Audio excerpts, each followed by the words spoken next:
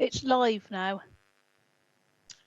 Good afternoon, everyone. I'm Councillor David Fuller, Chair of the Planning Committee, and I welcome everyone to this virtual Planning Committee meeting this afternoon. We are meeting virtually in response to the limitations placed on governance by the COVID-19 pandemic. This meeting is being broadcast to enable the press and the public to view this meeting. The officers will present the applications, read any written deputations received and confirm the recommendations for debate. To facilitate this meeting, I've exercised my discretion in accordance with the Constitution and suspended Standing Order 41A, and I am allowing debate of items before a formal motion is made to this committee. Members are reminded to keep their videos on and indicate if they need to leave the proceedings at any point. Members are requested to keep their microphones on mute and only turn these on when you are called to speak. This will limit the amount of background noise. Officers are requested to turn their cameras on only when they are presenting their reports and answering any questions. Members of the committee who wish to speak in this debate, could you please use the chat facility or simply write RTS, which obviously means request to speak. Please do not use the chat facility for anything else. Officers will also use the chat function to advise me, the chair, if they need to provide any extra advice to this committee. If there are technical difficulties or we need to take a confidential advice, we will endeavour to resolve this and, wherever necessary, have a brief adjournment. I will now explain the running order for this meeting this afternoon. Members will declare any interests, receive an update on planning matters, agree the minutes of the previous meeting, and then determine each planning item. For each item, the planning officer will make a presentation of this application. Following their presentation, the officer will then read out any written deputations submitted in accordance with the amended standing orders for deputations. Members will then ask questions and then make comments, and then after that determine the application. So I would now like to invite members to introduce themselves. Can you please reply by stating your name and saying that you're present and wherever you are attending here this afternoon as a full-time member of this committee, or are you a standing deputy for a full member? I will pause for a few seconds between calling each member. Those who are not able to confirm they are present will be recorded as absent from this meeting. So I now call upon Councillor Judith Smythe. Councillor Smythe. Councillor Judith Smythe, present, Vice Chair of this committee. Thank you and welcome. I now call upon Councillor Matthew Atkins. Councillor Matthew Atkins, present, full-time member of the Planning Committee. Thank you and welcome, Councillor. Councillor Chris Atwell, please. Good afternoon, Chair. Chris Atwell, present. I'm a full-time member of the committee. Thank you and welcome. Councillor Hugh Mason, please.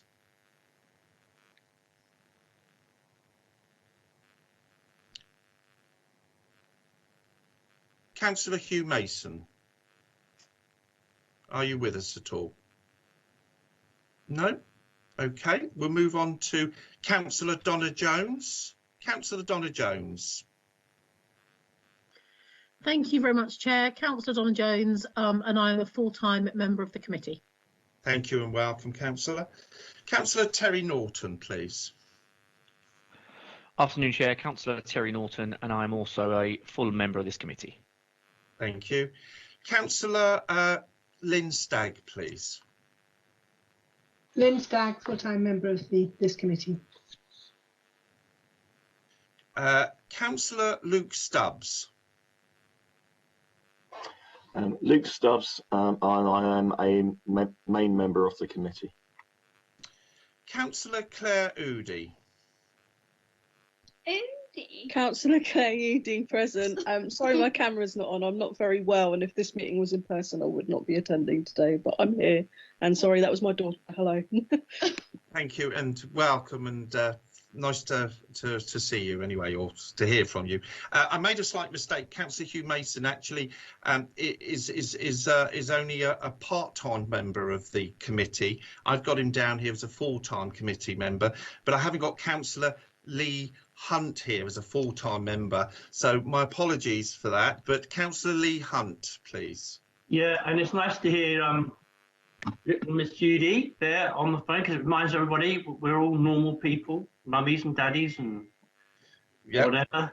Anyway, so good afternoon, Mr. Chairman, Councillor Lee Hunt. I'm a full-time member, and I represent Nelson Ward. And I always do this because Nelson doesn't say anything to anybody, except Hardy, I suppose.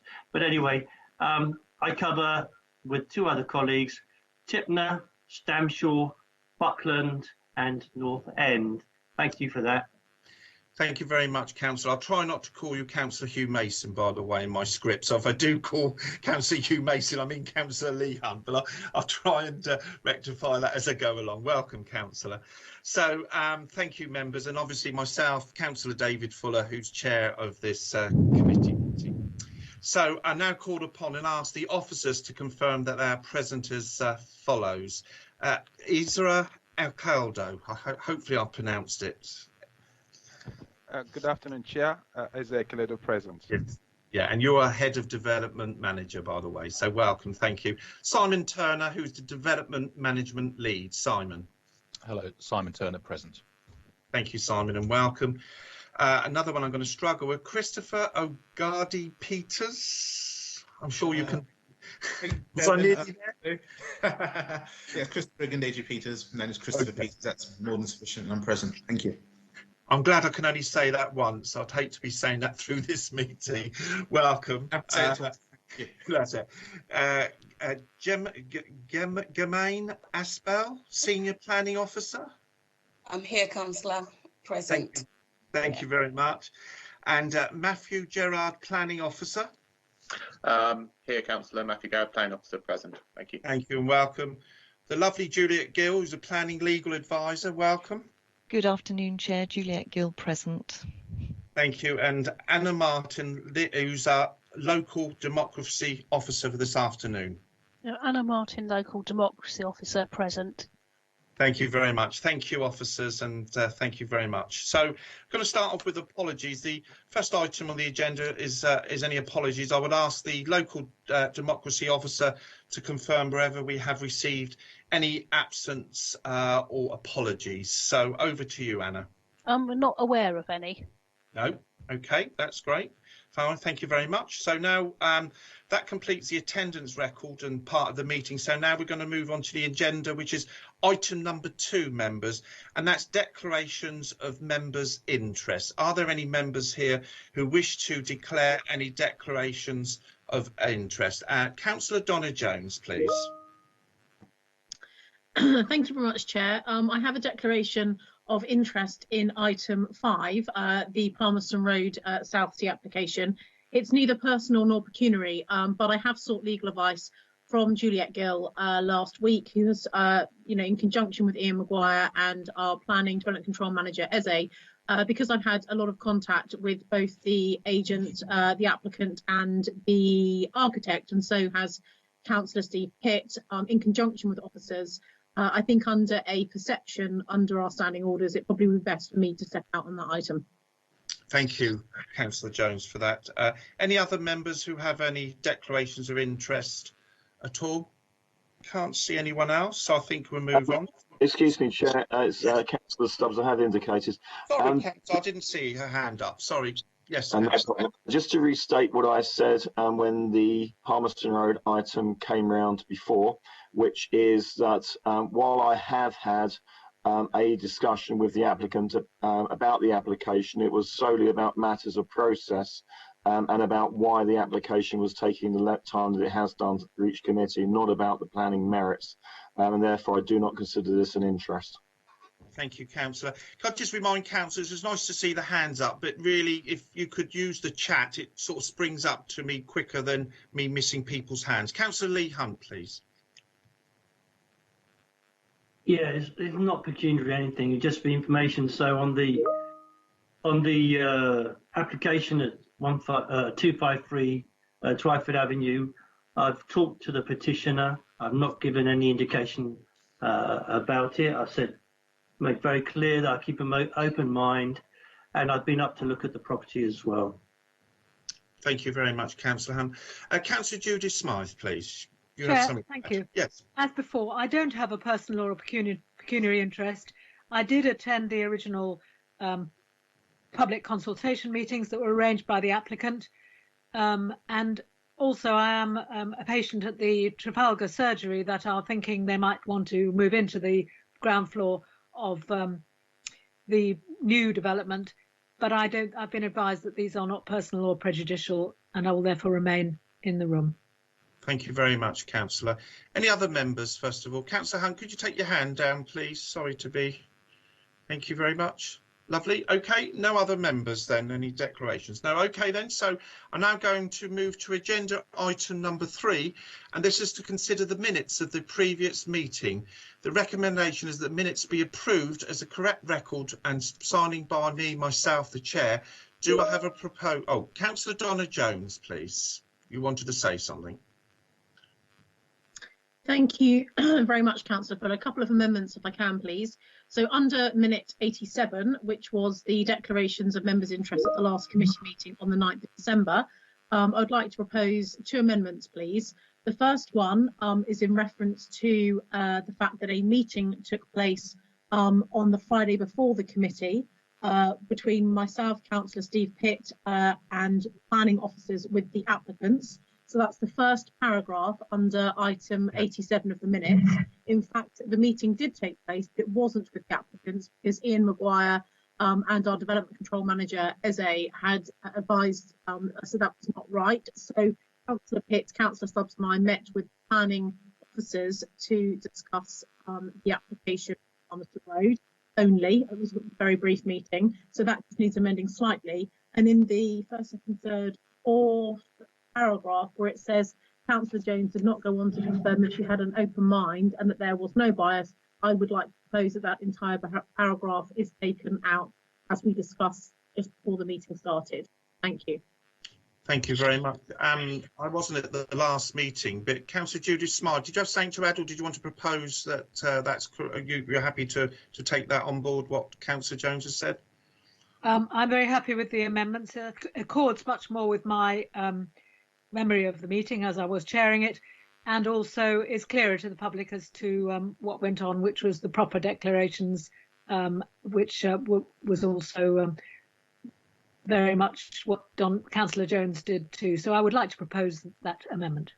Okay, have we got a seconder to that at all? Well, I proposed it, Yeah, Councillor Fuller, and I think Councillor Smythe has seconded it. Sorry, so the recommendation has been proposed and seconded. I'll now take a vote by affirmation of the meeting permitted within regulations. If there's no dissent, then the proposal is passed. Are there any objections, members, to this recommendation that Councillor Jones has just said and has been seconded? No? Okay, thank you very much. So if we could make that amends, please, Anna, as all part, if they could make sure that's done, that'd be great. Okay, so thank you for the minutes of previous meetings, therefore been approved with those couple of things. So we now move on to the next item, members, which is update of the planning, any updates really from the planning applications. Did you have any updates at all for members at all? Yes, Councillor, thanks a lot. I do have updates on 2 appeal decisions which we received from the Planning Inspectorate. We did for HMO refusers. This was one was for 20 Montgomery Road in Southsea, which was for a change of use falling within C4, housing multiple occupation, to a 7-bed house, 7-person, 7-bed house. This was dismissed due to inadequate living conditions for its occupiers in respect of communal space. The cost application was also refused by the planning inspector. We do also have another appeal which was allowed. This was for 130 St Andrews Road in Southsea, again the HMO, but a different type of HMO in the sense that it was change of use from a dwelling house in class C3 or house in multiple occupation C4 to 8-bedroom, 8-person house in multiple occupations. So there's sui generis. This was allowed on the 11th of last month. The inspector did not accept that there will be an adverse impact on living conditions for future occupiers of the property with regards to the communal living space, which came to 25.61 square meters, and also did agree that the scheme itself provided adequate mitigation for the solent special protection areas.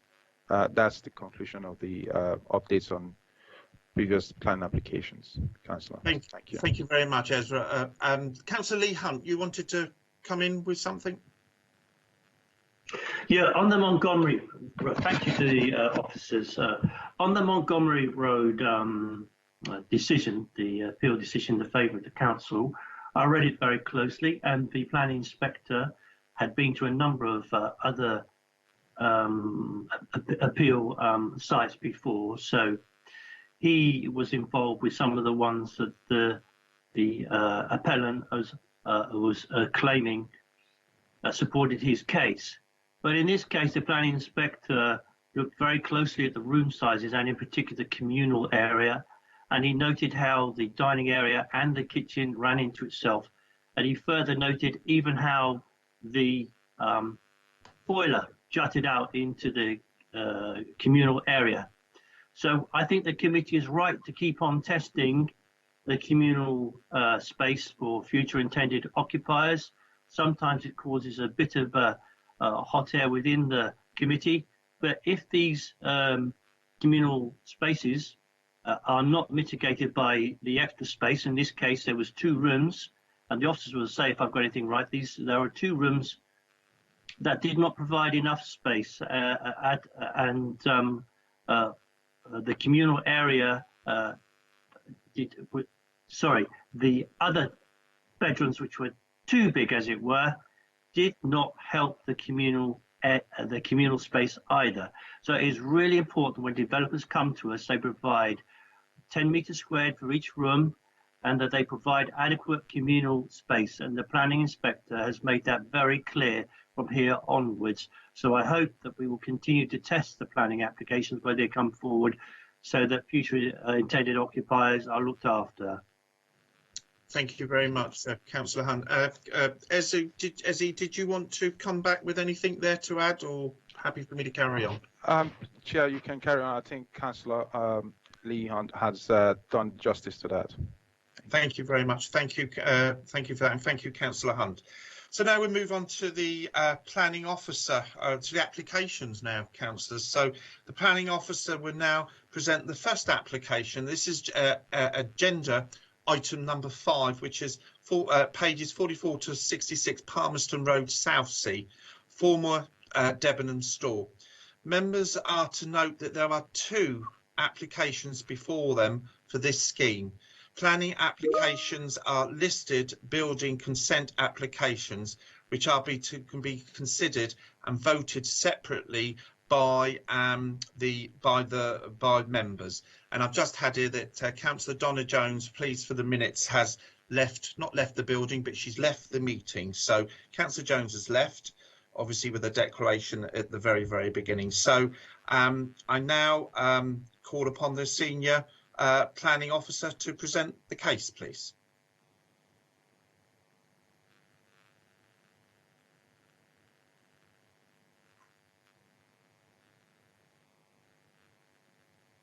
Hello? Hello? Hello? Jermaine, your microphone's on mute. Oh, yeah. Sorry, Jermaine. Sorry, Jermaine. Would you introduce the former Debenham store, please, to members? Thank you. Thank you very much, Chair. So I'm Jermaine Asabiri, and I'm the case officer dealing with the Debenhams applications. What I will do is share my screen and do a presentation of the applications. And the first one I will be presenting will be the full application for, please can you see my screen? Not at the moment. Okay. Now we can. Yes, we can now. Thank you. Okay. So here I have application reference 20000620FUL, which relates to the former Debenhams building in the heart of Southsea.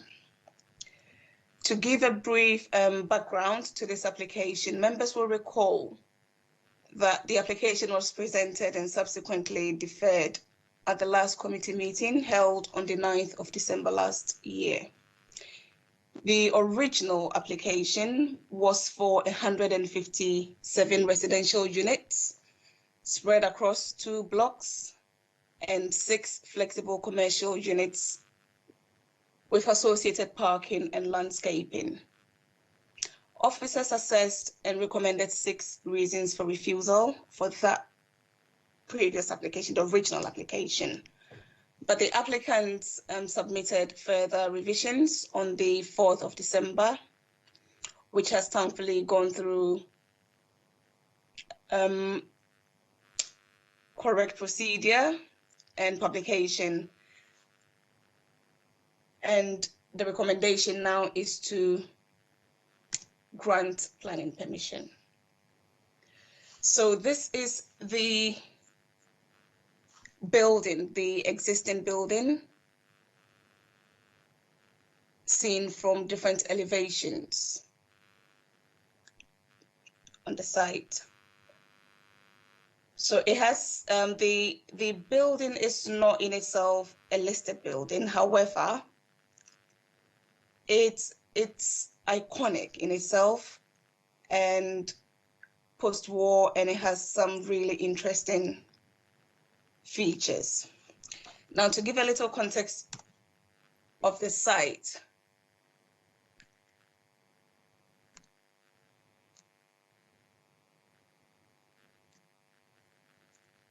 so this is Debenhams Southsea, which I note here as my site, if you can see the little. So this is the site. And then to put it in a little bit of context,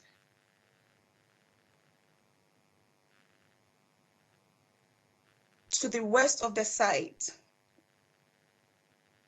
is the Owen Southsea Conservation Area.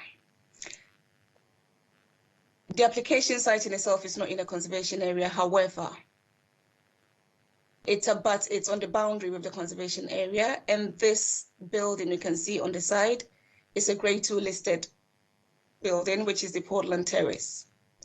To the east of the site is a mixed-use block, which features, which is along the Palmerston pedestrianized part of the Palmerston Road. To the north, we have a Grade 2 listed church, which is St. Jude's Church. Let's move on to my next slide. This is the proposal as it currently stands, as amended. Now, to make things a little easier for us, I will try and break the development down into 2 elements.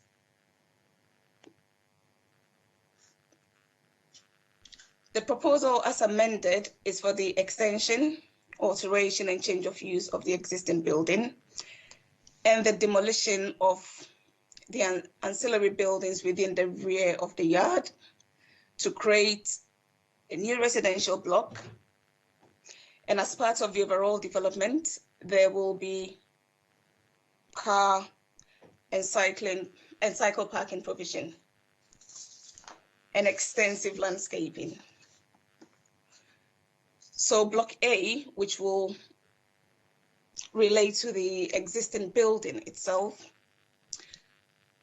will see an infill extension to the west of the site along Portland Road and 2 additional stories at roof level to create a 5-story building.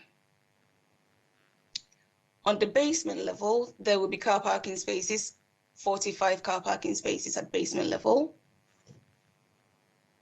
On the ground floor, there will be 6 flexible commercial spaces, totaling 2,260 square meters. And the upper floors will have the 98 residential units. There will be communal amenity space on the first floor level. For Block B, which will be within the rear of the site, there will be a new block, which will have 36 residential units, cycle parking, and 60 car parking spaces on the ground floor. So in total, there will be 134 parking spaces, car parking spaces, 246 cycle parking spaces, and 900 square meters, above 900 square meters of communal amenity space. My next slide shows the development, the block plan as existing and as proposed.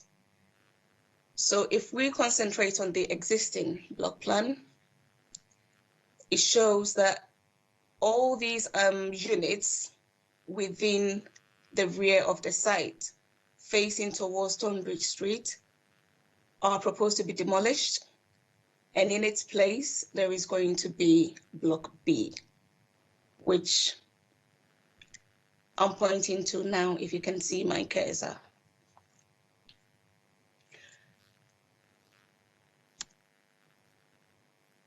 So when we look at Block A, this is a typical elevation view of the block. The first image you see is as you will see the block if you are standing from the Palmerston Road elevation. The middle plan is, the middle drawing is as you see it from the Osborne Road elevation, and down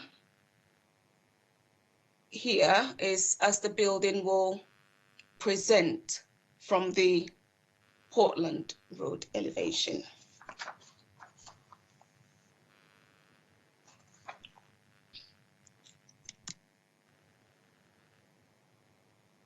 This is the proposed view of the roof extensions. So this image you see here is as you will see the proposed roof extensions from Palmerston Road elevation. Members will notice that the material application here for the roof extension is different because the building itself is brick built, yellow brick. However, the applicant is proposing lighter materials of glazing and aluminum, but they are still introducing some design details from the existing building for continuity.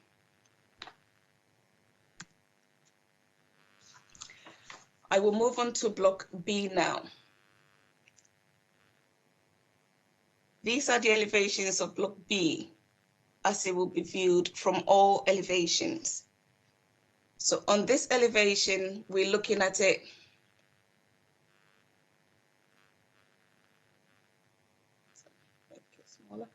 We're looking at it from the Tonbridge Street elevation. So let's assume you're standing on Palmerston Road. This is how you'll be seeing it. To the side shows the rear of Block B.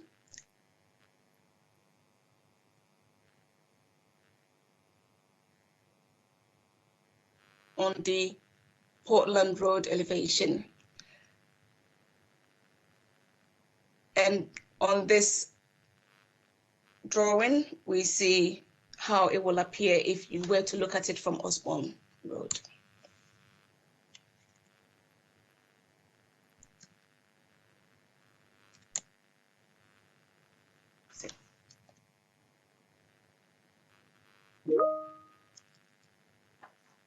Sorry, bear with me.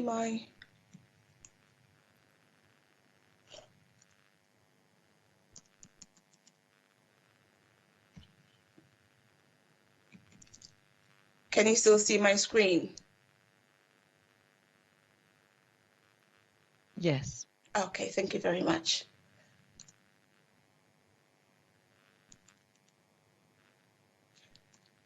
Sorry, did you see the, sorry to interrupt, did you see in the group chat the correction in the presentation? Sorry, I've made my screen large, so I don't see any chats. Sorry, how?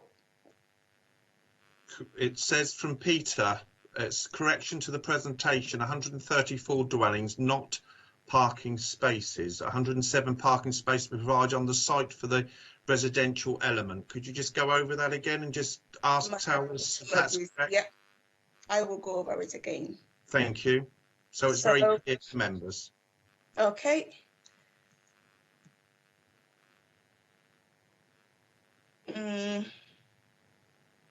Yes, so overall, there will be 134 residential units. And the breakdown I've noted in my report.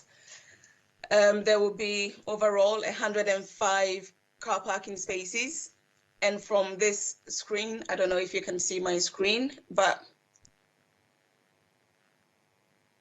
let me present again. Yes, overall, there will be 105 car parking spaces, and 45 of these will be within the basement of Block A, and 60 will be within the basement, within the ground floor of Block B. Sorry, Peter's saying, sorry, just to clarify, Peter's saying 107 parking spaces.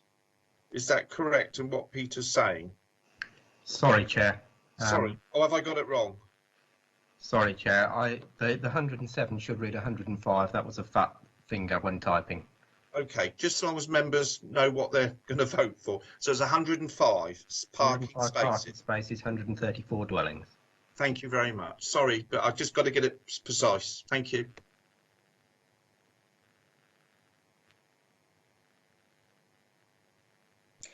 Right. I'll go back to the.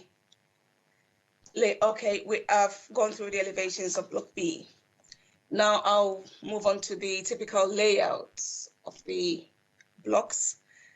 So in this part here will be Block A, and I've chosen this layout of the first floor so we see the amenity area that's being provided in the courtyard format, and that will be Block B. I'll move on to my next slide.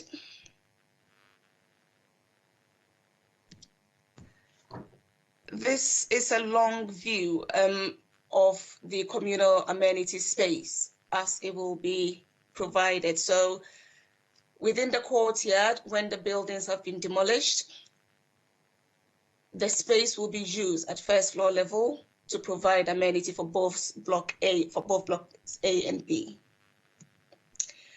I'll move on now to the commercial space layout. 2,260 square meters of commercial space is provided at the site, which will be utilizing the ground floor space of Block A. Now, this is flexible space, and the applicant will be using it for retail within a use class which has been agreed. Sorry, can I just stop you there? In the chat there, we're saying, please could you put the presentation to a slideshow? Simon's asking. Okay. Sorry, I was on a slideshow. I'm sorry about that. That's okay. Jermaine, if you press slideshow at the top tab, it will get bigger for the presentation. Thank you. But the thing is, if I put it there, I cannot see the comments that are coming through. That's the problem. Oh, okay. I'll leave it to the chairman. Okay. Can you see my presentation now? I can, but can other members see that? Every member quite happy? I'm not hearing nothing else, so carry on. Sorry. Okay, thank you very much, Chair. Thank you. So that's the commercial space as proposed. And here we have the parking layout. So this layout will show the ground floor level parking, which is within the block B ground floor level. And this is the basement parking layout, which is within block A. And the applicants have provided a ramp access there.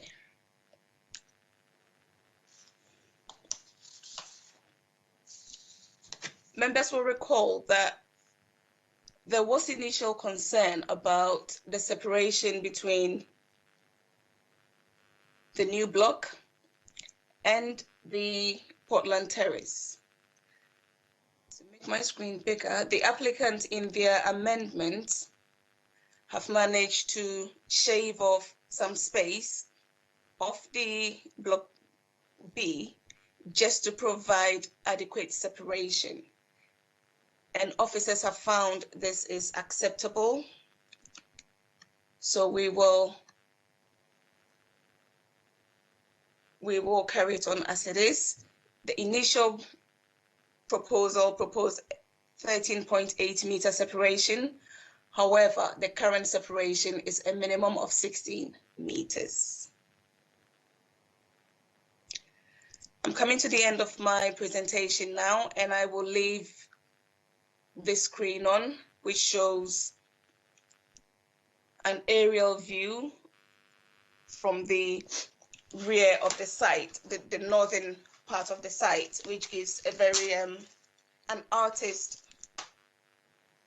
presentation of how the site will look like with the two additional stories, block B, and the relationship with neighboring dwellings. If the chair will agree, I would like to now move on and read the SMART, the addendum to the report, and the deputations. Yes, please, Jermaine. That'd be most helpful. Thank you. Okay. Since the publicity of the previous application,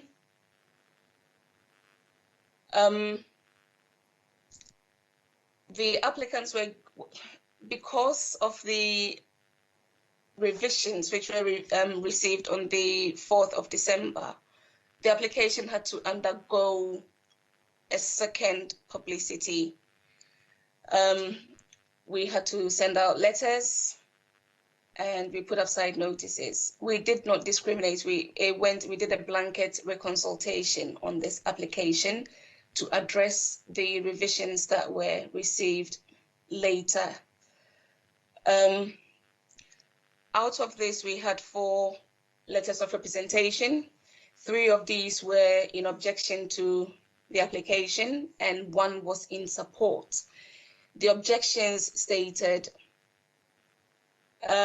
they brought issues of affordable housing or the lack of it, and inadequate parking, whereas the 1 letter of support mentioned reusing an empty site, an empty building, and putting it back into good use. For completeness, I noticed members were sent an email by the applicant on the 21st of January to sort of go through the points that I've already made. Also, since the publication of the committee report, the PCC's Housing Enabling Officer has commented on the application and has noted that there is no affordable housing provision, and he makes mention that there is 41, which is expected from the level of development that is being proposed. He also raised a little bit of concern about the fact that the applicant has referred to Block B as being the affordable part. He didn't see that this will enhance community cohesion and mixed tenure. So that is the concern that was raised. And also the officer raised concern that he doesn't see how the development is arranged, that a registered provider, a housing registered provider, will be able to take on the block anyway because of the tenure of it, because it has to be freehold to have a registered provider take it up. Also, I would like to inform members that following a review of the Council's HRA, Natural England have withdrawn their objection to the proposal, provided that the applicant will meet their obligations and provide nitrates and financial contribution towards bird awareness, necessary mitigation measures. There are some additions to the report.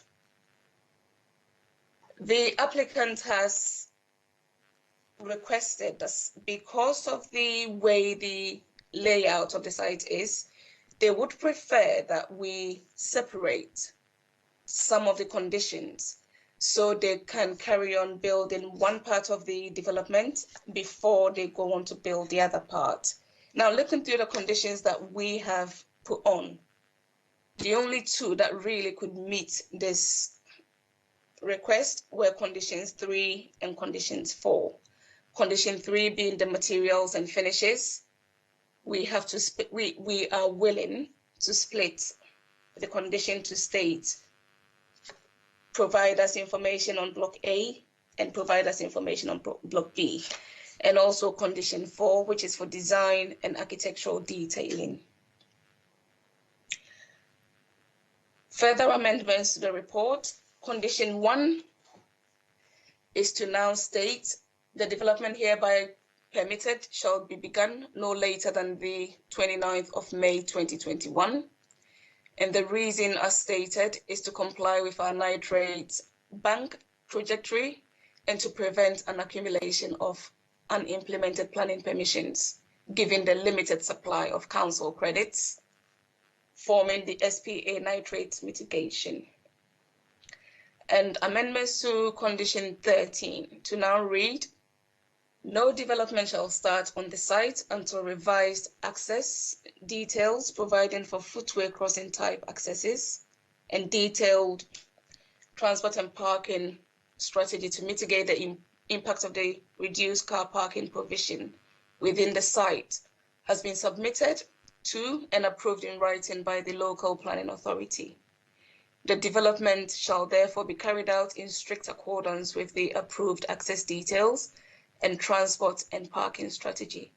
The transport and parking strategy shall include details of the proposed distribution of parking allocation across blocks A and B, respectively.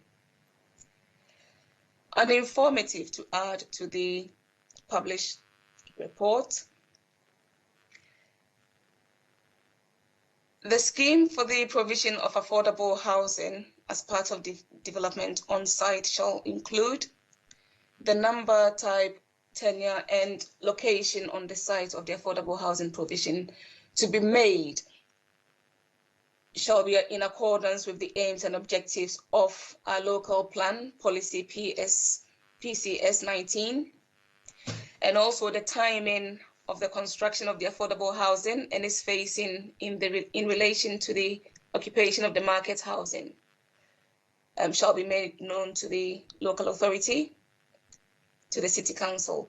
The arrangement of the transfer of the affordable housing to an affordable housing provider for the management of the affordable housing has to be made available to the City Council, and the arrangements to ensure that such provision is affordable for both first and subsequent occupiers of the affordable housing should also be made available to the City Council, and the occupancy criteria to be used for determining and identifying the occupiers of the affordable housing and the means by which such occupation criteria shall be enforced shall be made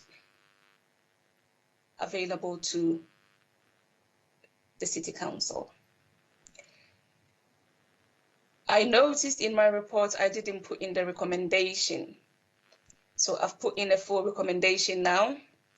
So the first recommendation is that delegated authority be given to the Assistant Director and Planning and Regeneration to grant planning permission subject to the following conditions, which have been stated in my report, and subject to the completion of a Section 106 legal agreement within the 3 months of the Planning Committee meeting held today, and to secure affordable housing and mitigate the special protection area, and also the provision of a GP surgery within the commercial space of Block A.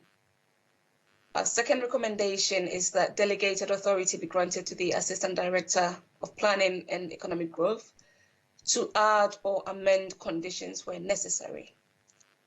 And thirdly, that delegated authority be given to the Assistant Director of Planning and Regeneration to refuse planning permission if the Section 106 legal agreement has not been completed within 3 months of the date of this resolution. Now that ends my addendum report. If the chair will permit, I shall move on to the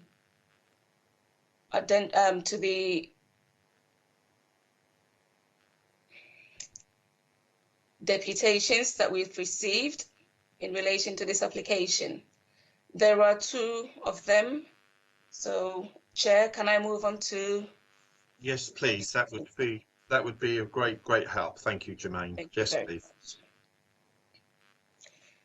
There are 2 deputations, one from a local resident and one from Portsmouth Cycle Forum. I will read the representation from the local resident first. I have to say that I am going to be reading this verbatim. I have tried my best to rephrase it so it comes across legibly, but I'm afraid it takes substance out of the deputation, so I'll just read it as it was received. So this is from the local resident, and it goes, and I quote, "No one wants to hold back development of the city. Redevelopment is important for any city.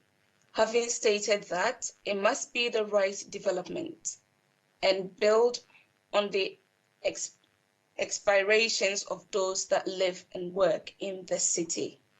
We are living on a small island where land for building homes for those that live in it and be more available where they can continue to live in a prime need, and should be led any decision to build in this wonderful city.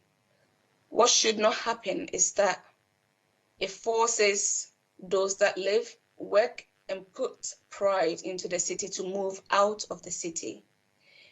It should be proud of its citizens and diverse population where it acknowledges the needs of everyone in the city, embraces and ensure the people that make a city great by their diversity remain in the city regardless of their economic backgrounds.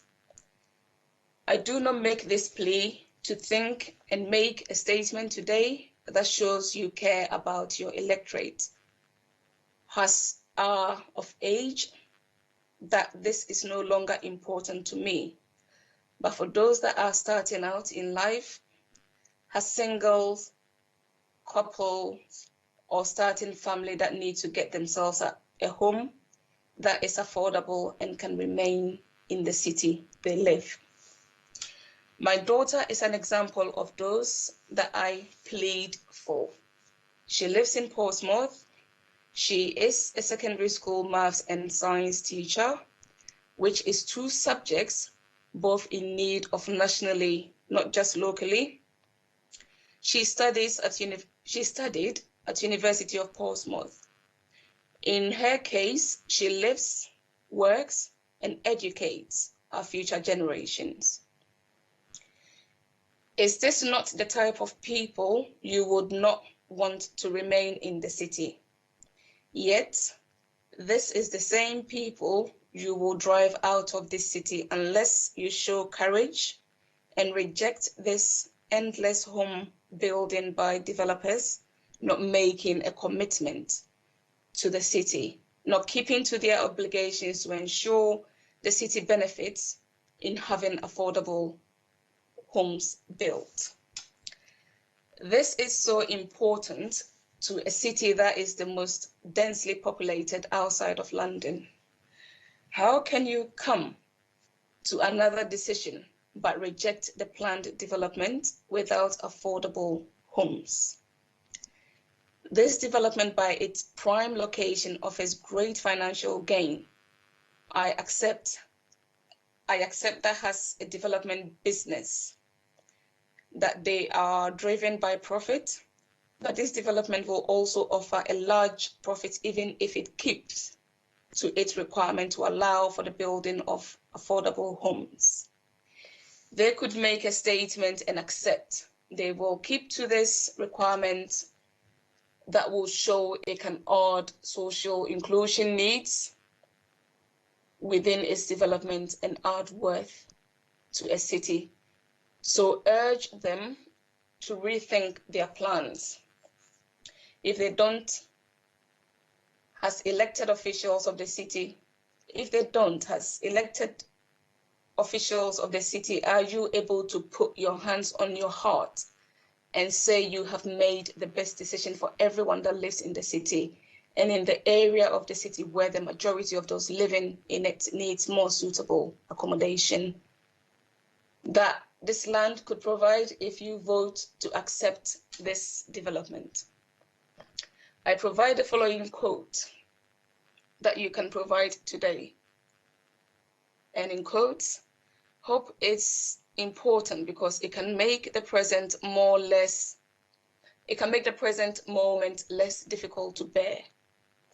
If we believe that tomorrow will be better, we can bear a hardship today.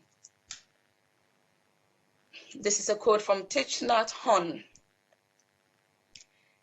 Ensuring it goes, the deputation goes on to say, ensuring affordable homes goes with development. You make for younger generations, you make the present less difficult to bear because you will give them belief in tomorrow, that getting home they can afford so they can bear the hardships today. So I urge you, for those that make up this city's future, you reject this plan unless they change their mind and concede they will fulfill their commitment. Their future is your hands, and it is your responsibility to do the right thing by them, or accept you have rejected your electorates for a development that will bring no quality to a great city made up of great people that goes back to the foundations of the city. I come to the end of the deputation from the local resident. Now I will move on to the deputation from the Portsmouth Cycle Forum. I will refer to Portsmouth Cycle Forum as PCF for ease of interpretation. I start my deputation reading now. Portsmouth Cycle Forum, PCF, is a group for anyone who cycles or wants to cycle in Portsmouth. We have over 400 members and one outstanding campaign group in Cycling UK's 2018 Volunteer Awards.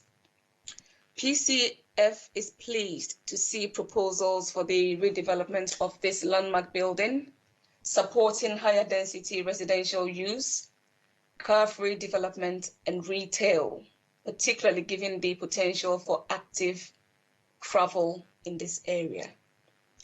Nonetheless, we object to this application. PCF considers that the transport statement and travel plan do not meet 2 of the 3 key tests of the NPPF. Suitable assessment should be provided and measures proposed to ensure that 1, opportunities for sustainable travel be taken up, and 2, safe and sustainable access will be provided. The following issue summarizes how the 2 tests have not been met. The surrounding road layout has not been appropriately assessed. It is hazardous and intimidating for people walking and cycling, and is unlikely to reach the projected mode share. Relevant policy and assessments are missing.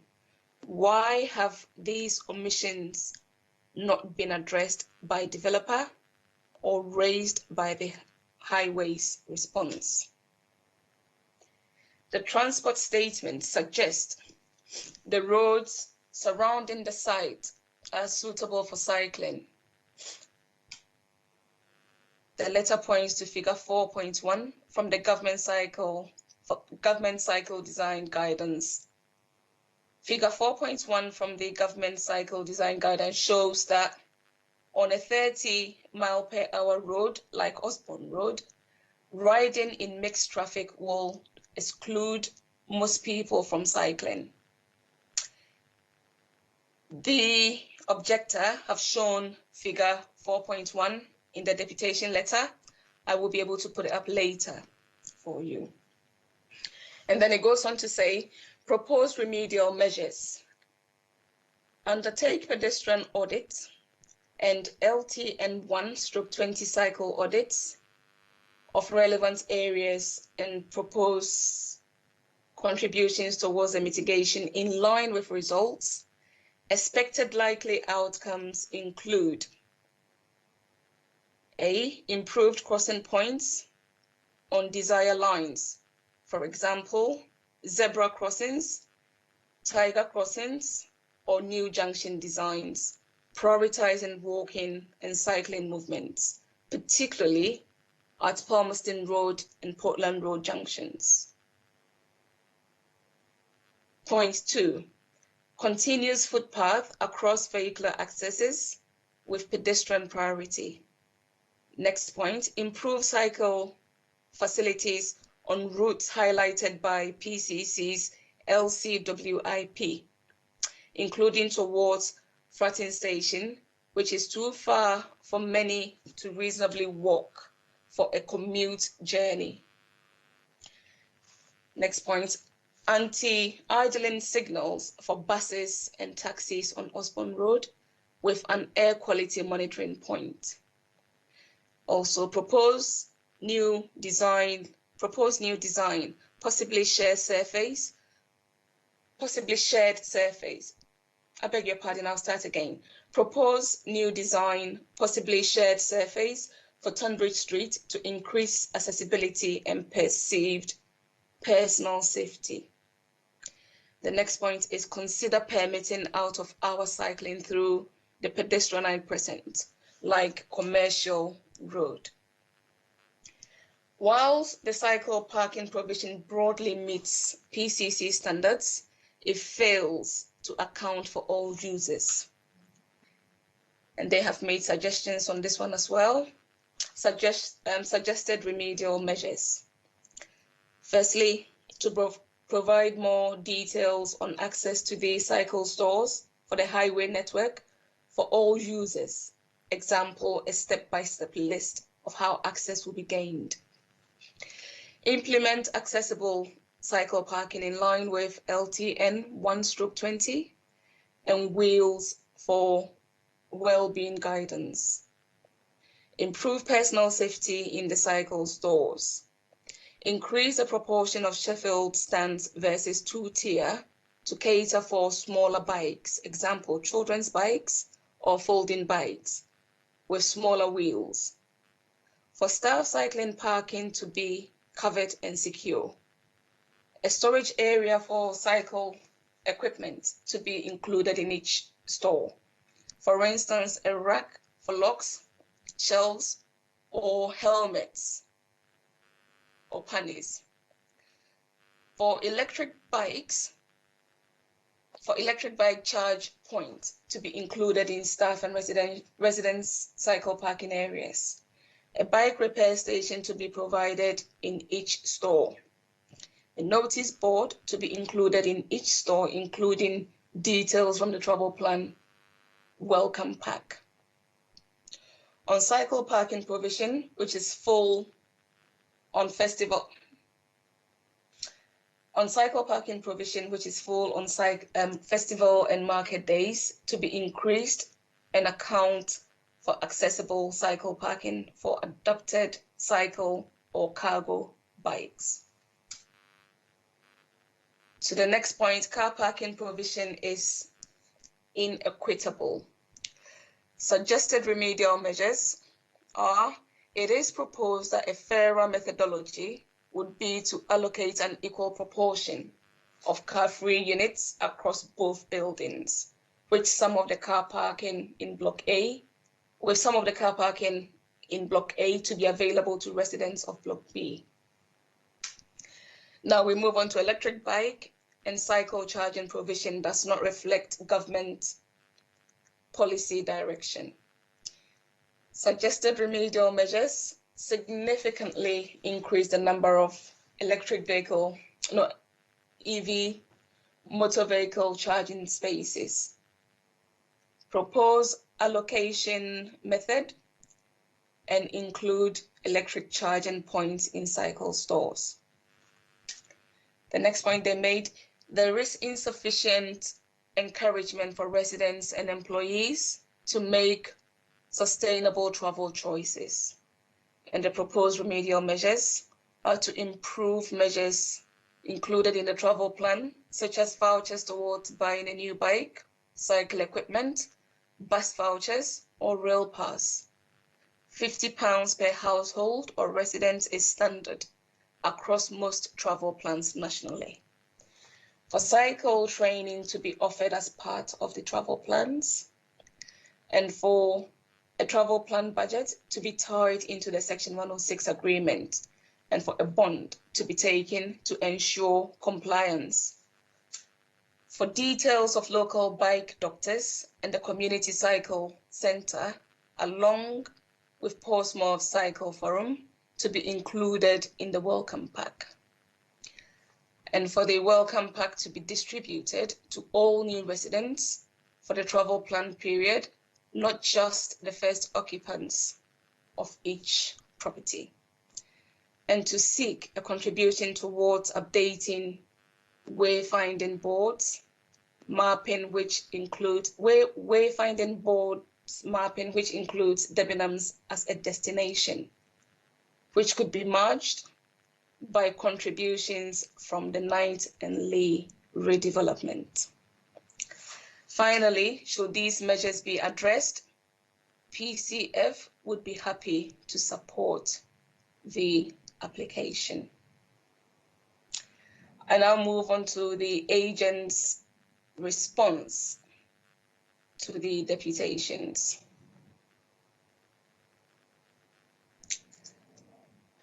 Just bear with me, let me get the right information up. So this is the agent's response to the deputations sent in on the 26th of January 2021.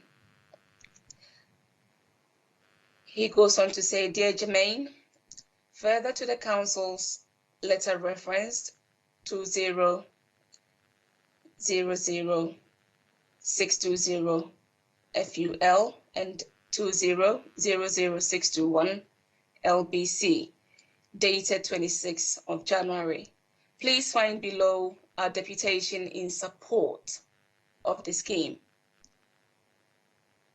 Please find below our deputation to the scheme as set out below. We would like to thank officers and members for the opportunity to provide representations in support of this scheme. National Regional is a local developer based in Portsmouth who are passionate about regenerating the city and providing homes and opportunities for all people of Portsmouth. As members will note, National Regional have and continue to work hard to provide a significant number of benefits within the scheme. Firstly, to ensure that the building continues to play an active role in the regeneration of Southsea and the wider Portsmouth area following its vacancy for over a year. Also, a potential doctor surgery to include a health hub in the part of the existing ground floor along with commercial uses. This will ensure an active frontage and use complementary to the shopping parade. Also to provide 134 high quality 1, 2 and 3 bed homes over 2 blocks, all constructed to national space standards, and also to retain and extend the existing Debenhams building and to create a new residential housing block in the rear service yard, which will remove a number of large and unsightly structures which negatively impact the heritage assets to the rear. To provide parking for 105 vehicles in the basement of Block A and on the ground floor of the site, plus secure parking in the basement for 246 cycles, and to provide over 100 jobs during construction. The letter goes on to say, the scheme was submitted to the Council for consideration in May 2020, and National Regional have sought to work with officers to reach this positive recommendation following extensive negotiations. National Regional fully supports the Planning Department's report, which is now in front of members for their consideration. The recommendation is clear. We feel that there are some areas that we could seek to give members additional clarity and comfort over. Firstly, as members will note, National Regional have accepted a shorter than usual time limit for the approval, as they are so committed to bringing the scheme forward as soon as possible and to deliver the benefits of the scheme. With regards to car parking and access, the scheme has significantly over-provided for cycle parking, far exceeding the local policy guidance requirements. The scheme provides 105 parking spaces for the 134 units in a central location. The development is well located to promote sustainable travel and allow reduction in parking provision to support the Council's climate emergency objectives and promote active travel and well-being. The nature of the development and its location suits city centre living, and therefore it is similar to all town city centre locations across the UK, which have led to a reduction in demand for parking to manage the parking provision, as it offers the opportunity for both car and non-car owners to occupy the development and support the surrounding community. We believe that the flexibility in parking offers the optimum incentive to use sustainable transport, to use local facilities and promote climate change initiatives.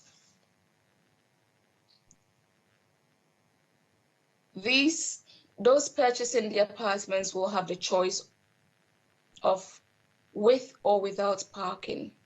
Many city centre live-work occupiers now have limited need for a vehicle. As such, this offers the optimum for future residents, and therefore the parking provision for the site is considered appropriate and sufficient and would not lead to any overspill onto local network. Furthermore, the site's location offers the ability to stop locally I'll go back to that sentence again. Furthermore, the site's location offers the ability to shop locally, adding to the viability and vibrancy of Southsea. We are also looking into the possibility of an electric car club for use by the residents of the proposal, which will significantly lessen the need for parking. Furthermore, the proposed condition 13 allows the council to further examine this issue. It is noted that the Cycle Forum have also raised a number of other issues within their deputation. However, a large number of these are outside of the applicant's control. These are wider infrastructural issues that the applicant is not able to address as they are outside of the application site, and indeed in some cases outside of planning legislation. Turning to the issue of affordable housing and subsequent contributions, as stated in the officer's report, these are subject to viability. We will continue to work with the council to ensure that the most viable amount of contributions is available as agreed with the council, is provided, and is in accordance with relevant national and local policy. This will be secured by a legal agreement which will also secure payments towards nitrates and the SPA. Along with your officers, we believe that the application accords with all relevant national and local planning policies and would respectfully request that members agree to approve this development. Finally, I trust that the above is of use, and if you need anything further, please let me know. And it has been signed by the agent of the application, Mr. Alex Ken of Mission Town Planning. That ends my recital of the deputations now. Chair, would you want me to go on to the listed building consent application, or should I wait till this is deliberated over? Legal, Juliet, I was going to vote on this one. What do you think? Yes, you need to consider the planning application and the listed building consent separately. Yes, separately. Yes, that's fine, Jermaine. Is that okay? Yes, is that perfect. okay? Yeah, fine. Okay Yes. then. So now we're going to move on to questions from members, first of all. So the people who put their hands up first is Councillor Luke Stubbs, please. Questions, please. Thank you, Chairman. Firstly, a minor point, which is the local resident deputation. I mean, we weren't informed who that deputation was from, and these are public meetings. We don't have anonymous deputations. So I think it should be, just for the record and for transparency, be stated who the deputation came from. On a more substantial point, the proposal now has changed from granting permission to a 3-month period for the head of planning services to grant permission instead, and you have a affordable housing condition 19, which is quite complicated. I've not seen one like that before, and it refers in the report suggesting that there isn't an up-to-date viability assessment. So it looks on the face of it all that in order to implement the planning permission, that you're going, this is the way it appears, that a viability report would be needed to be produced. It was needed to be assessed. There'd need to be a process of negotiation, and then, and only then, you would then get into having to contract building workers and so forth to start on site. And given all of that, having a deadline of 19th of May seems more than challenging. I mean, arguably, unless there's some extra information really which you haven't fully revealed to us, it looks unrealistic. And so I would like to ask whether that is a realistic condition or whether it could have the effect of just setting the whole thing up to fail. Thank you for that, Councillor. Councillor, you brought up two issues there. So the first one, Jermaine, can we have the names of the people, first of all, that did the deputations? Can we get that one out of the way, first of all? Okay, the local residents go by the name Dave Playle. I'll spell that. Dave, D-A-V-E, and Playle is spelled P-L-A-Y-L-E. And the second deputation was from PCF, which is Portsmouth Cycle Forum. Thank you very much. Hope that is okay for you, Councillor. So now we're going to move on to the second concern or issue that Councillor Luke Stubbs brought up. Ezra, did you want to add something to that, first of all?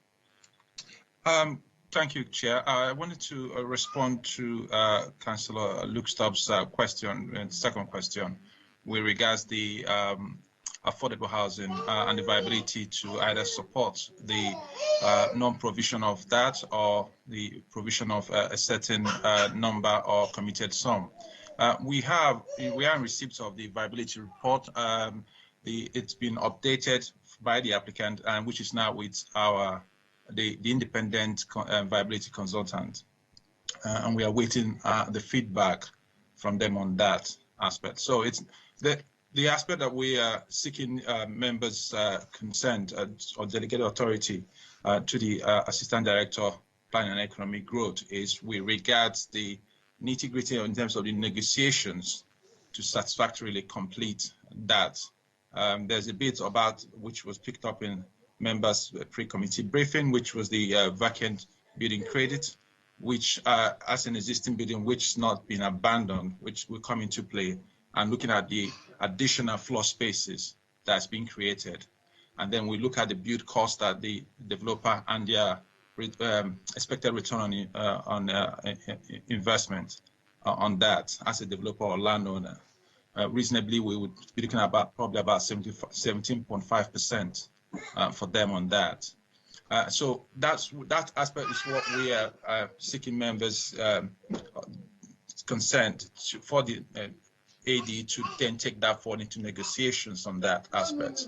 Then in terms of the time delivery, it's because our nitrate bank, we only have the nitrates available up to that month. And so if they're not able to deliver that, they can procure nitrates from any other place, but if it's from our nitrate bank, it's up to that date. And that's why we've marked it to that date. After that date, they cannot lawfully implement that scheme. Okay, Jermaine, you wanted to add something, and then I'll go over quickly to Councillor Stubbs again. Jermaine, did you want to add anything to that at all? No, sorry, Chair. No, Okay. We can go to the next question. Okay, Councillor Stubbs, anything you want to add on what you've heard?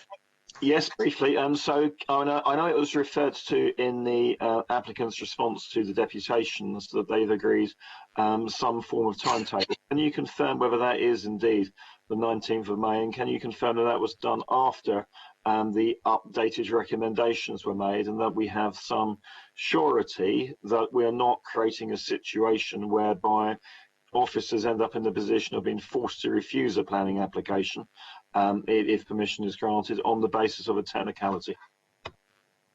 Who would like to answer that one?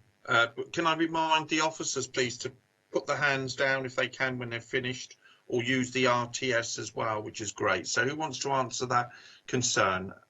Chair, I'll take that again.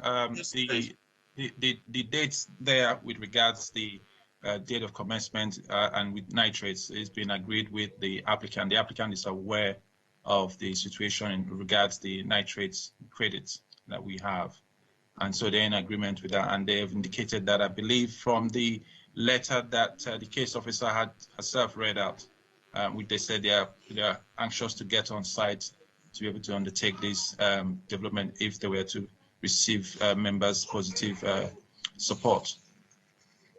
Councillor Stubbs, did you want to quickly come back, or can I move on? Okay, I think that's about as far as we're going to get with that one. I do still have some nervousness about it, but I'll be interested to see how the rest of the debate goes. Thank you very much, Councillor Stubbs. Councillor Judith Smythe, you've got 2 questions. Councillor Judith Smythe, please. Okay, I think it was the 29th of May, not the 19th. You've got an extra week there because it's my birthday, so I remember the date. But it's still a short time, and I share the concerns that Councillor Stubbs has on that. And I would like that to be, if possible, a bit more flexible so that we don't lose the whole thing on the technicality. But my questions are 2. The first is about affordable housing. I wondered if there was any way we could strengthen the recommendation made. Maybe it's not possible, the condition made to the recommendation, because a lot of local residents who commented on the plans originally put forward by the developer were very, very keen to see some form of social housing, some form of affordable housing in this area. Bear in mind, St Jude is one of the wards with the least social and affordable housing in the whole of Portsmouth, and also that Portland Terrace is all affordable housing run by a housing association, and is therefore the housing association that runs that would be, I presume, attracted to managing a block so near as it. So if there's any chance of strengthening that recommendation so we at least get some affordable housing out of it, I think it would be very good. And that's a question. And my second question is about whether we could strengthen the condition that on the transport and parking strategy to include some of the ideas produced by the Cycle Forum, which I thought had a good deal of strength. And I would be happy to delegate that to officers, but I think if we could strengthen that condition number 13 to include cycle provision, then I would be a good deal happier with the whole application. Okay, Councillor Smythe, I think people have taken on board that. Who wants to answer those couple of concerns? Yeah, Ezra, please. Sorry. Thanks. Thank you very much, Councillor Smythe and Councillor Fuller. With regards to the affordable housing delivery, we can tie it up a bit more if members so wish. I think if just to expand a bit with regards to affordable housing delivery, and when we look at the viability report, where an applicant and the report indicates that the scheme would not be viable in terms with regards to affordable housing, my approach would be to put a review mechanism onto that scheme, to look at that scheme possibly at a certain phase in its implementation or post-implementation, when we've received, when the applicants would have received the build cost receipts and other receipts, and possibly some sale receipts. Then we can review that to see if there's any opportunity for affordable house contributions to be taken from the scheme. So it's not just purely that the scheme is not viable and that's it. They can go out and do.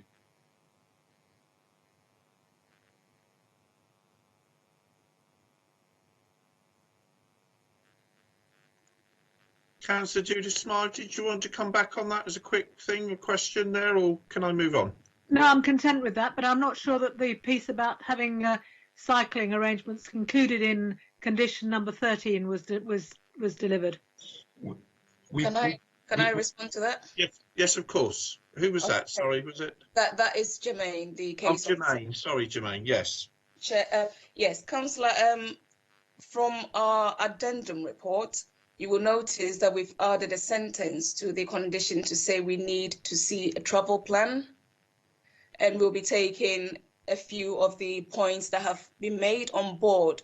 So we will want to see the information that has been provided by the PCF in their travel plan for us to be able to discharge that condition at the appropriate time. Thank you. I'm glad you said that, but it doesn't say so under condition 13 on the recommendation. Jermaine, did you want to come back with that? Or yes. If you look at the SMART report, I don't know if you've got that information with you.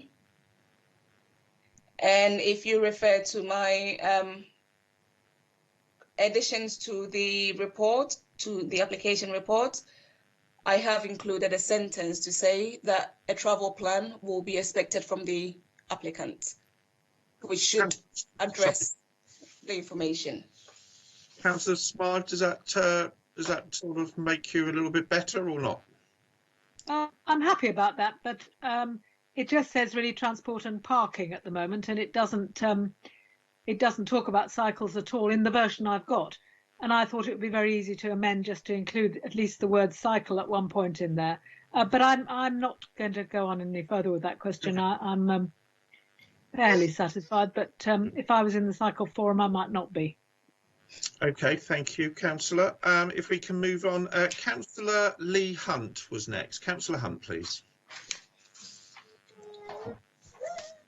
So can I just get the officer's view then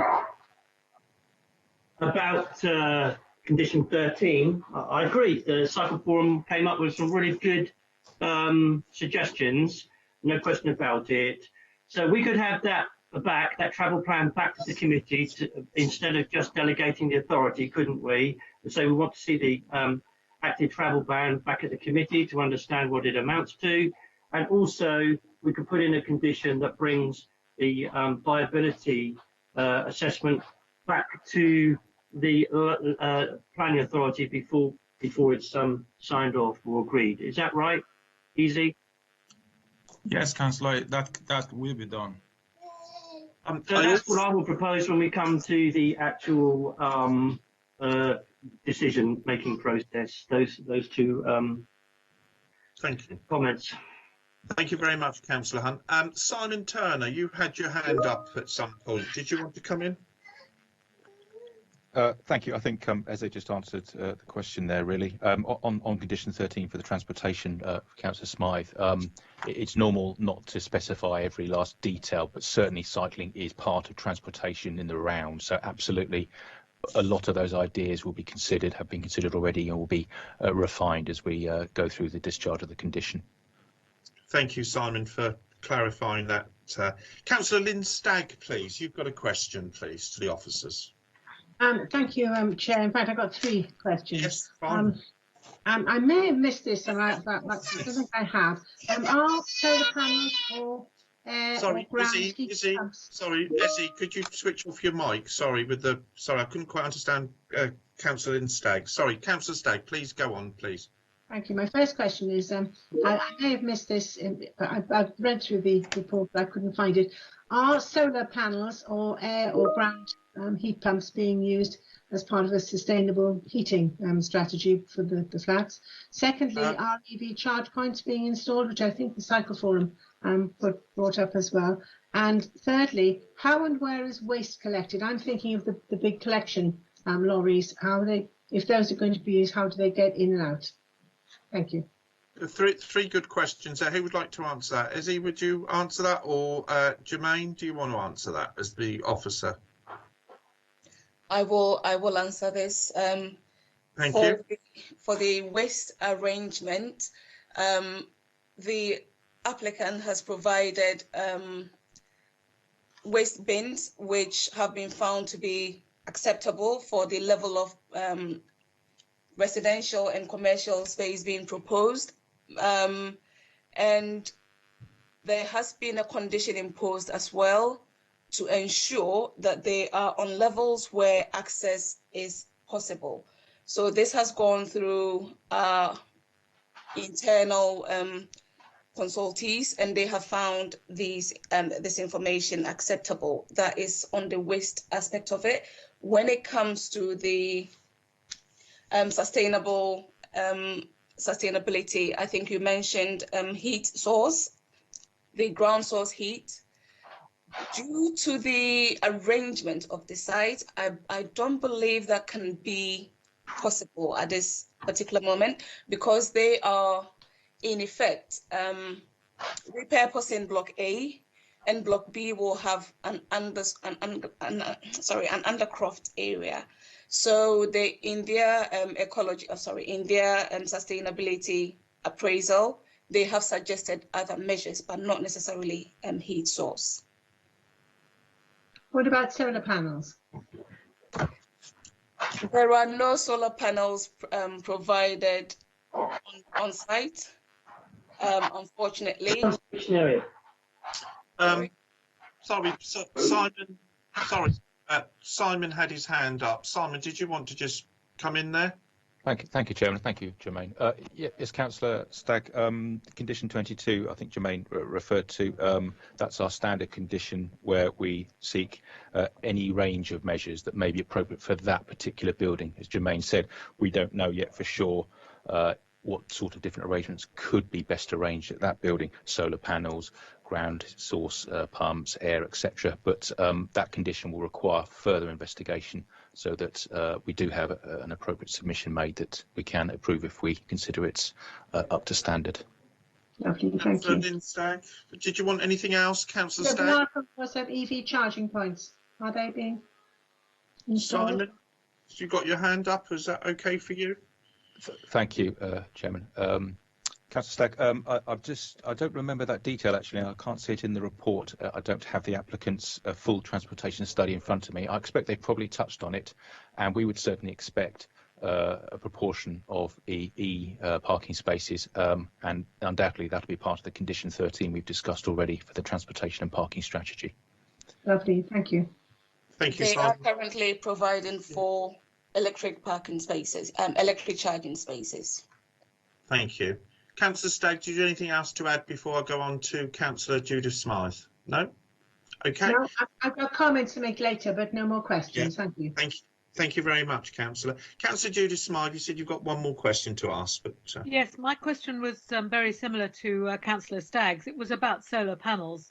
I can understand why ground heat wouldn't be very easy there, but that top roof, both of the roofs are ideal for solar panels, and I do hope that when you're discussing condition number 19, is it 19?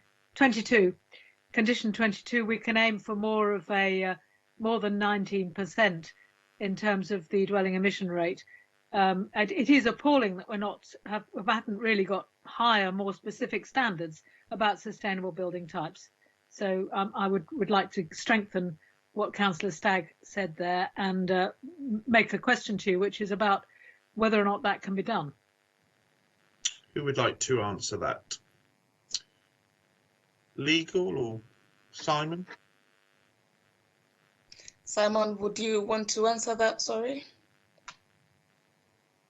Simon? Councillor Smythe, I'm very sorry. I'm trying to do two things at once. Could you? I don't want to make sure I've exactly understood your question, please. Would you repeat it again, Councillor? My question was, can we strengthen condition number 22 in regard to solar panels on the top of the roofs of both Block A and Block B, which are both new builds and should be ideal for solar panels, and I wondered if we could be more ambitious than achieving a minimum of 19% improvement, and I think it's a bit disgraceful if we can't. Simon. Thank you, Councillor.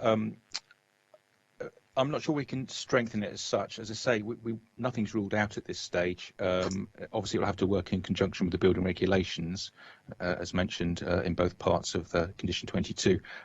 Obviously, we might expect this large flat roof for both buildings could well be suitable for solar panels, and so undoubtedly we'd ask them to look at that if they haven't or don't in any case. But I wouldn't recommend we change the condition. It's all encompassing, it doesn't rule anything out, and we'd certainly expect solar panels to be looked at very seriously. Thank you, Simon. Any more questions, members, before we go on to comments? No? Councillor, right, okay. We had Councillor Lee Hunt who got in first. Comments, please. Okay, Chairman. Well, I must say I have to congratulate my colleagues today, all of them, and those particularly asking the questions from solar panels to EV charging points to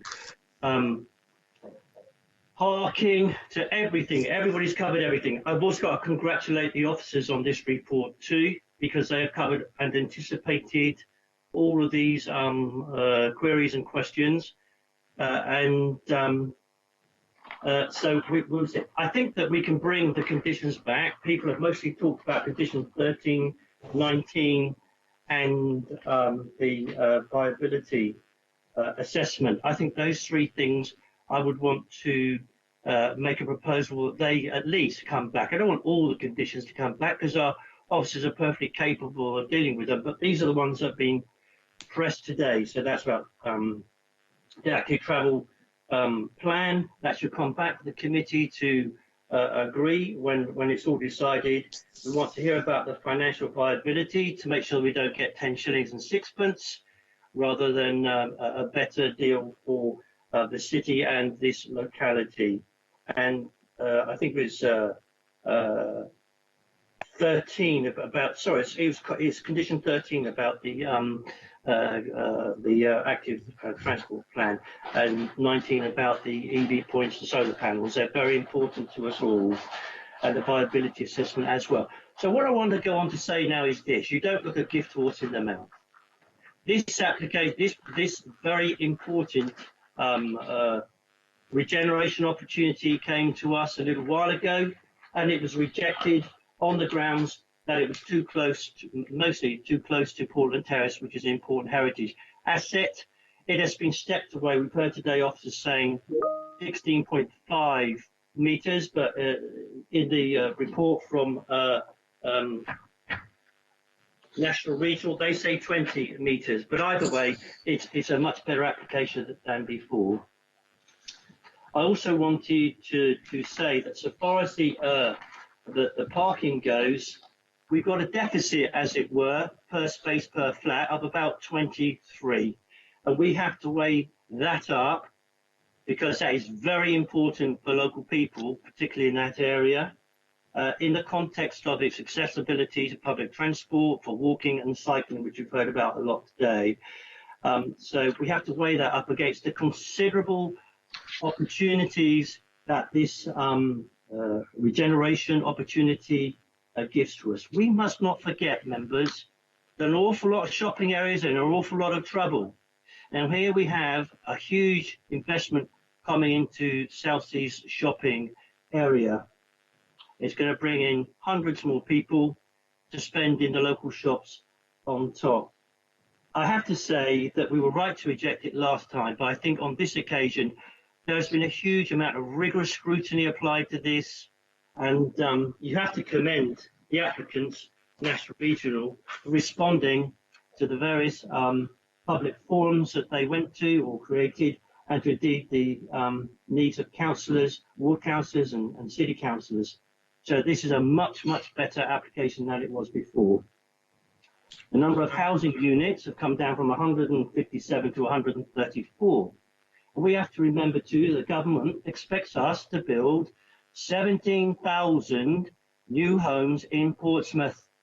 And despite some of the tweets I've seen in the last 24 hours about blunders at the City Council, we are on the one hand pushed by people who say there should be no more housing in the city, i.e. Kremlin lobby, the anti-Kremlin lobby, and the lobby that says, the political lobby that says we must build 17,000 more homes. So this planning committee has, over a number of months and years, steered a middle path to try and deliver on both.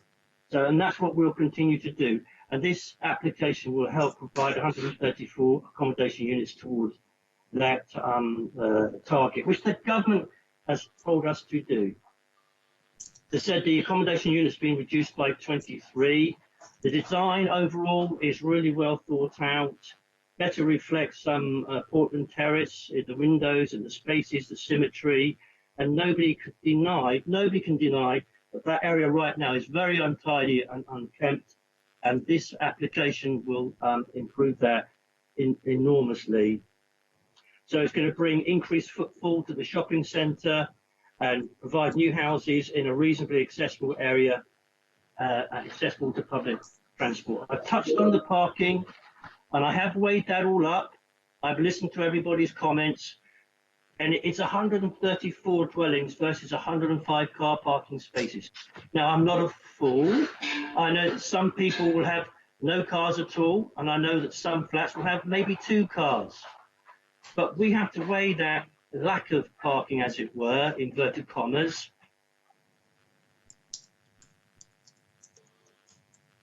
Can everybody see me? I mean, I've got my video on here, Chairman. We can't see you, Councillor. We've just got a blank screen. We can hear you, but we just can't see you, that's all. Is that better? Yeah, that's better, isn't it? It flips over. I'm not sure it is better. But anyway, we've got a shortfall, a slight shortfall in 23 car parking spaces. And I know that means a lot to Councillor Stagg, but she's determined to defend the streets from on-street parking where it doesn't need to be. But I have to say to my colleagues and to other members, this is just a shortfall of 23. And for all we know, the car club will do better than perhaps we expect. And I think that is something we've really got to try. To say, I think some people may not have cars. We are close to buses, and we have to have faith somewhere along the way. I think we just can't chase this application away. That they've come so far with us. The officers have worked very hard on it. Councillors have worked very hard on it. It is a tremendous opportunity for Southsea and the city. We see up and down the country on our TV screens every night shopping centres completely looking derelict and awful. But this won't be the case here if we seize this opportunity and we welcome this application. Now, I've mentioned the things that I would also like to see. That is the conditions that would be brought back, 1913 and the financial viability report. And I hope that those things can be done. So I think that about sums up what I think. You'll probably guess that I'm going to recommend approval by now. And we should do. We must approve this, in my opinion. I hope nobody will disagree with me. It's very important for Southsea Shopping Centre, very important for the city. Yeah, I know, Peter, that the shortfall is 77 because of the standard. But actually, Peter, I'm trying to look at more of the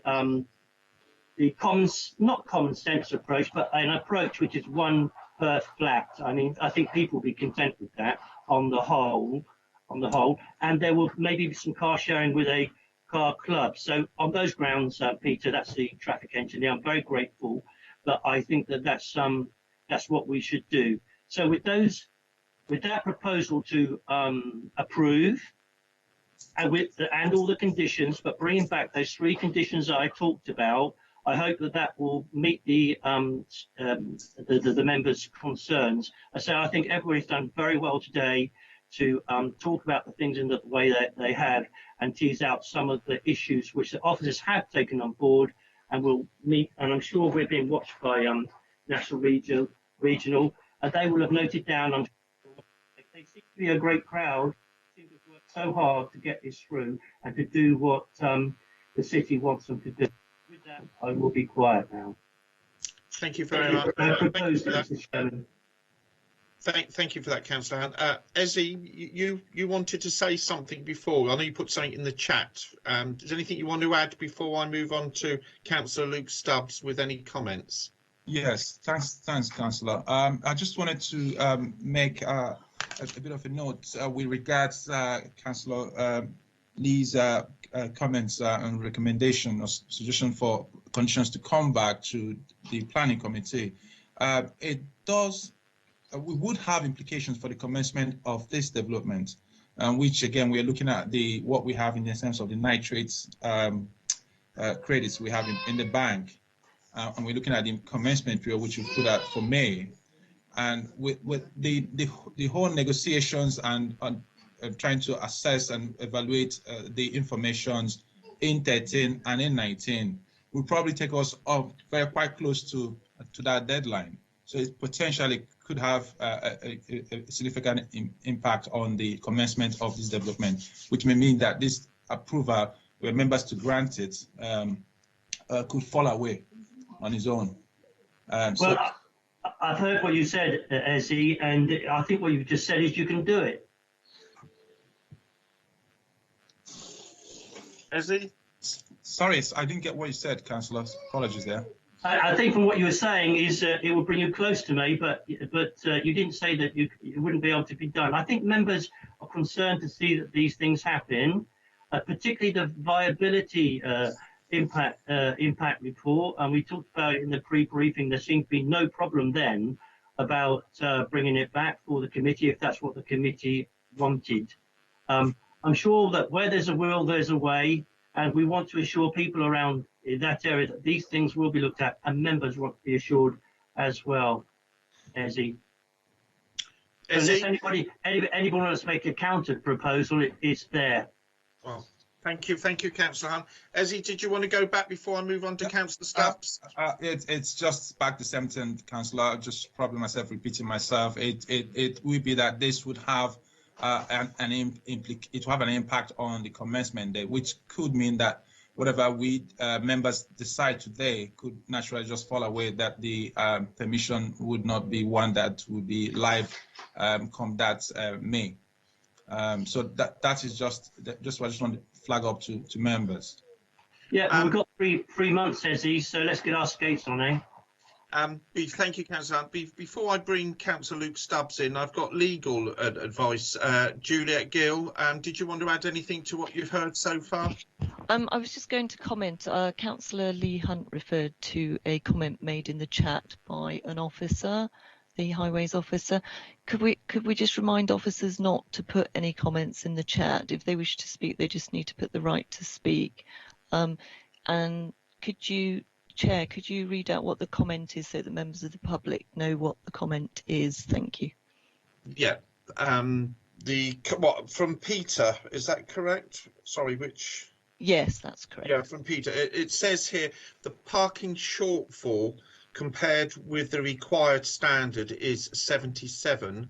The 23 space shortfall referred to by Councillor Hunt is on a basis of 1 space per unit. I hope that clarifies everything. Okay, we can come back, Councillor Hunt, in a minute if you want. I'm going to move on to Councillor Luke Stubbs, please. Thank you very much, Chairman.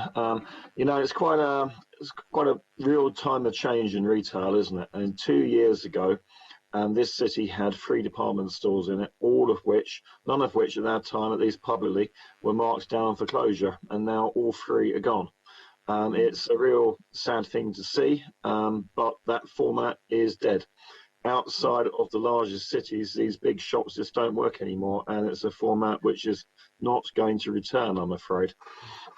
And we have to recognise that. And, you know, we've got a big empty building. Clearly, the priority is to find a use. And being realistic about it, I mean, it's not though there's much demand for office space these days. So residential is really all that you're left with, and this is a positive scheme. I think it looks pretty good just sort of from the elevations from the street. It makes good use of the site, and it's very positive to have the potential. I know we've not guaranteed this by granting planning, but to have medical practice on the ground floor is obviously something everyone will welcome. And also, actually, in the new environment that we're in, is about the best you're going to get in terms of helping the other businesses in the area, your coffee shops and supermarkets and whatever, to get the footfall and to generate the turnover that they need for their businesses to be viable. So the fundamentals on the scheme are sound. Now, on the detailing, I mean, I think that looks pretty good. The whole separation from Portland Terrace issue, I think, has been resolved quite satisfactorily. And given the location, the parking levels actually, quite honestly, are quite generous. It is the norm for town centre developments, both here and across the country, to have restricted levels of parking. And to get to about, what is that, about 0.7 per unit is actually really pretty good. So on the fundamentals, I like the scheme, and I will certainly be seconding the proposal. I don't agree with Councillor Hunt about wanting to bring all these things back to the committee, and I think I will propose, I'm going to need some officer advice about the procedures on here, but I will propose to take, if I can't make my own substantive proposal, but just an amendment, then my amendment will be to take out bringing things back to the committee. And the reason for that is quite clear. It is because it would add a couple of months onto a process which has already dragged on for a long time. That planning applications in this council are taking absurdly long time to process, years in some cases. And we are in a weak market situation. I don't know what the contractual, what the financial situation is with the people involved here, right? But always when you're in a weak economy, which is what we're in now, when we're in the weak economy, you have to take good news where you can get it.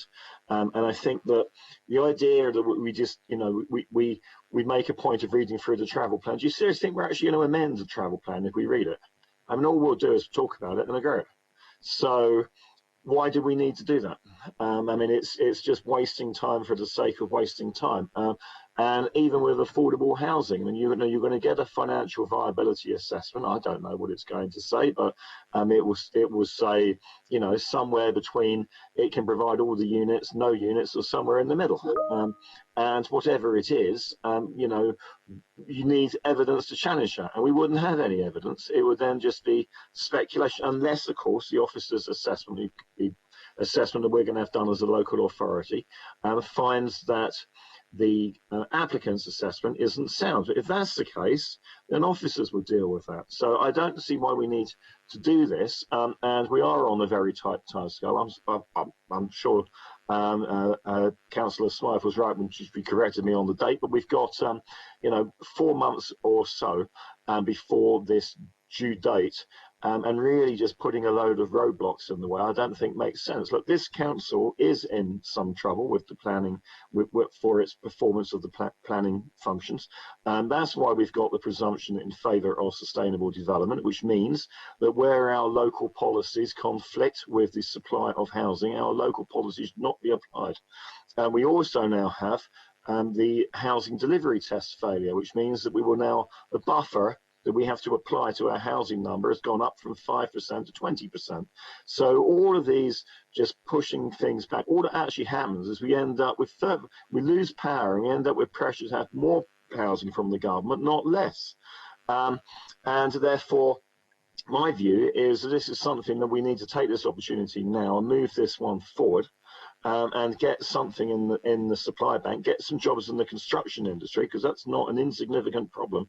We might well see, I don't know about this, I mean, this is a bit speculative, we might see a slowdown in construction more widely, and we need to secure employment where we can. So my view is that this is a good application, and that we should progress it cleanly and quickly. Thank you very much, Councillor Luke Stubbs. I would usually move on to another member, but at the moment, so I understand, we've got a proposal from Councillor Lee Hunt subject to 3 conditions. Councillor Lee Hunt, I'm going to come to you because obviously Councillor Stubbs has put down the gauntlet. So anything there you want to take on, or do you still want to carry on? I did it because I wasn't certain that this would go through. But because of the way the discussion went today. So I was watching Councillor Smythe, and she was nodding her head in agreement with Councillor Stubbs, which is a wonderful thing about the virtual way we meet, that we can watch each other's reactions when we're saying things to each other. And so it's clear that she agrees, I think. Yes, good. So so long as we get regular reports back from the officers, I think that would be is fine to remove the comments. As I say, on the wider point about Luke, we are in the middle. We get told not to grant planning permission. You heard the Portsmouth Cycle Forum saying today, don't grant planning permission, and other people saying don't grant planning permission because of the lack of affordable housing within it. And then we've got other people saying you've got to do more and more and more all of the time. So we do our level best in this committee to get things right. So yes, I'm very happy to remove those those 3 conditions, bring those 3 conditions back. It sounds like this is going to go through unanimously, and that is what I want. Thank you. Can I just check, thank you, Councillor, can I just check with our legal advisor, Juliet Gill, that do I put the proposal at the moment as Councillor Hunt and seconder Councillor Luke Stubbs to a recommendation of support? Is that correct? Yeah, yes, if that's what Councillor Luke Stubbs wants to do. Can I also suggest that in terms of the recommendation on the SMAT sheet. We've got the section 106 requirements. We've got the provision of affordable housing on or off site. We could also add in there, I know members seem to be keen on viability review, if that placates the issue over viability. That'd be very helpful. Yeah, getting lots of nods there. Again, I'll come to you, a legal advisor, before we go to the vote, just so that members clearly know exactly what we're voting for and who's proposed it and who seconded it, so there's no problems like that. So the next person who's been waiting very, very patiently is Councillor Terry Norton. Councillor Norton, please. Thank you, Chair. Yeah, as so often, most of my comments have been covered now by Councillor Stubbs and Hunt. I do think this is a sensible application. If you look through the entire application, it looks strong. I think giving delegated authority on a project of this size is important for immediacy, but I do think it's unfortunate that the Deputy Planning Officer isn't present, but that's something that we can discuss, I think, at a future date. Look, this only received 2 objections or 2 deputations, didn't it? We welcome the doctor's surgery, I'm sure. I like the option of homes with or without parking. I think that's important. And talking about the creation of jobs is obviously a fantastic thing in the current climate. I do think this developer is one which is listening, looking through the application, and to kind of come to the comments from the Cycle Forum. I don't think we can keep on rejecting applications because of a wider infrastructure issue. It's not a developer's job to build a cycle network, it's the council's, and that's something that we need to do, really. So in terms of that, there are adequate, if not over, an oversubscription of cycle provision and spaces there for cycling. I think the point for me is one of immediacy. We cannot keep a situation in the city where we're looking around and building after building after building remains empty, undeveloped over small issues. So Councillor Stubbs already commented on it. I'm pleased that Councillor Hunt has backtracked on that and said let's get it through as it is. We do not want to put barriers in the way of big developments like this. So full support from me. Thank you. Thank you very much, Councillor Norton. Very well said, I must say. Councillor Lynn Stagg, please. You're next. Thank you, Chair. I must say I am really torn on this because I can see the need for housing, the need to use a really nice building. We don't need to rot away. But at the same time, I am really concerned about the transport aspect of it, as you would expect me to say, I suppose, as it's my portfolio. And I'll give you some evidence in support. It's in KC residence parking zone, and 1,878 permits have been given out in that zone, with only 1,543 actual parking spaces. It is a norm to give up more parking permits than there are spaces because they're not all used at the same time. So when you add the extra 20 odd, it doesn't seem very much, but there's an extra 20 odd people driving around trying to find somewhere to park.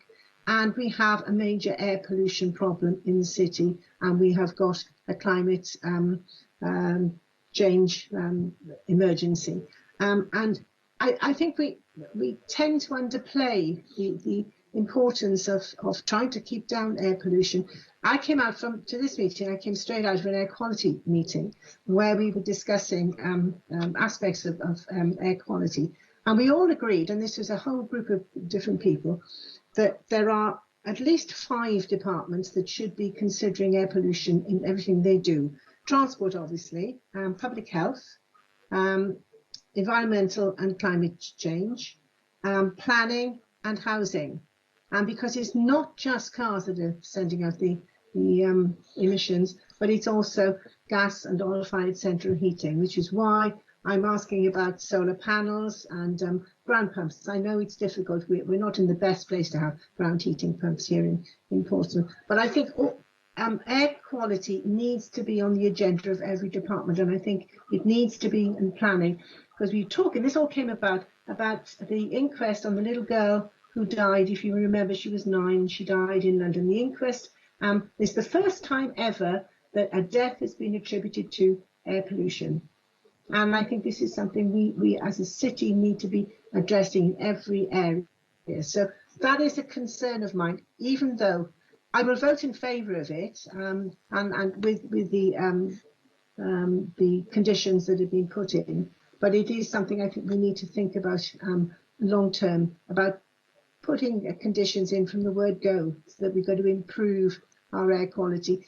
It's not for people like me. I mean, I'm on my last leg, so you know it's not going to affect me very much. But for my children and grandchildren, they're the ones who are going to be affected by it. So every decision we make today is going to affect those in the future. But I think the actual, I'm really pleased to see that they're going to have a car club, and I'm really pleased to see the developers have actually listened, as somebody else has said, you know, and changed things. I think that is really, really good. So I'm voting in favour of it, but I do have concerns. Thank you, Chair. Thank you very much, Councillor Lynn Stagg. I just wanted to, Councillor Stagg, you mentioned about conditions, but I understand from legal, and while I'm picking up, there's no, when we do go to the vote, there is no conditions. Is that correct, Juliet? Thank you, Chair. As I understand it, there are no changes to any of the conditions, only those set out in the supplementary matters sheet. Thank you very much for clarifying. I just wanted Councillor Stagg just to confirm that when it comes to the voting, that's all. I wanted it very clear. Councillor Judith Smythe, then, please. You just had one more comment at all before we go? I wasn't sure if this was appropriate, but I wanted to second the proposal that I think was made by Luke Stubbs, but has subsequently been supported by Councillor Hunt, and if it would be helpful to second that. And just to say in the margin that, you know, walking around Palmerston Road, as I do a great deal, it would be very helpful to have an email once things had been settled, just to give us an outline on an email by way of information only as to what had been decided once the planning permission is finally given. Thank you.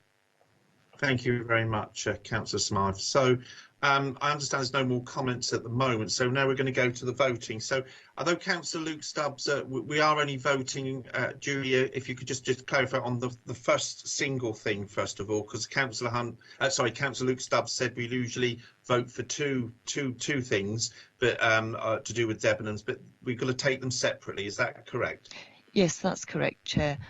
Just one last matter to confirm. Yes, did Councillor Lee Hunt and Luke Stubbs want to add in the bit about the viability review under the Section 106 agreement when it comes to affordable housing? I think that's a good idea, Luke. Yeah. Councillor Stubbs, are you happy for that as well? I'm happy with that. That's good. There we are. Okay. So we're going to. Thank you. So we're going to go to the vote now, Julie. If you could just clarify what they're voting on, so that I've got that we clearly know what we're voting on with those couple of things you just said, please. Do you want to do this, Jermaine, or would you like me to do it? Carry on and do it. Can you hear me? Yes. Yeah, please do it, Jill. Thank you. Okay, the recommendation as set out in the supplementary matters sheet is that delegated authority be given to the Assistant Director of Planning and Regeneration to grant planning permission subject to the following conditions and subject to completion of the Section 106 legal agreement within 3 months of the date of this planning committee. So that will be to secure the provision of affordable housing on or off site, or that could be a financial contribution, and that will be subject to a viability review if necessary. It will also be for the mitigation of the effects of the special protection areas, nitrate mitigation and recreational impact mitigation. And then we've got the provision of a GP surgery in Block A. The second part of the recommendation is that delegated authority be granted to the Assistant Director of Planning and Economic Growth to add or amend conditions where necessary. And then the final part of the recommendation is that delegated authority be given to the Assistant Director of Planning and Regeneration to refuse planning permission if the Section 106 agreement has not been completed within 3 months of the date of this resolution. So that's the recommendation, Chair. Thank you. Thank you very much, Juliet, for clarifying that. And that was proposed by Councillor Lee Hunt and seconded by Councillor Luke Stubbs. Did any of the councillors want to quickly add anything before we go to everybody happy? Yeah, okay then. So I'll now go to the vote. So I'll now ask each member in turn if they are voting for or against the motion, or if they wish to abstain. Please only use for or against or abstain, please. Because it makes it much easier for democratic services for Anna. So now I call upon Councillor Judith Smythe. Would you please indicate if you're for or against the motion, or do you wish to abstain? For. Thank you. I now call upon Councillor Matthew Atkins. Please indicate if you're for, against the motion, or do you wish to abstain? For. I now call upon Councillor Atwell. Please, would you indicate if you're for or against the motion, or do you wish to abstain? For. Thank you. I now call upon Councillor Lee Hunt. Please indicate if you're for or against the motion, or do you wish to abstain? For. Thank you. Obviously, we're going to move on to Councillor Terry Norton. Please indicate if you are for or against the motion, or do you wish to abstain? For. Councillor Lindstag, please indicate if you're for or against the motion, or do you wish to abstain? For. Councillor Luke Stubbs, please would you indicate if you're for or against the motion, or do you wish to abstain? For. Thank you. Councillor Claire Oudie, please indicate if you wish to if you are for or against the motion, or do you wish to abstain? Abstain. Abstain. Thank you very much. I now wish to cast my own vote as chair, and I wish to for the motion. So I think it's very easy, that one. Anna, would you just like to let us know? Yeah, I've got 9 for and 1 abstain. So that has been carried. Thank you very much, members. Thank you for that. Thank you, everyone. So now we need to move on to the planning officer will now present the next application, which is on our agenda item number 6. Sorry, Chair. Just going to text Councillor Jones that she can come back in if that's okay. Oh yeah, can she come on? Hold on, Chair. Still on? Yeah, no, yeah. I was just about to say, hold on a second, because we're on the second part of Debenhams. Oh, apologies. Yeah, my bad. Okay. That's okay, because what I was going to do is take a quick comfort break after this one, and then it gives time for Councillor Jones to come in and settle down. So we're moving on now to the next item, which is the numbers on that vote right. Sorry, I've got agenda number item 6, Debenhams 4446, and this is about the listing building consent, Councillor. No, were the numbers on the previous vote correct? Did I hear 9? Anna? Oh, sorry, I've got 8, 4 and 1 abstain because we haven't got Councillor Jones, so you're sort of one short. Okay. Thank you, Anna. Thank you very much, Councillor Hunt, for clarifying that. So now, as I said, we're going to go on to the planning officer and now present the next application, which is on agenda item number 6, Debenhams again, and it's about the listed building consent. So is it Jermaine, is it you again? Yes, Councillor, it's me again. Thank you very much. Sorry, Councillor Judith Smart, did you want to quickly come in? I was hoping, in that we've approved the previous application, we could move fairly quickly through this one, if everybody else is happy with that. Well, yes, but I understand if we let Jermaine say this, and then it depends on the councillors. Just in case, for clarity, they may want to add something else to it, councillor. So I'm going to carry on with what's in front of me. Jermaine, please carry on. Thank you very much, Councillor. I will be sharing my screen to go through the presentation. Can everyone see my screen now? Yes, thank you. Right, thank you very much. I'll run through this quickly.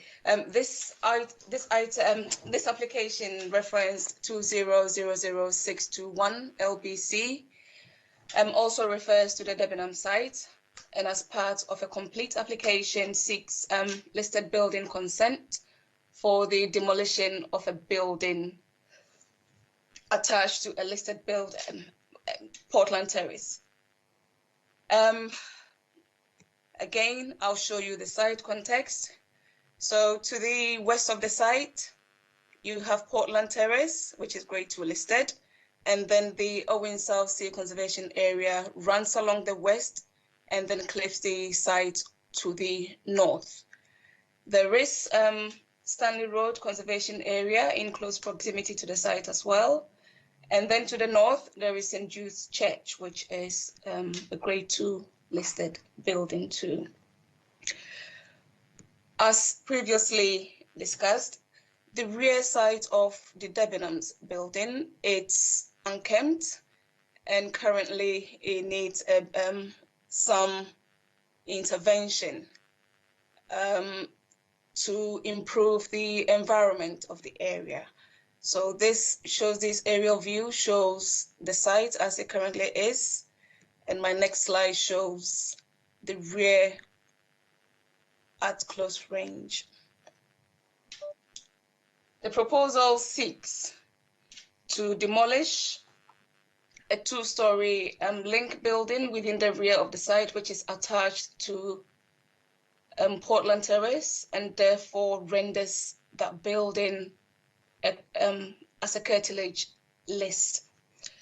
It is probably easier for me to introduce Portland Terrace at this stage. So this is Portland Terrace taken from different elevations along the street. So this is mainly taken from Portland Road.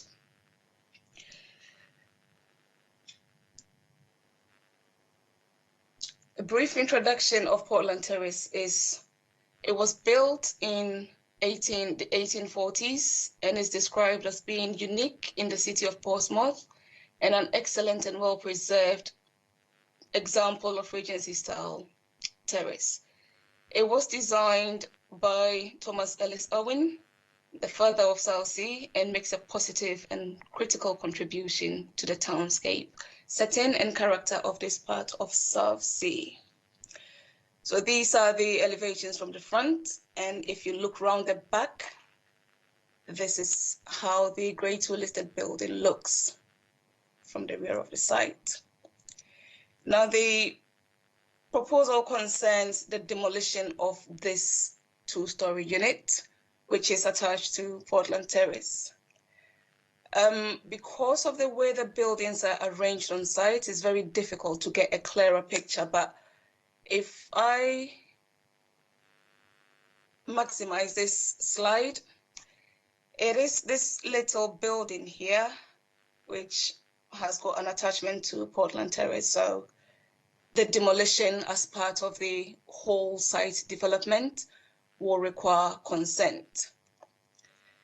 To give you an idea of the extent of the demolition, I will present to you this demolition plan. Now, the building of interest is this here, close to the bottom of the site. I mean, if you look at it properly, it's on the western side, but that is the building there. Basically, its demolition will facilitate the provision of Block B to the rear of Portland, to the rear of the Debenhams building, and create a much wider, pleasant, desirable environment around the scheme as a whole. So now back to my other slide. The existing building, which is attached to Portland Terrace, would have been in this location here. So its demolition would allow the creation of landscaping, parking, and generally a more tidy, a more pleasant environment. Officers conclude that the demolition does not impact negatively on the Owen South Sea Conservation Area, and also responds in the general ethos of the development, the whole scheme. It responds sensitively to the heritage assets, which is the Portland Terrace and Grade 2 listed building, and therefore we do not have any objection to members granting listed building consent under the circumstances. That ends my presentation. Thank you very much, Jermaine, and thank you for all your comments today and your presentations. It hasn't been easy for you, but thank you very much. Councillor Lee Hunt, please. You have a question to ask the officer at all.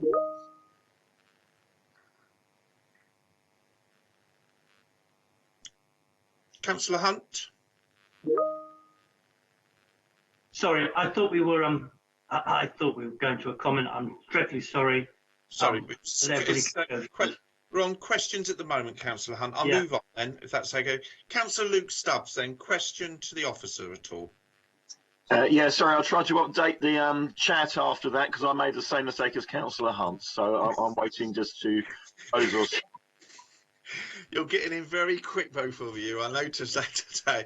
Any more questions, please, from anybody, first of all? Okay, so now we're going to move on to comments, please. Yes, who got there first? Councillor Lee Hunt, comments, please. Well, look, I've already said today, I've already congratulated the officers on a really good report and all the work they've done. And I have to, again, now we're going to be more pretty, also congratulate National Regional Property and all the residents in the area that went along and looked at this scheme. So clearly, we're going to grant this listed building consent today to get on with it as quickly as possible. And I suspect Councillor Stubbs or Councillor Smythe will be seconding that very, very quickly. And it will, as Jermaine says, it's going to really tidy that area up, which, let's face it, you know, it's been pretty awful. But together with the what used to be at the end of the road, what was it called, Luke? The Dog and Duck, the one that's being done up at the moment. Hopefully that will be let out soon if it's not already. I mean, those two things being sorted now, a great improvement in that area. Used to be a nightclub, and so, you know, it's a step forward in the right direction. Congratulations to everybody involved. Okay, so are you proposing, Councillor? Yes, indeed. Sorry, so just wanted to make sure I got it clear in my head because I get told off if I don't. Okay, so move on to Councillor Luke Stubbs, please. Councillor Luke Stubbs for comments, please. Seconded. Okay, thank you very much. Members, any more comments at all before we go to the vote at all? No? Okay then, so we have a motion put on the table from Councillor Lee Hunt, the grant permission in accordance with officers' recommendations. I don't think there is any recommendations. Is that okay, officers? You're happy for us to carry on? Yep. Yes, okay. Councillor. Thank you very much. And it was seconded by Councillor Luke Stubbs then. So I'll go to each in turn, for, against, or do you abstain? Everybody's quite clear on what we are voting for, I understand. So I call upon Councillor Judith Smythe. Please indicate if you're for or against the motion, or do you wish to abstain at all? For. Thank you very much. Councillor Matthew Atkins, please. For or against the motion, or do you wish to abstain? For. Councillor Atwell, for or against, or do you wish to abstain? For. Councillor Lee Hunt, you for or against, or do you wish to abstain? For. Councillor Terry Norton, for or against the motion, do you wish to abstain? For. Councillor Lynn Stagg, would you indicate if you're for or against the motion, or do you wish to abstain? For. Councillor Luke Stubbs, for or against the motion, or do you wish to abstain? For. Councillor Claire Rudy, please indicate you're for or against the motion, or do you wish to abstain? Abstain. Thank you. My vote is for the application in front of me. So over to Democratic Services. Anna, please. Right, you've got 8 for, 8 for, and 1 abstain. Right, okay, so that has been carried. Thank you very much, members. So we're going to have a 10 minutes comfort break now, if that's okay. And could somebody get Councillor Donna Jones in? So we'll meet back, please. And please remember, members, the transmission of this is still live out there. So please just be aware of that. And can we come back again at 4:30, please? Thank you very much. And if everyone can keep all their microphones muted, and I'll see if I can get the slide up. Thank you very much. See you all in about 9 minutes. Thank you very much, members.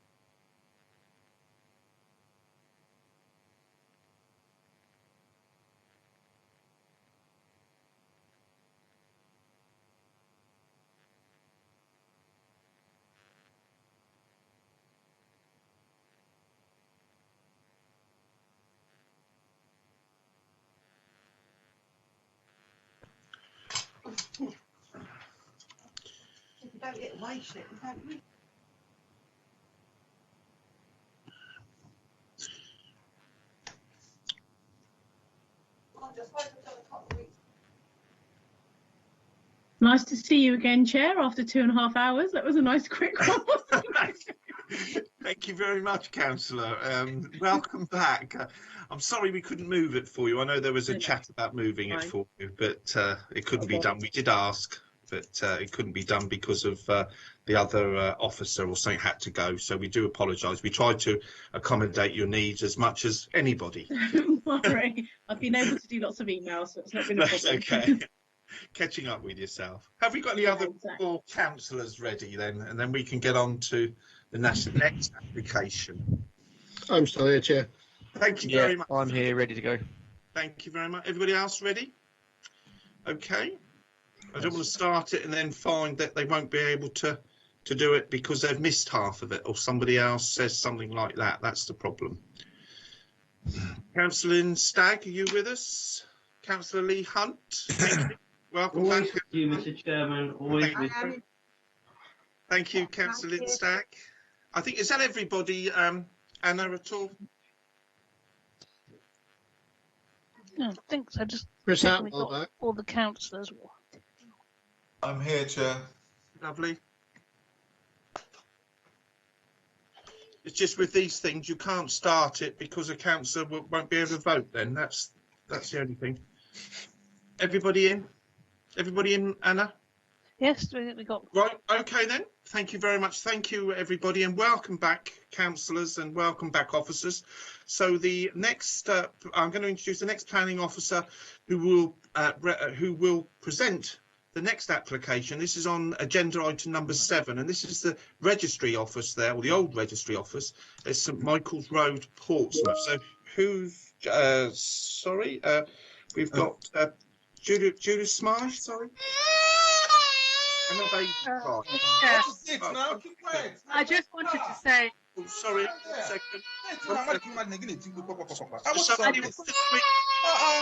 Phone off, sir. Thank you. Instantly screaming. I just wanted to say this is really not good at all. Is there anyone else who can lead the committee today? This looks horrible. Sorry. Thank you, Councillor Donna Jones. So we're just sorting that out. Can we sort that out first of all? Is that okay? Right. Okay. I just wanted to say, Chair, that I have no personal or prejudicial interest on this, but I have been on the cross-party working group that has been looking at the needs of the homeless people and people who are sleeping on the street. Yeah. As long as you've got an open mind, Councillor, that's the important thing. Okay. Okay, everybody okay then? So can we introduce the officer, please, to the registry office at St Michael's Road, Portsmouth, please? Thank you, Chairman. Let me just share my screen.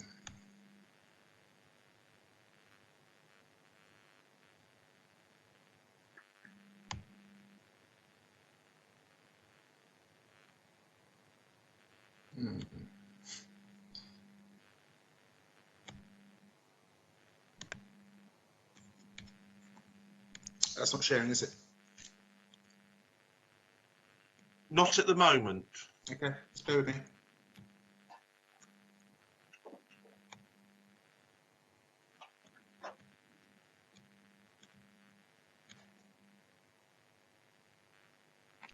Has Jermaine taken her sharing the screen off? Yes, I have.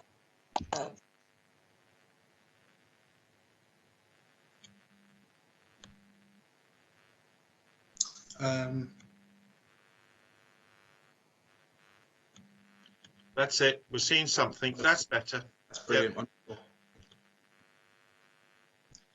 Thank you, Chairman. The application that I am now presenting, well, first off, my name is Christopher Peters. I am the presenting officer as well as the case officer for this application. The application that I am now presenting is planning application reference 20/01009/FUL, with the site being the registry, St Michael's Road, with the recommendation to grant permission. You have on screen in front of you is the site location of the premises.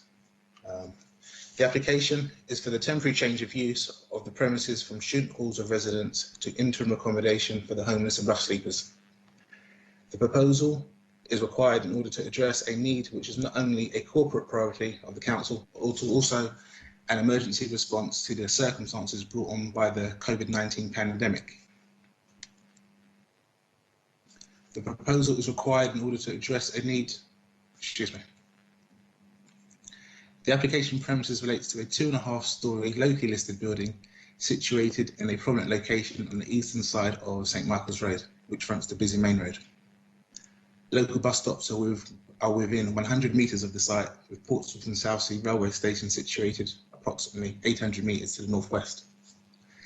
The site is situated at the junction with Lord Montgomery Way, which runs parallel to the south, and there are a number of several other student halls of residence within close proximity of the premises.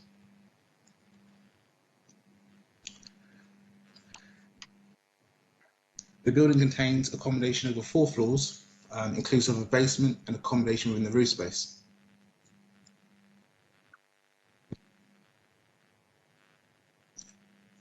The building contains a total of 41 self-contained residential units. The basement level contains a gym, laundry room, cycle store and plant room. The ground floor level contains the manager's office, a common room, bin store and 13 of the 41 units.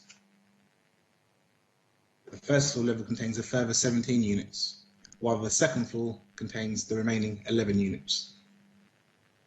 Each of the units are provided with bed, living rooms, a kitchenette and ensuite bathroom. The change of use would not involve any physical alterations to the building fabric internally or externally. The standard of accommodation room sizes are considered to be acceptable. The nature of the proposed use is not considered to result in any increase in traffic or parking.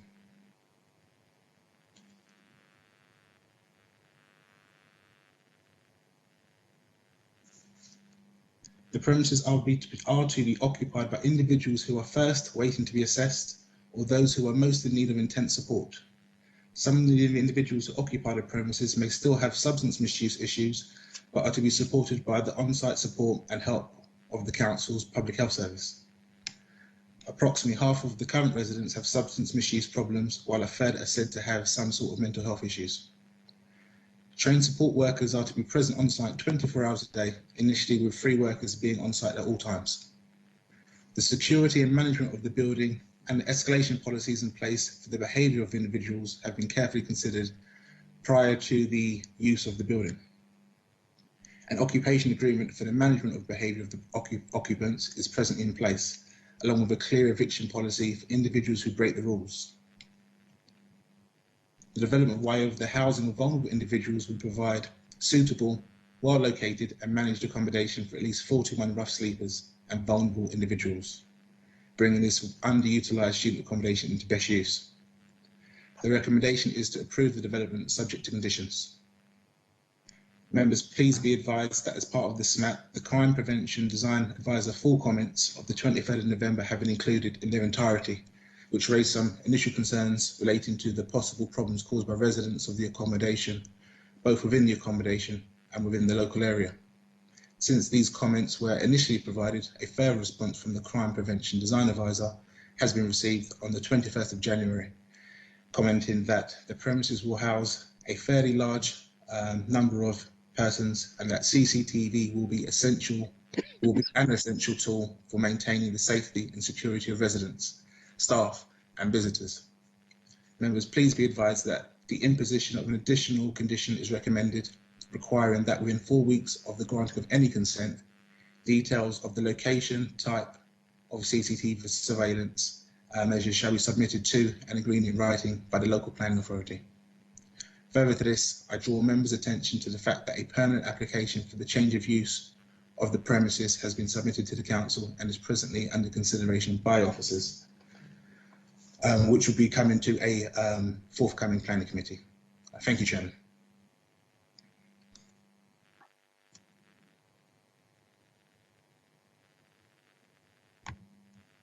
Sorry about that. Christopher, just one thing. Councillor Luke Stubbs mentioned about names of people that had written in. Have you got the name of the person that said that, or did I miss it? the title of the individual was the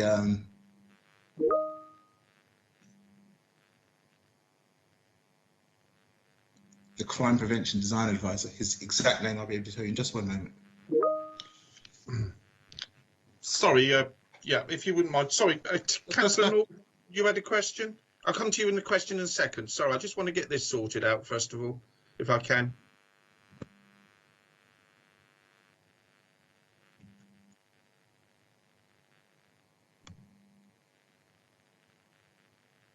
When you find it, Christopher, if you get back to us. Best, I'll get back to you in just a moment. Yes, as soon as it... yes. Thank you. Okay. Come back to us when you found it, okay, or just put it in the chat. Sorry? I certainly will do. Yeah, thank you very much. When you found their name, just put it in the group chat there, and we'll have a chat. We'll bring that up. Sorry, question, Councillor Terry Norton.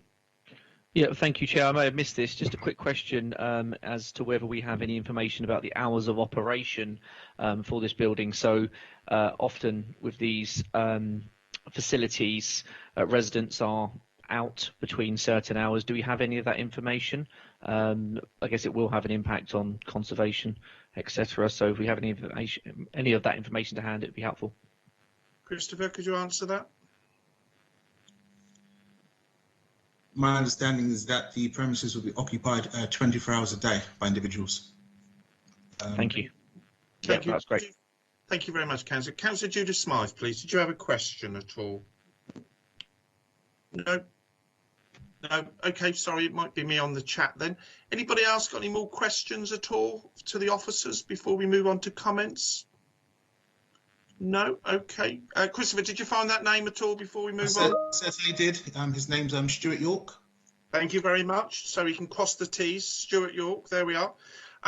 Okay, Councillor Lee Hunt is in for a comment. Councillor Hunt, please. Yeah, thanks, Mr. Chairman. Members, I have no hesitation at all in moving this proposition. I'm sure, you know, a couple of years back, we used to see a lot of rust sleepers on the street, and if you look around over the last few months at least, it's much reduced. What I would say to you is I also have a Community Safety Act, and the great thing about this application is it gets people into managed accommodation, and it means that things like modern day slavery, which we don't notice, you know, it's right under our nose, but it's very big. Modern day slavery, these people will be helped to be freed from modern day slavery. So we hear about all the crime prevention, but we hear about CCTV, which will be installed in order to safeguard the residents there and indeed the outside of the premises. But truthfully, to get people off the street in this freezing cold weather into managed accommodation, well, they'll be supported. And I'm aware of lots of stories where the city council and its partners right across the city, voluntary groups, all sorts of them, get involved, and they bring people in, as it were. One lady in the North End in the Shoe Zone shop brought in after a volunteer spoke to her, and she's now in council managed accommodation, not this accommodation but elsewhere. So there have been some very big steps forward over successive years of the council, and really and truly it is something that we should all want to do in order to support these individuals, give them the support they need. It does cost money, it costs commitment and time, and that's what the council has been doing. And it means we get them off the street and we help reduce crime, we help reduce the exploitation of these people across all sorts of fields, from modern day slavery, drugs, all sorts of different things, and we improve their lives, and it's a good thing to want to do. So members, I'm very content to move the proposition. Thank you, Councillor Hunt. So we've got a proposal there. We're after a seconder. The next person was Councillor Terry Norton, who wanted to comment. Councillor Norton, please. Thank you, Chair. Sorry, actually, it's an additional question, if you'll let me, if that's okay. Of course. Apologies. I remember the days of the Registry being, one of the best pubs in the city, where you get a beer and a burger for something like £2, and it was very, very busy there. And coming out onto the steps there, that road is quite dangerous. So from a safety perspective, is there a barrier running along the side of that road there? Because cars do fly around there. We do know from these kind of units that there is a sense of congregation sometimes, and I don't want it to be a safety issue. So is there a barrier protecting that sidewalk there? Very good question, Councillor Norton, I must say. Christopher, could you answer Councillor Norton's concern? Thank you, Chairman. I've just reverted back to my photos. There isn't a barrier directly outside of the premises. If you move towards outside the premises towards the right-hand side, there is, but not directly outside, no. Okay. I believe that may be outside of the ownership of the landowner. I would have thought it could be under the ownership of highways, but I'll have to confirm that. Okay. Is that okay, Councillor Norton? Yeah, it is. I think it's something to consider in the future if there are any instances there. In that case, I guess happy to second Councillor Hunt's proposal, recommendations there. I do think it's good what we said previously about having facilities close to the civic offices and various services. So I think that makes sense. So happy to second. Thank you, Councillor Norton, as always. Councillor Donna Jones, please. You had a comment at all? Comment, please. Thank you. Yeah. Yes, of course. Yeah, I'd like to also second the officer's recommendation. I think it is a sensible proposal, a sensible change of use, considering the market at the moment in Portsmouth for student accommodation, which is has gone from being in great demand to absolutely falling off a cliff with the COVID situation, where many large accommodation blocks in the city are now sat empty. And as Councillor Hunt has said, with a responsibility to homeless people, and also thinking of, the council's needs as well as the, public body in the city that has statutory responsibility for housing the homeless, I think that this is a sensible change of usage application, which serves both, I'm sure, the owner's needs in terms of getting a rental income and also ours. I remember this application from its going back, I think maybe 5 or 6 years ago when it was converted into student accommodation. There were queries around space standards, and of course the student accommodation meant that the space standards were not that of a normal one-bedroom flat or even an HMO, for example. But I think that this would be entirely sensible for a homeless shelter, and certainly would be an improvement on some of the temporary accommodation that homeless people in the city are currently living in. So I'm pleased to second the proposal. Thank you very much. Councillor Donna Jones, actually Councillor Terry Norton got in before you and seconded it, so I'm afraid sorry about that. I didn't no problem, that's fine. Okay. Anybody else want any more comments at all on that at all before we go to the vote? So, okay, so we've got a motion on the table, and it was proposed by Councillor Hunt that we grant planning permission in the officer's recommendation. The motion was seconded by Councillor Terry Norton. Any of the officers at all? Christopher, do you have anything to add before we go to the vote at all? Nothing specifically, just be mindful of the additional condition that I made reference to, which related to details of the CCTV surveillance equipment, which will give us a great... Conditions. With conditions. Yes, with conditions. Yes, that's what we're voting for. Okay then. So, did any the proposer and seconder, you're happy for us to go ahead? Are you? Just got to double check. Yeah. Okay. Yeah. Everybody knows what they're voting for then. Okay then. So, I've called upon Councillor Judith Smythe. Could you indicate then, please, if you're for or against the motion, or do you wish to abstain? For. Thank you very much. Councillor Matthew Atkins, do you wish to vote for? Thank you. Councillor Atwell, for or against the motion, or do you wish to abstain? For. Councillor Hunt, for or against, or do you wish to abstain? For. Thank you. Councillor Donna Jones, for or against the motion, or do you wish to abstain? For. Councillor Terry Norton, are you for or against the motion, or do you wish to abstain? Yeah, for. Councillor Lindstag, you for or against the motion, or do you wish to abstain? For. Councillor Luke Stubbs, are you for or against the motion, or do you wish to abstain? For. Councillor Claire Udy, please indicate if you're for or against the motion, or do you wish to abstain? For. Thank you. I'll now cast my vote, and it's for. And I think, Anna, correct me if I'm wrong, but that's a full house, if I rightly remember. That's 10-4. Thank you very much. So that has been granted. Well done. Thank you very much, members. So that's been accepted. So now we move on to the next item. So the planning officer now present the next application, which is on item number 8, and it's 155 to 157, sorry, Elm Grove, Southsea. Who's going to do that one? That's myself, Chairman. Thank you. All right, Christopher, over to you then, sir. If you'd like to present your application, please. Very kind. Presentation.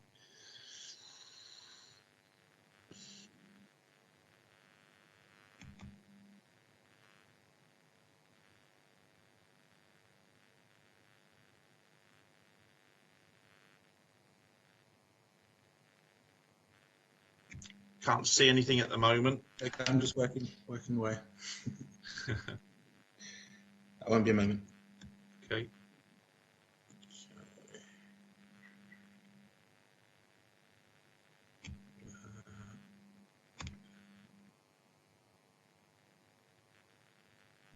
Screen. Yep, we're getting there. Wonderful. Thank you, Chairman. The application that I will now be presenting is planning application reference 20/01021/FUL, with the site being 155 to 157 Elm Grove. This application seeks retrospective plan permission for the temporary consent for the change of use of the building premises known as the former library 155 to 157 Elm Grove from student accommodation to interim accommodation for the homeless and rough sleepers.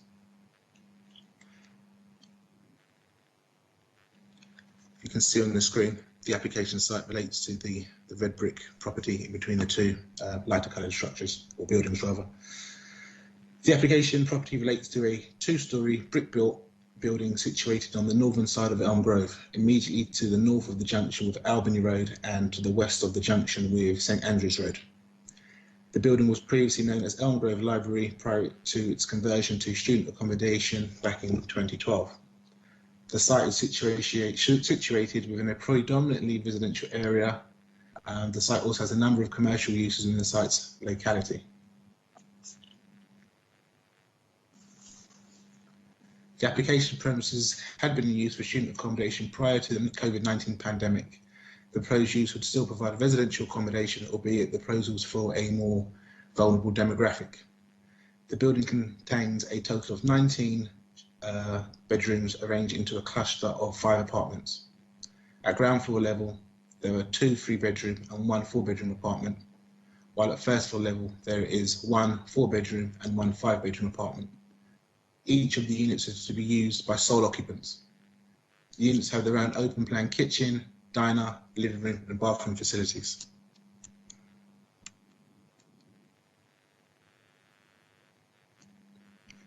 The development proposal would not involve any external or internal alterations to the building. The site is being used as a supported temporary night shelter for the homeless in need of low-level support. The premises is to be occupied by those that have been assessed as being able to live in a house of multiple occupancy and considered to be lower risk than those in more intensely managed accommodation. The individuals who use the accommodation will be on licence and will be required to agree to be part of a pathway through to more permanent accommodation. Occupants of the premises will be required to sign a licence agreement, which allows occupancy on a nightly basis, as well as the rules of occupation on acceptance to the pathway. The rules centre mainly on the expected conduct of the residents, both inside the building and in the surrounding area, as well as their engagement with necessary support services in order to help maintain and find more secure settled accommodation for the long term. The occupants' compliance with the rules of occupation are monitored on an ongoing basis throughout their stay. On this basis, the premises will not be the permanent home of any individuals, and some of the occupants may only stay a few weeks, while others may take months before being suitable for more to move on to alternative sites. The site has a very strict rule in place. Some alcohol and all illegal drugs are to be forbidden at the premises, and individuals who break the terms of their occupation licence are to be removed onto other accommodation or excluded from all accommodation. There is currently a safety team on site 24 hours a day. The safety team log all occupants in and out of the building and ensure that everyone entering the building has permission and a right of access to do so. The safety team also oversee the area outside of the building, carrying out twice hourly internal building checks to ensure compliance. The safety team also monitor the existing CCTV on the outside of the building.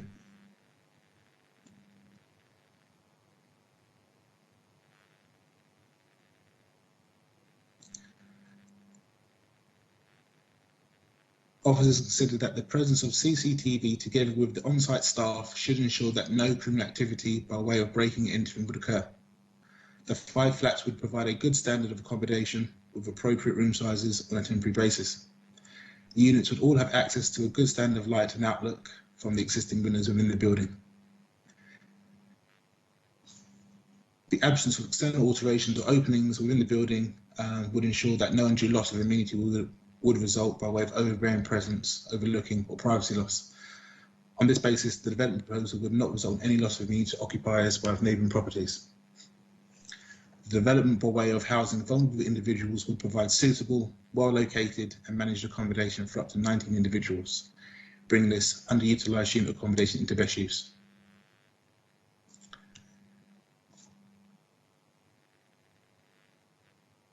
The recommendation is to grant plan permission subject to conditions. Members, please be advised that it's recommended that an additional condition be imposed, similar to the previous application, just requiring the specific details of the location, type and siting of the CCTV surveillance. Please also be aware that a permanent application has been submitted to the council for the permanent change of use of this building, which will be coming to committee for consideration at the nearest opportunity. Thank you, Chairman. Thank you very much, Christopher, for that. So we'll move on to questions then to Christopher at all, members. Any questions then to the officer, please? None? Okay. We'll move on very swiftly. Comment, Councillor Lee Hunt. Well, just for consistency, same reasons as before, Mr. Chairman, to move the officer's recommendation. And anybody who's watching this already, council has been talking to each other about barriers outside the previous application. Talking to each other about the previous application and putting barriers into the pavement. So, well done. Okay, so you're proposing that, Councillor Hunt? Yeah, with the same condition. With the same conditions. Okay. Can we move on then? Who else would like to make a comment, please? No? Well, I need somebody to second that. If anybody else wants to second what Councillor Hunt is saying? I'll second it. I'm happy to second. It's in St Thomas. Sorry, was that Councillor Atwell? I go. Yeah, happy to. Councillor Atwell. Yeah, Councillor Atwell. Okay, thank you. So, so let's just make it clear then. So we have a motion on the table from Councillor Hunt and seconded by Councillor Atwell. Just want to check with the officers. Do they want any comments at all before we go to the vote? Christopher? Sorry, Chairman. Did you want any comments at all before we go to the vote at all? Nothing further. With regards to the barrier that was made reference to a moment ago, there's a brick wall which runs along the frontage of the building, and it's a small alleyway, or gallery rather, which leads from the premises, which provides some sort of barrier, but there isn't a steel metal barrier along the road frontage, if that's what you were specifically referring to. Okay. Just for legal, Juliet, if you could just come in, just that we're voting for this with the conditions, is that correct? Yes, the recommendation is to grant planning permission subject to the conditions and also subject to the delegated authority be granted to the Assistant Director of Planning and Economic Growth to add or amend conditions where necessary. Thank you very much for clarifying that. Simon, did you want to come in? Have your hands up at all? No? Simon? Your hands up? No? Simon Turner? No? Okay, well, we'll go on to the voting then, if we can. So I'm now going to call upon Councillor Judith Smythe. Please indicate if you're for, against the motion, or do you wish to abstain? For. Councillor Matthew Atkins, do you wish to vote for, against, or do you wish to abstain? For. Thank you. Councillor Atwell, for, against the motion, or do you wish to abstain? For. Thank you. Councillor Lee Hunt, you for or against the motion, or do you wish to abstain?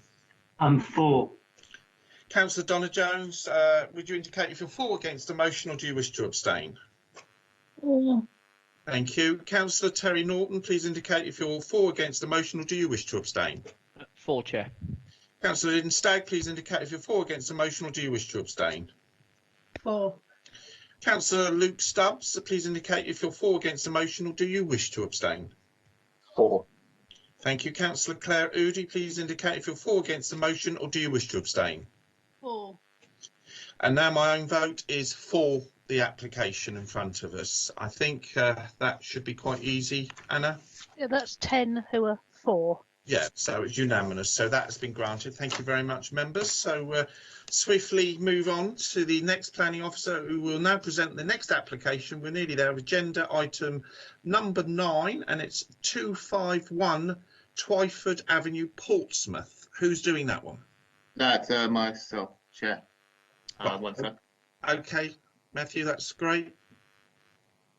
Just sharing my screen. Can you see Yeah. this yet? Yep. Yes, we can see you. That's excellent. Well done. Yes. Okay, lovely. Good afternoon, members. To begin with, members' attention is drawn to supplementary matters. Since the publication of the committee report, the internal floor plans have been amended to provide dedicated en-suites for bedrooms 1, 2 and 3. The floor plans are still considered to be acceptable and accord with the SPD guidelines. Additionally, Natural England have confirmed that the proposal does not require any mitigation, either bird aware or through nitrate mitigation. This application was previously brought to members in December, though was deferred due to issues in contacting all possible deputies. So this application relates to 251 Twyford Avenue, which is a 2-storey mid-terraced house and mixed-use property with a commercial unit at ground floor and an existing C3 flat above. Planning permission is sought for purposes falling within Class C3 or C4 use, with associated alterations to the shopfront and the installation of 2 roof lights.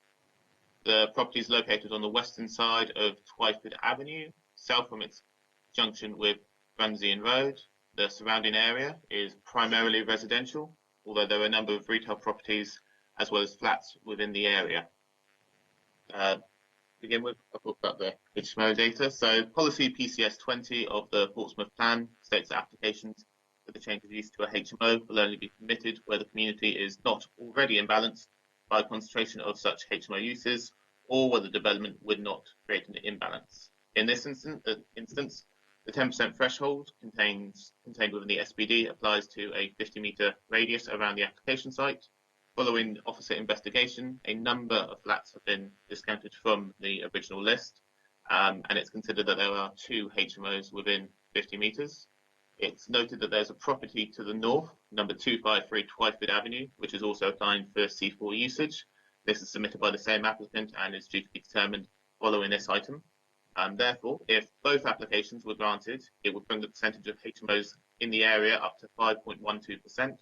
which will remain lower than the 10% threshold, above which an area is considered to be imbalanced. The proposal would also not result in a property being sandwiched between 2 HMOs or result in 3 or more HMOs in a row, and there's a policy provision which would restrict the loss of the retail unit. As such, the principle of C4 usage in the area is considered to be acceptable. Here you can see the proposed external alterations, which mostly relate to the removal of an additional doorway, alterations to the front windows, and the rendering of the property. The proposed windows are considered to be suitable in terms of their alignment with the existing upper floor windows, and they will be appropriately recessed. The proposal would also retain the existing features either side of the fascia, and overall the design is considered to be appropriate to the context of the set. Here you can see the internal floor plans for the property, which is set up to provide 4 bedrooms, 3 with a dedicated ensuite, a dining room, lounge and a kitchen. The floor plan accords with the space standards as set out within the SPD, and all the rooms benefit from a good standard of light and outlook. Here you can see some photos which were taken of the site back in summer. But in the first photo you can see the existing rear dilapidated outbuilding, and in the second photo you can see the side of the building. At the time of the officer's site visits, the property was being stripped back and undergoing some work. The property on the photo to your left, you can see the facing towards the street level from the middle of the ground floor, where the proposed lounge and one of the bedrooms would be. And on the photo to your right, you can see where the rear kitchen area would be. And this is one of the additional one of the windows at ground floor level facing into the light well, which would serve bedroom 1. The site currently comprises of a 3-bedroom flat with a mixed retail use on the ground floor, which has no cycle storage and has no availability for off-street parking provided. The parking expectation for the residential element on site as is 1.5 parking spaces and 2 cycle spaces. The proposal will therefore remove the retail use of the site and increase the number of bedrooms from 3 to 4. The requirement for a 4-bedroom HMO or a 4-bedroom dwelling is 2 car parking spaces and 4 secure cycle spaces. As a consequence, the effect of the proposal is to increase the parking shortfall associated with the site by 0.5 car parking spaces and 2 cycle parking spaces. Given this minor shortfall in car parking, it's not considered a refusal on parking could be sustained. Further, the council's highways engineer has not raised an objection subject to a condition for secure bicycle storage. As mentioned within the supplementary matters, National England have confirmed that the change of use does not require any mitigation, and as such, having regard to all the material considerations, raised representations, and planning policy, it's considered that the development is acceptable in the officer's view. There is one deputation from a neighbour and one from the agent. Shall I go on to reading those? Yes, just mention their names if you wouldn't mind, exactly who. Yeah, so this is the deputation from the neighbour, which is titled Deputation on behalf of the local residents to claim applications. So 251 and 253 Clifford Avenue. Mrs. Daisy Cobb, sorry. I'll read their deputation now. Yes, please. There are already too many flats and studio apartments, which already put a large strain on the area. Removing the choice of families. Matthew, sorry, you're going sort of in and out, and I couldn't quite hear you. Could you get nearer to the mic, please? Yes. The area already has many HMOs, flats, and studio apartments, which has already put a strain on the area. Removing the choice of families to stay or move in the area. The streets are full with vehicles due to the lack of space for numbers of residential dwellings that the streets are already full with vehicles due to the lack of space for the numbers of residential dwellings that already occupy this densely populated radius. We are unsure where the 1.5 spaces per property are. From what we can see in the rules, this quota applies to new build properties only. These properties are on a main A road with no parking provisions. Where these calculated, before parking was removed by the council to make way for cycle lanes and bus routes. If you were to travel into the area at any time of day or night, you would witness the problem yourself. There are no spaces, cars double parked, parking on double yellow lines, and any other inch of space people can find. Most of the time you need to end up parking further out and have a 5 to 10 minute walk back to your home. If these further HMOs are granted, they will increase this problem many times over. Extra spaces will need to be found for around 5 to 10 vehicles. If the developer is going to get medical people to stay here from the QA hospital, as he states, is this guaranteed? These people will also have cars. There is not any other way. There was not any other way they would be able to get there while working shifts. Please tell us where these extra vehicles will be parked. On the point of the residents, he wishes to reside in the property. Can he guarantee that he will be responsible for any problems with them or any antisocial behaviour which will arise? It is an unfortunate known fact that with HMOs comes higher crime rates and antisocial behaviour. This is apparent with the current HMOs within the 50 metre radius. The residents of the area do not want this. It is a family area. We would like to live in safety and not be constantly worried about what our children may witness. Older residents scared to leave their homes, increased crime rates, and the eroding the community spirit, which we all rely on so much, which is unfortunately being lost with the approval of so many HMOs. Are HMOs really the way forward? As there has to be a lot to learn from the pandemic and the lockdowns that have been imposed. Mental health of people that has really taken a knock. People need space to live, and now in many cases work. Is really living in a single room good for people? Would it not be more beneficial for the property to be converted into 2 flats per building? This would allow space for couples or families to live in a better environment and space. This in turn would improve living standards for people, improve mental health, and reduce the number of extra vehicles that would need to find a space to park. Extra vehicles also have a knock-on effect on the environment, increased pollution from vehicles, increased domestic waste produced, all of which Portsmouth City Council are trying to reduce. The developer claims that his work is to a high standard. If this is correct, why was work carried out by adding a dormer when there were no planning permissions to do so? He has since removed it, as told by the council, but has still left the steel in the roof sticking out, which is far too long for the work he had carried out. Does he intend to rebuild this if the application is approved? Is this why it has been left in place? In the plans, there are no drawings that show the works to be carried out in the roof space. Can the developer be trusted not to carry out these works until he gets permission? Work has been ongoing in the properties since March of last year. It seems he just presumed he would get planning and has gone ahead and done the work anyway. Windows have been replaced on the side of the building also. None of these are uniform in shape and size, and also make this side of the building look messy and a hodgepodge. This definitely doesn't improve the look of the building, and we worry what the front is going to look like if this is the standard of his conversions. We ask you to consider the effect of not 1, but 2 HMOs next door to each other will have on the community, residents, quality of life, environment, and parking issues, which already cripple this community. It seems that these should be the issues to look at rather than lining the pockets of this developer who has multiple HMOs under his belt already. And now I will read the deputation from the applicant,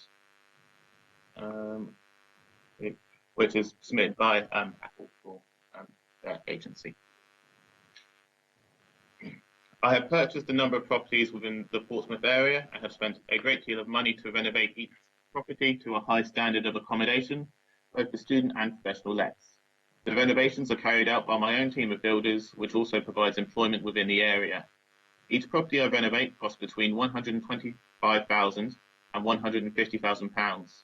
I am passionate about providing those who cannot afford to get on the property ladder with high quality homes. When this property was bought, the shops had been divided into storage spaces and the whole property was in a state of disrepair. The existing building was, in my opinion, not fit for human habitation. The front of the building is in a tired, run-down state. I intend to sympathetically convert, keeping and enhancing the existing features. With regards to the dormers that were previously built, I mistakenly thought I could add dormers under permitted development.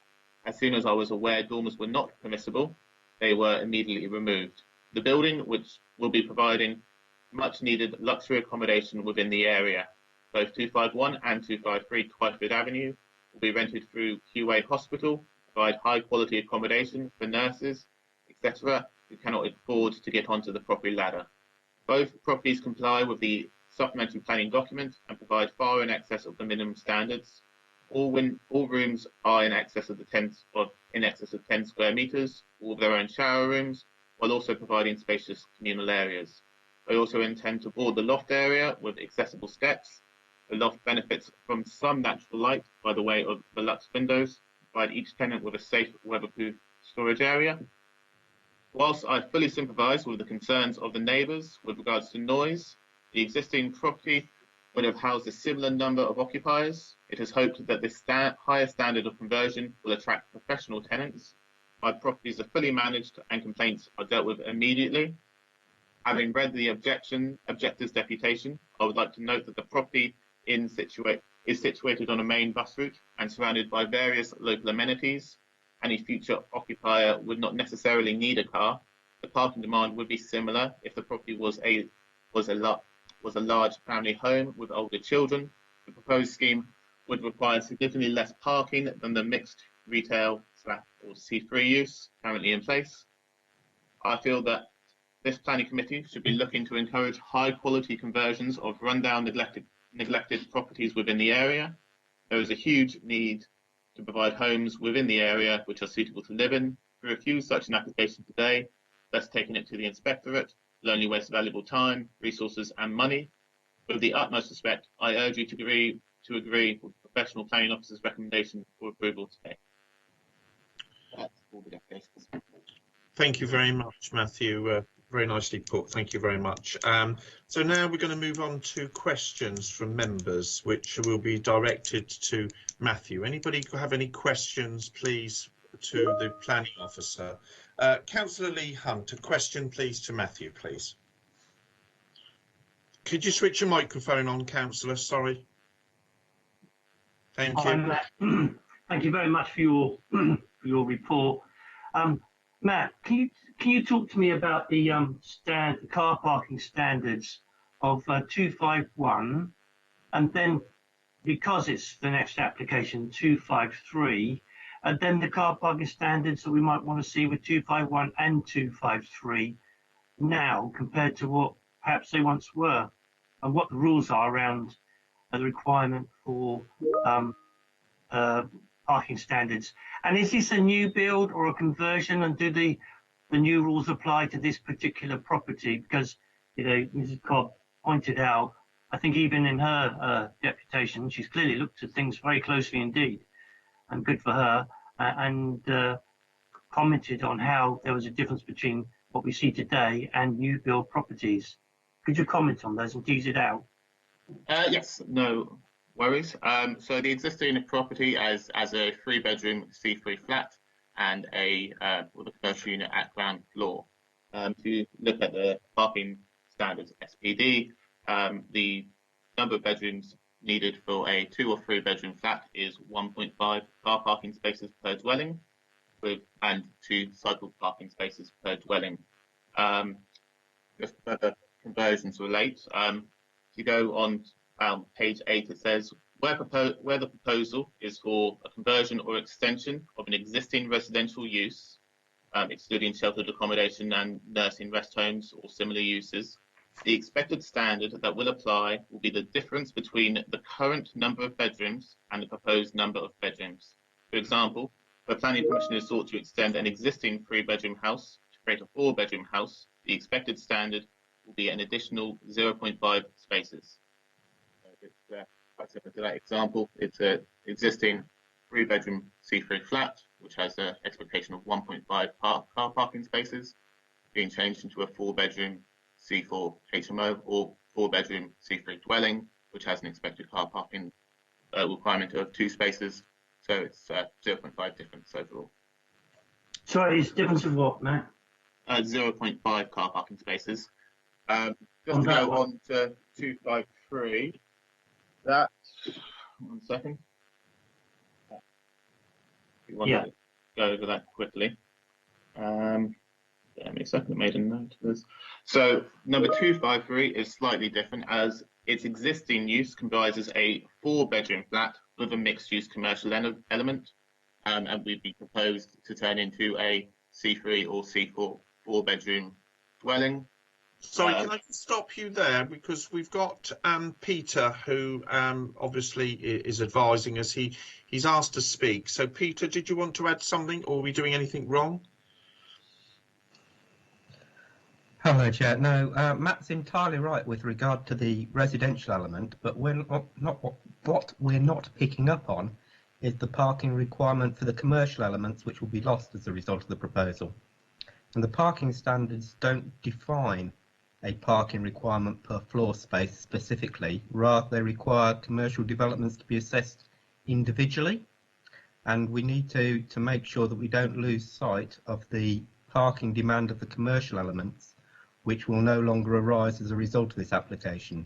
So whilst Matt's entirely right that the shortfalls will be half a space, an additional half a space in respect of one of them, and nothing in respect of the other, we're also looking at a significant reduction in parking demand associated with the commercial elements. Thank you, Peter, for that. Councillor Hunt, sorry to interrupt what was going on there. Does that sort of clarify things? Yeah, thank you. Yep. Okay.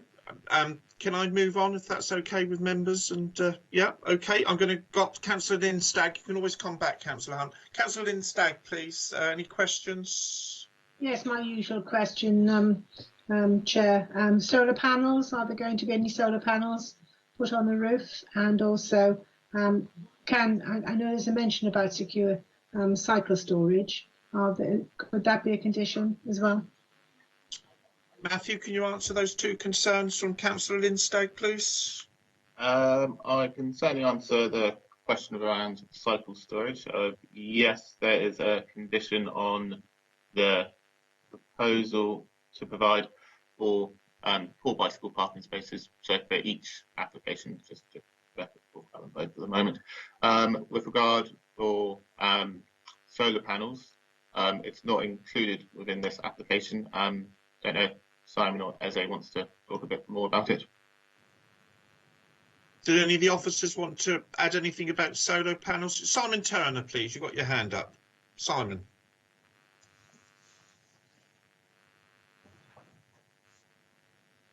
Simon, you got your hand up. You need to put your microphone on, sir.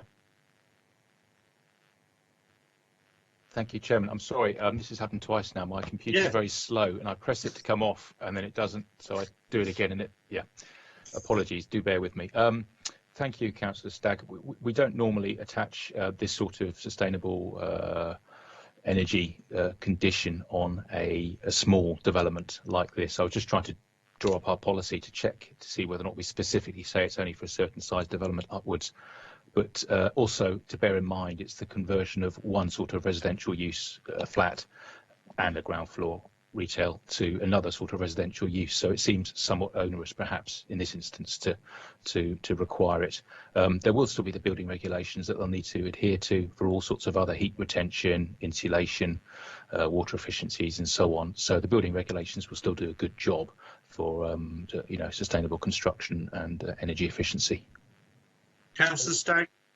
Yes, can we look at that? I mean, I don't know how possible it is within the law to look at that for the future, because I mean, this is an ideal opportunity to start getting sustainable stuff into developments, even if they're not new developments. It's an ideal time. Lots of people are having solar panels put on existing houses, so I don't see why it couldn't be, part of recommendations here. If it's possible, I don't know if the law allows it, but I think it's about time the law did. Simon, did you want to come back to Councillor Stagg's concern there?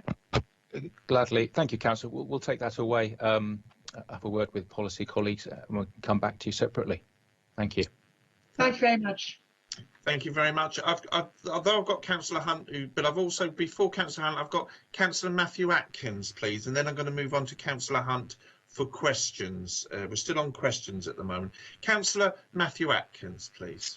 Thanks, Chair. I'm not sure if I just missed it in the presentation, but was there a map of the other HMOs in the locality? I know you said it would come to just 6.66% with both of them, with both this and the next application. I was wondering if you could put that back up, just so I could see, where they are in relation to this HMO in terms of sort of intensity for surrounding residents. Yeah, Matthew, put that on. Thank you. Yes, I'll just reshare my slide. Yeah, just reshare it for us. Simon, if you'd like to take your hand down, please. Thank you. Can you all see my screen? Yeah. Okay. So you can see the two other HMOs marked with the black circles. Thank you. Okay. They are both quite close, but I suppose that doesn't technically actually impact on our policy, does it? I mean, they are sort of immediately opposite, both directions on the corner of the road. No, that's not part of. Well, it's not. It's not what it wouldn't be classified as sandwiching. For that, they would have to be immediately next to each other, joining with a shared wall and have a same route of primary access. I can talk a little bit more about the surrounding amenity as the rest of my report, if you want. Yeah, if you don't mind, just mention the surrounding amenity in terms of having that number of HMOs around that area where there is limited parking, I suppose. Yeah, so I'll talk about the amenity for 251 to begin with, and if you want, I can do the same. But it's, they are quite similar circumstances because obviously they're next to each other in the same area. It's the same proposal. So there are two other HMOs. There are two other HMOs located within the area which are in quite close proximity. These are number 276 Twyford Avenue and number 2A Gwynessy Road. Both of these properties are C4 properties, so not larger sui generis HMOs. In regards to the surrounding residential amenity, Twyford Avenue is a primary road. It also has along the road and is served and is along a bus route, which provides some ambient noise. Additionally, number 249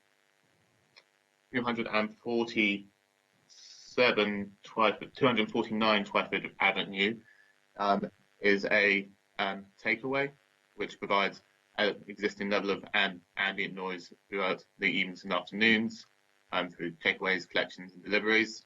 Additionally, the two properties' lawful use is as commercial units, which would have an associated level of noise and from comes and goings of customers and deliveries as well. As such, given that the existing road already has quite a high level of ambient noise, given the fact that the overall percentage of the area still would still be under the 10%, and given the existing surroundings of the site, it's not considered that the proposal taken as singular or taken as both would result in significant harm to the surrounding residential amenity. Okay, is that okay for you, Councillor Atkins? Thank you. Thank you very much for clarifying. Yes, very helpful. Thank you. Thank you very much. I've got another question from Councillor Lee Hunt. Well, it's a couple. Yeah, that's fine, Councillor. Yeah. Fine. Thank you very much. Thanks for your forbearance, Matt. The Willows. I wonder if you might explain why they only count as one instead of all those flats in there being counted as separate properties, and why it's an HMO with all those flats in there, and how many people live there. Matt, do you want to answer that one first before we go back to Councillor Hunt's second question? Yes. So Willows is a group of flats. Within it, it's not counted as one. Within it, it's counted as each individual flat that is within the 50-metre radius. In this instance, because the 50-metre radius bisects the property, I looked over the floor plans of the Willows, and out of the 34 flats which are contained within the Willows, 27 of them are located within the 50-metre radius. As such, and in accordance with the SPD, we've included those within the number of properties within the area that go into our percentage calculations.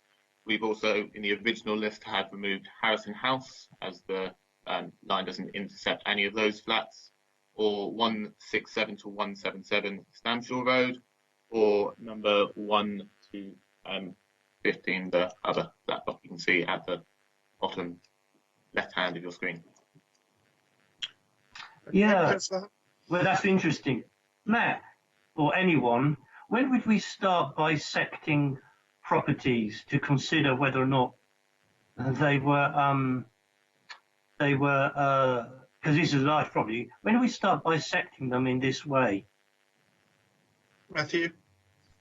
I won't be able to tell you exactly when we started. It's been in the current SPD and was in the previous SPD that anytime a flat block is located within the 50-meter radius, you're supposed to you're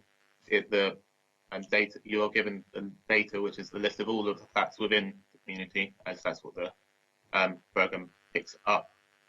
You then work out how many of those individual flats are actually located within the 50-meter radius, as the 50-meter radius is supposed to provide mixed and balanced communities. So even though there are a number of units within, which a number of flats, they would still add to the overall mix and balance of the housing types within the area.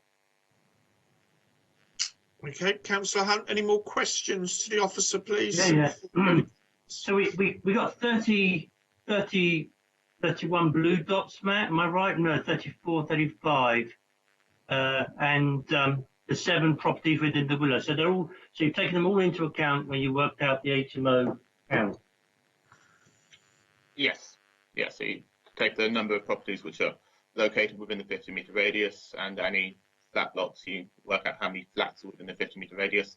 Any that are not, you take off the count, and then that will go on to decide to determine what the percentage of the overall area is. I don't think the Willows is an HMO. No. The flats. Okay. It's the next door property. Thank you, Judith. Thank you. And Matt. Another question I emailed you in about. So, and I hope you've got the proper question. Thanks to my iPhone. The window that is on the northern elevation. Sorry, I beg your pardon. We're not at 253 yet. I beg your pardon. Okay, that's fine, Councillor Hunt. It gets a bit complicated. Any more members, please, for any questions, please?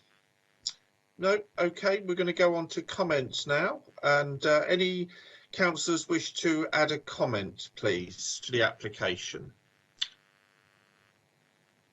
No one at all? No?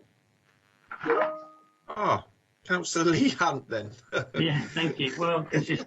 Comment. Everyone's gone quiet or they're asleep. Councillor Lee Hunt, a comment, please, from you. So what I'd like to propose, Chairman, is that the changes to the front elevation of 251 adversely impact the street scene, and that it doesn't meet the car parking standards as described by the officers, and will add to the already overcrowded on-street parking, and is out of character with this densely residential area. So you're not in favour, by the sounds of it. You want to refuse it, is that right? Yes, I want to refuse it. So you're proposing for a refusal? Yes. Right, let me put that down. We've got Councillor Luke Stubbs. Did you want to come in for a comment at all, Councillor? Yes, thank you. I mean, I can't agree with that. I mean, over the windows, the bottom line is, from the appearance of the windows, this application tidies the building up somewhat. All right, not that much, but it does. I mean, at least the windows under the new proposal are in alignment. And looking at the proposal for render, I think you're actually left with an improved appearance after than before. And I appreciate, that there are many other issues to do with this application, but from the design perspective, I struggle to see how the proposed design can be judged to be a retrograde step. On the parking issue, look, I'm going to listen to the debate on that one. I mean, I don't know, it looks tricky, but I'm going to listen to the debate, but I can't really support refusing this on design grounds. Okay, thank you for that. So are you in support of the proposal, Councillor Stubbs, yet? or not? I'm not making a proposition. Not making anything at the moment, listening to other people. Understand. Councillor Lee Hunt then wants to come back with comments, please. Thank you, Chairman. So the committee has heard the evidence from the petitioners about the dreadful parking situation in this area. I mean, I've represented a couple of wards now, and this is by far worse than anywhere else that I have been honoured to represent. The Willows, for example, it was once for sheltered accommodation, and no cars much were used with it. But now, for better or worse, it's been changed over to just regular renting, and it's brought in a large number of vehicles with it. So the demand for on-street parking here is absolutely huge, and there is nowhere for people to park at all. So the addition of any extra need on the local streets in this densely residential area, as described by Mrs. Cobb, is significant and adds to an already very, very difficult problem for all the reasons described by Mrs. Cobb. So I certainly would like to refuse it on the parking grounds. Okay, that's fine. Well, we've got that. We understand that. Planning committee member wishes to say something. Who's that? Peter. Sorry, Peter. Sorry, Chair. It's probably not my place to jump in at the moment, but I don't think we're taking account of the commercial element. My perspective on behalf of the Highway Authority is that this proposal actually reduces the demand for parking associated with this particular premises. Whilst it increases the residential requirement by half a space, it removes all of the parking that would be required by the commercial component, which is certainly one, if not two spaces. I would struggle to defend this at appeal if you were minded to refuse it on parking grounds. Thank you very much, Peter. You've heard what the officer said there, Councillor Hunt. I know you've got another comment. Yeah, absolutely. So I would agree with Peter normally, but of course the City Council's taken out car parking spaces all along Twyford Avenue, put in cycle, and for good reasons, put in cycle lanes and a bus lane. So a lot of the established parking that people have been using has gone. So that's made it even worse than before.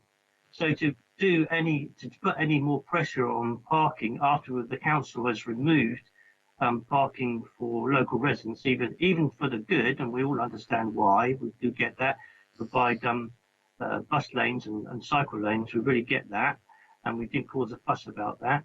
But even so, it has done that. And then the addition of the Willows and the large number of people that have moved in there with their cars has added terrible pressure to the on-street parking. And on top of that, I would rebut too, because these properties haven't been used for such a long time. It's been many, many years since they were used as commercial properties. And so things have changed dramatically in that time, not least the sheer number of cars that people have brought into the area. So for all these reasons, I'm applying common sense. And I'm asking the committee to look at the common sense view here, that is any additional need for car parking will cause additional stress on an already very overcrowded situation in Grunson Road and the surrounding streets. Thank you, Councillor Hunt. I'm still after any comments again from anybody else. This is going to be interesting. No more comments from anybody. So, like Councillor Judy Smythe, did you want to look as though you might want to put a comment in? Yes, thank you. I think this is a difficult one. I think it's an area, it is a comment. This is an area which is full of traffic.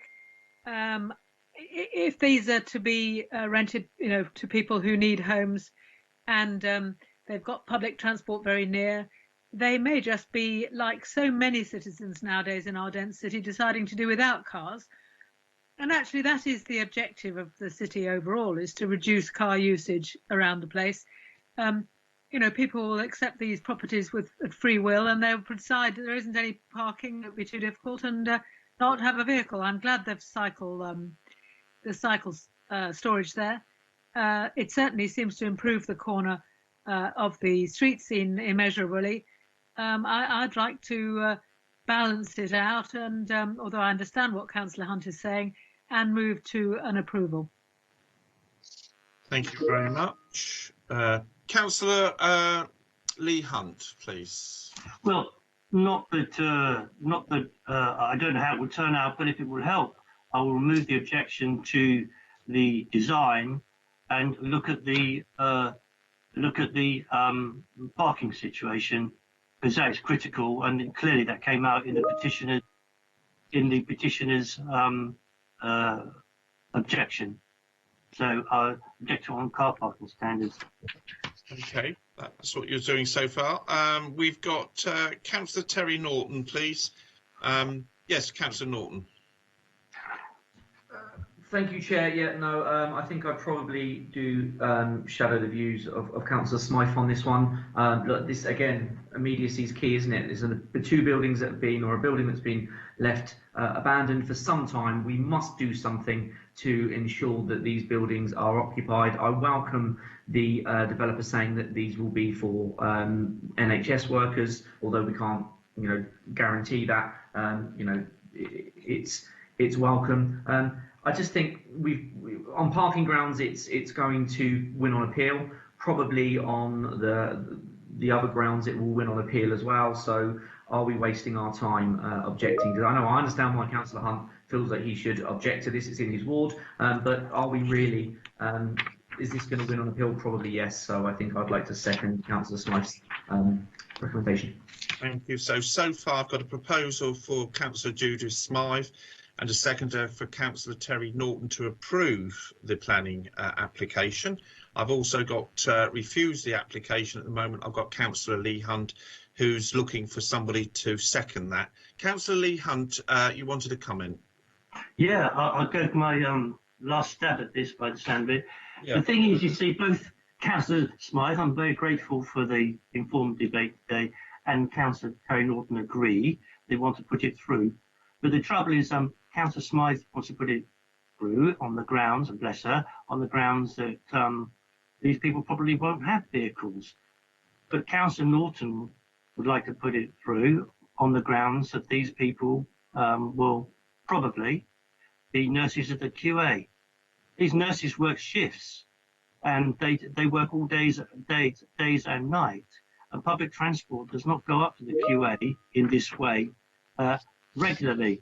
So they will need cars to go to the hospital in the early hours of the morning and come back at night time. And they'll want to do it safely too.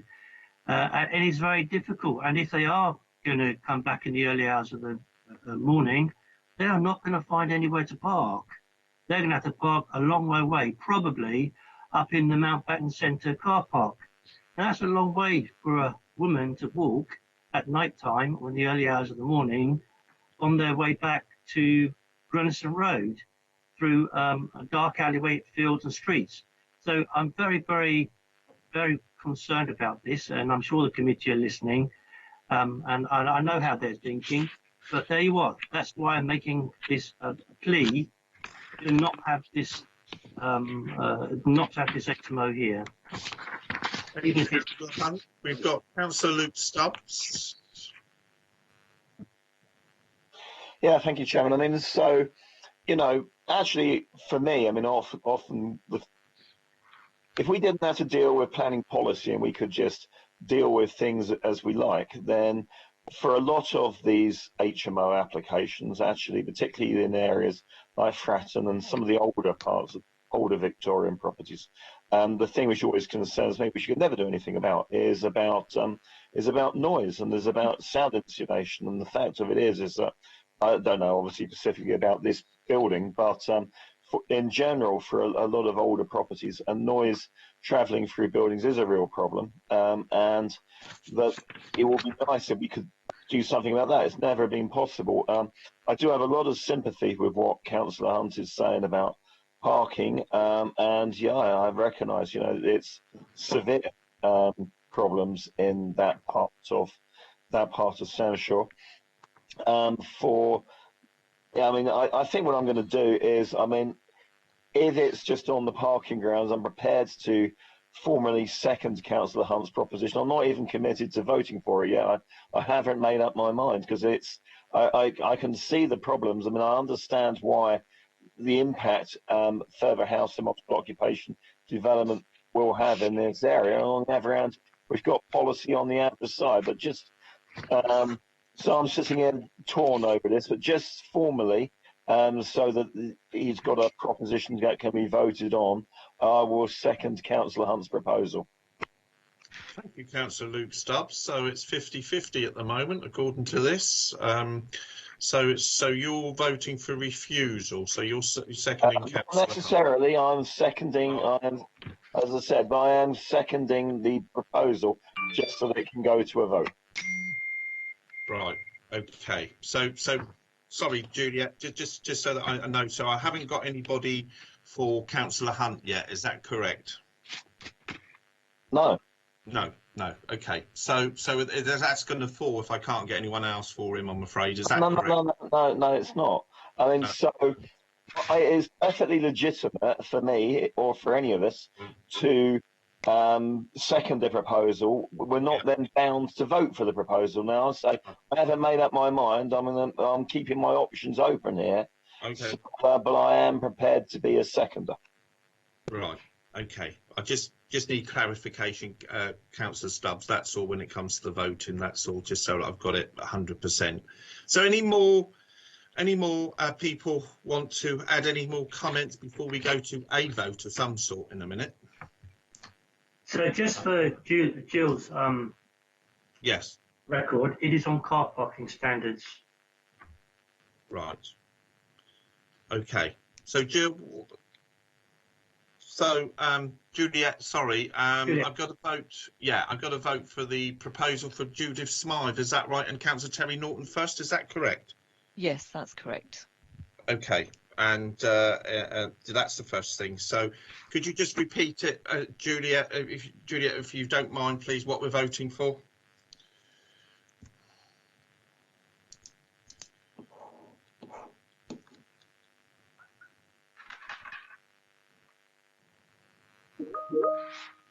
Sorry, Councillor Hunt. Yeah, can I just get a little bit of clarification? Yeah. And I'm sorry, and I hope you'll all bear with me, but there is a proposition on the table, yeah, which has been, and I was first to go, which has been put from me and properly seconded. So don't we go to that first? Shouldn't we deal with that first of all? That's why I'm just going to Juliet, our legal, to make sure we all know what we're voting for and for what one. So could you clarify Yes. for myself, please? So could you clarify again, please, Juliet? The proposal to grant planning permission was seconded before the proposal to refuse. So the proposal to grant needs to be considered first. Beg your pardon. So yeah, this beg is your pardon. Thank you very much. So this is to grant the application. It was proposed by Councillor Judith Smythe, seconded by Councillor Terry Norton. So that's what we're voting on first of all, members. And do the officers want to add anything beforehand? Not from me, Chair. There's no 106 obligation, so it's just subject to the conditions, and I expect its delegation to the Assistant Director of Planning and Economic Development to amend or vary the conditions. Thank you very much, Juliet, for clarifying that, just so that we know what we're all doing. Anyway, okay. Simon, you're flashing. Did you want to add anything or not? No, I think members have had a very good debate, so it's up to members to weigh up the different matters that have been fully discussed. Okay. Sorry, Chair. Just looking at the recommendation here, it does say subject to the agreement being received from Natural England that no mitigation is required in relation to the impact of the development on the Solent special protection areas. Okay, members, everybody happy before we go to vote? Happy-ish? Yep. Okay then, so we go to the vote then. So I'm going to call upon Councillor Judith Smythe, please. Please, would you indicate if you're for or against the motion, or do you wish to abstain? Well, Councillor Matthew Atkins, do you wish to vote for or against the motion, or do you wish to abstain? Abstain. Councillor Chris Atwell, please indicate if you're for, against the motion, or do you wish to abstain? Abstain. Councillor Lee Hunt, please indicate if you're for or against the motion, or do you wish to abstain? Against. Donna Jones, do you indicate that you're for or against the motion, or do you wish to abstain? For. Councillor Terry Norton, please indicate if you're for or against the motion, or do you wish to abstain? For. Councillor Lynn Stagg, please indicate if you're for or against the motion, or do you wish to abstain? Against. Councillor Luke Stubbs, please indicate if you're for or against, or do you wish to abstain? Just, you know, I'll go against. Councillor Claire Oodie, would you indicate if you're for or against the motion, or do you wish to abstain? For. I now cast my vote. I would say against the motion. Okay, so can we have? It's a bit tricky, this one. Yeah, so there's 4 who are for, 4 against, and 2 abstain.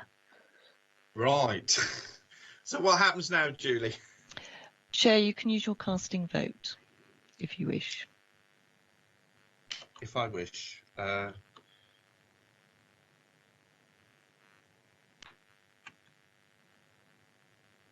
said against, didn't I? Before. That was correct, wasn't it? It was against. Yes, that's correct. So I'm going to say against. Carry on. So that motion has fallen. Fallen, yeah. Yeah. Okay. So now we go on to, is that it now, or do we take another vote? Sorry. We now need to consider another vote. Right. Okay. So, any members? We already have one motion on the table, don't we, from... Oh, sorry, for refusal. Yes, so from Lee Hunt, wasn't it? And seconded by Councillor Stubbs. Stubbs, that's right. I was trying to get something out. Okay, then. So this is for refusal, members. Sorry, go on, Julie. Do you want officers to confirm the reasons? Yes, please. Sorry, clearly, so that if it does go to appeal and it does win, then obviously we need to make sure it's watertight. That's correct, isn't it, Julie? Yes, I'll ask. I would ask one of the planning officers to put it into planning speak. Yeah. Yes. Who would like to do that? Councillor Simon Turner here. Yes, Simon. Yes. So the proposition from Councillor Hub, the councillors were to refuse it on parking grounds alone, and if that vote is confirmed, we would also refuse it on. No, I'm sorry. The other matter with Natural England was cropped up. Juliet mentioned that actually in the SMAT that was updated, and Natural England had no objection. So that point, no mitigation is required at all. So the only issue is the car parking as proposed. Okay, thank you very much. So that's what's on the table now. So we're voting on refusal, and it was Councillor Lee Hunt forwarded that, and seconded was Councillor Luke Stubbs. So I'll go through it again. Councillor Judith Smythe, please indicate if you're for or against the motion, or do you wish to abstain? I'm against the motion. Councillor Matthew Atkins, please indicate if you're for or against the motion, or do you wish to abstain? Abstain. Councillor Chris Atwell, please indicate if you're for or against the motion, or do you wish to abstain? For the motion. Councillor Lee Hunt, please indicate if you're for or against the motion, or do you wish to abstain? For. Councillor Donna Jones, please indicate if you're for or against the motion, or do you wish to abstain? Against. Councillor Terry Norton, please indicate if you're for or against the motion, or do you wish to abstain? Against. Councillor Lynn Stagg, please indicate if you're for or against the motion, or do you wish to abstain? For. Councillor Luke Stubbs, please indicate if you're for or against the motion, or do you wish to abstain? For. Councillor Claire Oodie, please indicate if you're for or against the motion, or do you wish to abstain? Against. I now cast my vote, and I'm for. that for refusal. So could you add those up for us? So for the motion there are 5, against the motion there are 4, and abstain there is 1. So Julia, just to make, that's been refused, isn't it? Yes, that motion is carried. The application has been refused. Yeah. Thank you very much. Thank you, members, for that. I'm sorry that took a bit of time. Okay, thank you very much, members. So now we're going to move on to the next application. Is it Matthew who's going to present this one? This is for number 253 Twyford Avenue, please, Portsmouth. Yes, that's correct, Chair. Let me just look.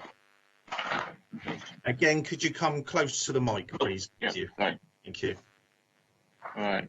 Can you all hear me and see the presentation? Yes. Yes. Okay. Thank you, Chair. Good afternoon, members. Once again, members' attention is drawn to supplementary matters. Since the publication of the committee report, the internal floor plans have been amended to provide dedicated en-suites for all 4 bedrooms. The floor plans are still considered to be acceptable and accord with the SPD guidelines. Additionally, Natural London have confirmed that the proposal does not require any mitigation, either bird aware or nitrates. A matter of replacement windows has been brought to the officer's attention on the northern elevation fronting Renzi Road. The site has been revisited and there are indeed new windows, either ill-fitting or boarded up. The applicant has explained that the properties have had no builders on site since last summer whilst the planning decision is made, as some of the works carried out will be dependent on whatever decision is made. There are remedial works to the roof, exterior, replacement windows, all still to be carried out along with the internal works. The property has been boarded up in an effort to keep it watertight after the ground floor windows were ordered at incorrect sizes. As the property has been entered in on numerous occasions by teenagers, our client fitted the incorrect windows as he felt it was more of a deterrent than just the boarding. I am assured that if and when planning permission is granted, the consent implemented, correctly fitting windows will be installed and the property will return to a normal appearance as well as being productively inhabited. The application was also previously brought to members' attention in December, though was deferred due to issues in contacting all possible deputies. The application relates to 253 Twyford Avenue, a 2-storey mixed-use property with a commercial unit at ground floor and an existing C3 flat above. Planning permission is sought for purposes falling within Class C3 or C4, with associated alterations to the shopfront and the installation of 2 roof lights. The property is located on the western side of Twyford Avenue at its junction with Renzi Road. The surrounding area is primarily residential, though there are a number of retail properties as well as flats in the area. We've touched on this previously, but I'll just go over it again. PCS 20 of the Portsmouth Plan states that applications for change of use to a HMO will only be permitted where the community is not already imbalanced. In the previous application, there are 3 identified HMOs in the 50 square meters radius this time, as an additional one has been bisected at the corner. If this application were granted, it would bring the percentage of HMOs in the area to 5.12%, which would still remain lower than the 10% threshold above which an area is considered to be imbalanced. And the proposal would not result in a property being sandwiched between 2 HMOs or result in 3 or more HMOs in a row.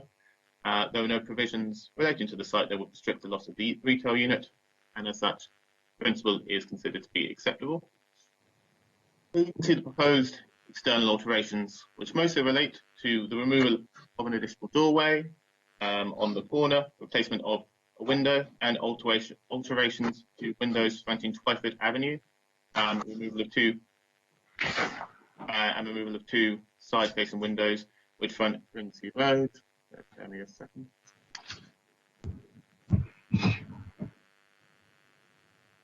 So those are this window here and this. This window here is removed and this small window here is added.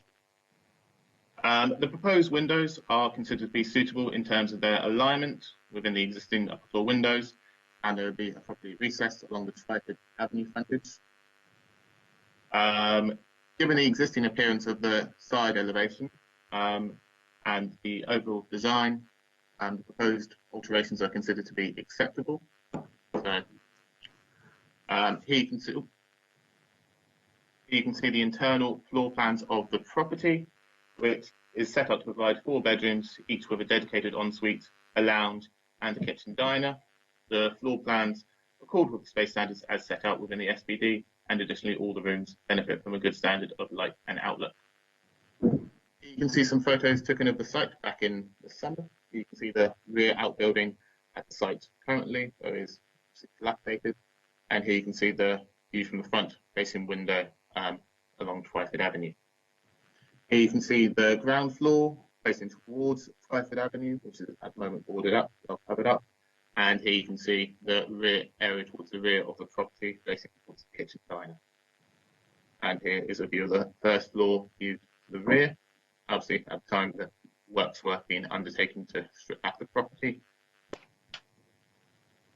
The site currently comprises a 4-bedroom flat with a mixed use on the ground floor with no cycle storage or off-street parking provided. The proposal removes the retail use of the site and reconfigures the existing 4 bedrooms. Portsmouth Council's parking SPD sets out that the expected parking requirement for a dwelling house, a C3 dwelling house, or a C4 HMO with 4 or more bedrooms should provide 2 car parking spaces per dwelling. The current property doesn't benefit from any off-street parking, and as there's no change to the parking requirement, it's not considered that an objection on the lack of parking could be sustained. The Portsmouth parking SPD also gives the expected level of cycle parking that should be provided for residential developments. Proposed 4-bedroom property would require 4 cycle parking spaces and has a dilapidated rear outbuilding, though once refurbished could be used for this purpose, and the provision of cycle storage will be secured by a condition, and the highways engineer has raised no objection to the proposal.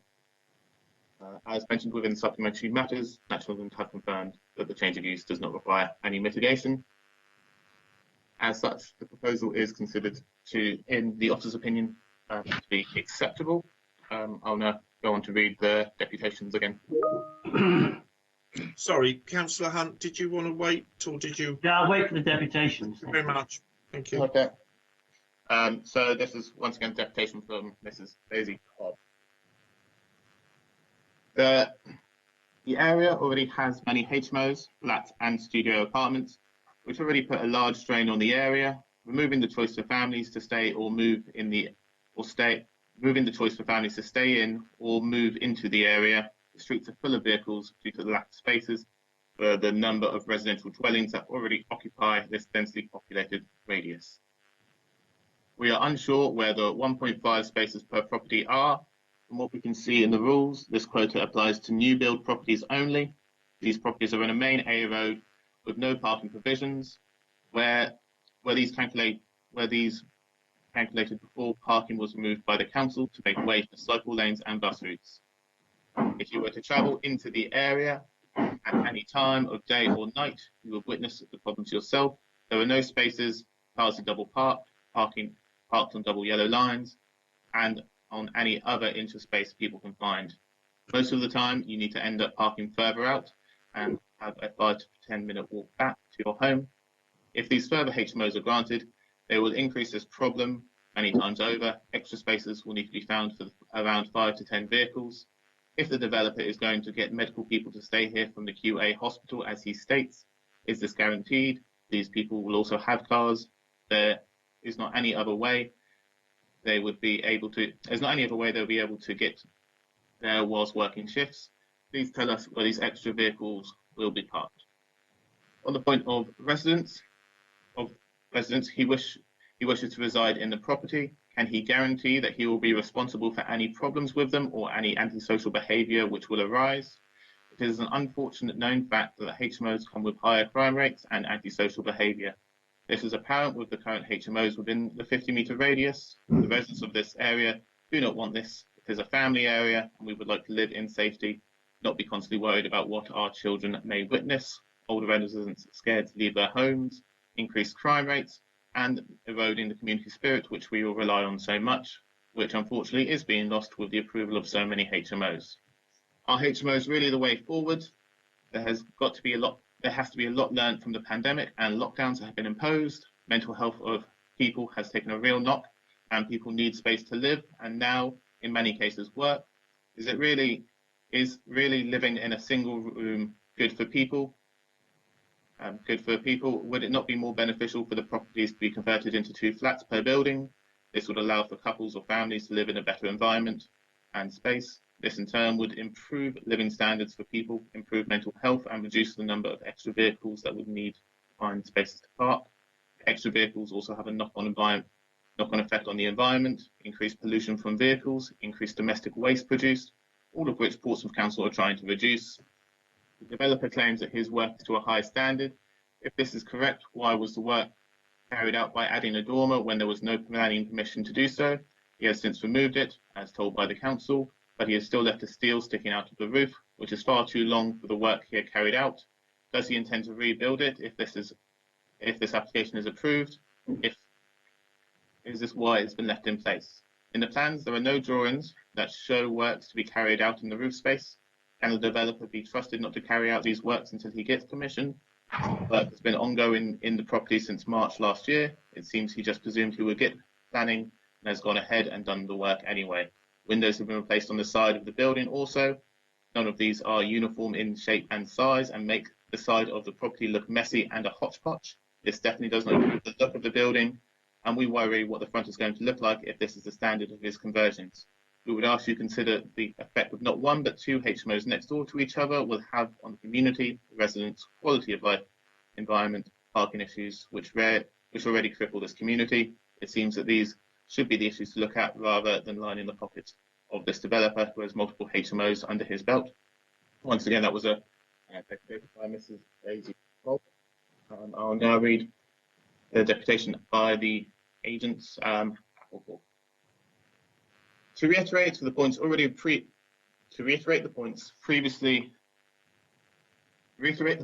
previously for 251 Twyford Avenue, I have purchased a number of properties within the Portsmouth area and have spent a great deal of money to renovate each property to a high standard of accommodation, both for student and professional lets.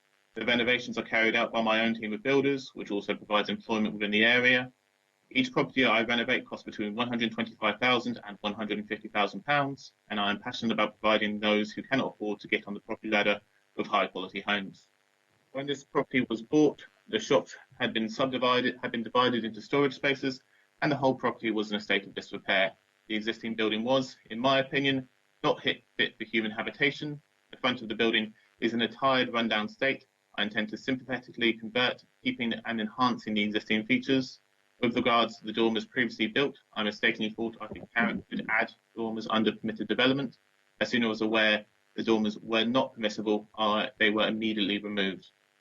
The building, which will be providing much needed luxury accommodation within the area, both 251 Twyford Avenue and 253 Twyford Avenue, will be rented through QA Hospital to provide high quality accommodation for nurses, etc., who cannot afford to get onto the property ladder. Both properties comply with the supplementary planning document and provide far in excess of the minimum standards. All rooms are in excess of 10 square metres, all with their own shower rooms, while also providing spacious communal areas. I also intend to board the loft area with accessible steps. The loft benefits from some natural light by way of deluxe windows to provide each tenant with a safe, weatherproof storage area. Whilst I fully sympathise with the concerns of the neighbours with regards to noise, the existing property would have housed a similar number of occupiers. It is hoped this higher standard of conversion would attract professional tenants. My property is fully managed and complaints are dealt with immediately. Having read the objectives deputation, I would like to note that the property is situated on a main bus route and surrounded by various local amenities. Any future occupier would not necessarily need a car. The parking demand could be similar if the property was as a large family home with older children. The proposed scheme would require significantly less parking than the mixed-use C3 use currently in place. With regards to 253 Twyford Avenue, no works to the building has taken place in many months due to the delay with the planning process. I can confirm that the upstairs window is currently boarded over due to the window being unable to be closed in the effort to keep the upstairs dry. There was also an error in sizing in the sizing of the downstairs windows. They are temporarily installed as there have been a number of children entering the building, and I hoped this would act as a deterrent. New windows will be ordered as soon as the build recommences. There were also works to the roof and the exterior, which will be rectified and tidy up once a planning decision is made and builders recommence on site. I feel that this planning committee should be looking to encourage high quality conversions of rundown neglected properties in the area. There is a huge demand to provide homes within the area which are suitable to live in. To refuse such an application today, thus taking it to the inspectorate, will only waste valuable time, resources and money. With the utmost respect, I urge you to agree with the professional planning officer's recommendation for approval today. Thank you. Thank you very much, Matthew, there. Councillor Lee Hunt, you wanted to ask a question to the officer, please? Yeah, I'm going to be asking quite a few questions on this application. And first, and I apologise to everybody, but I want to get it right. On the two things, Matt, and I emailed you the window in question on the northern elevation, which is shown on the plans. I don't know if you could put the picture up for members. It's the one that shows the so-called boarding and insulation to the outside.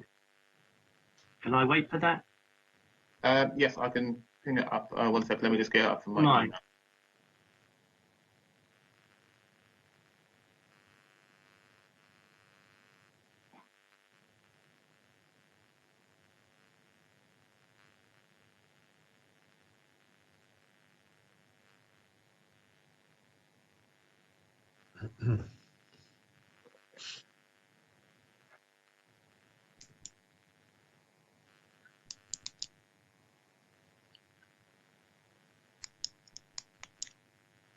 You there, Matthew? Yeah. 1 second, I'm just getting it just in the email.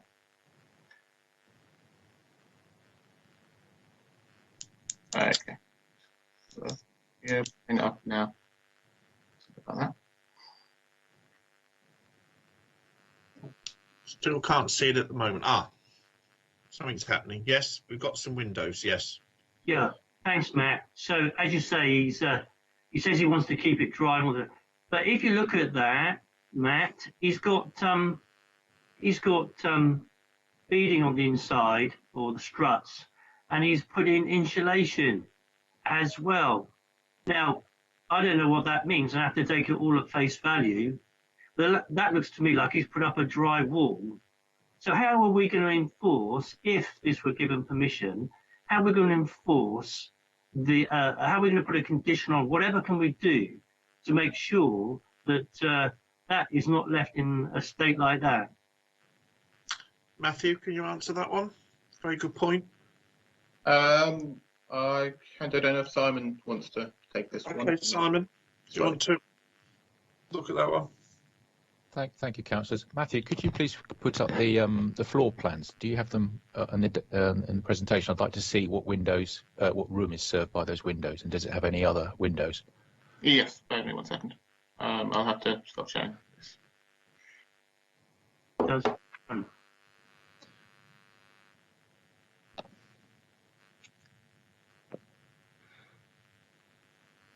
Right, it is this one.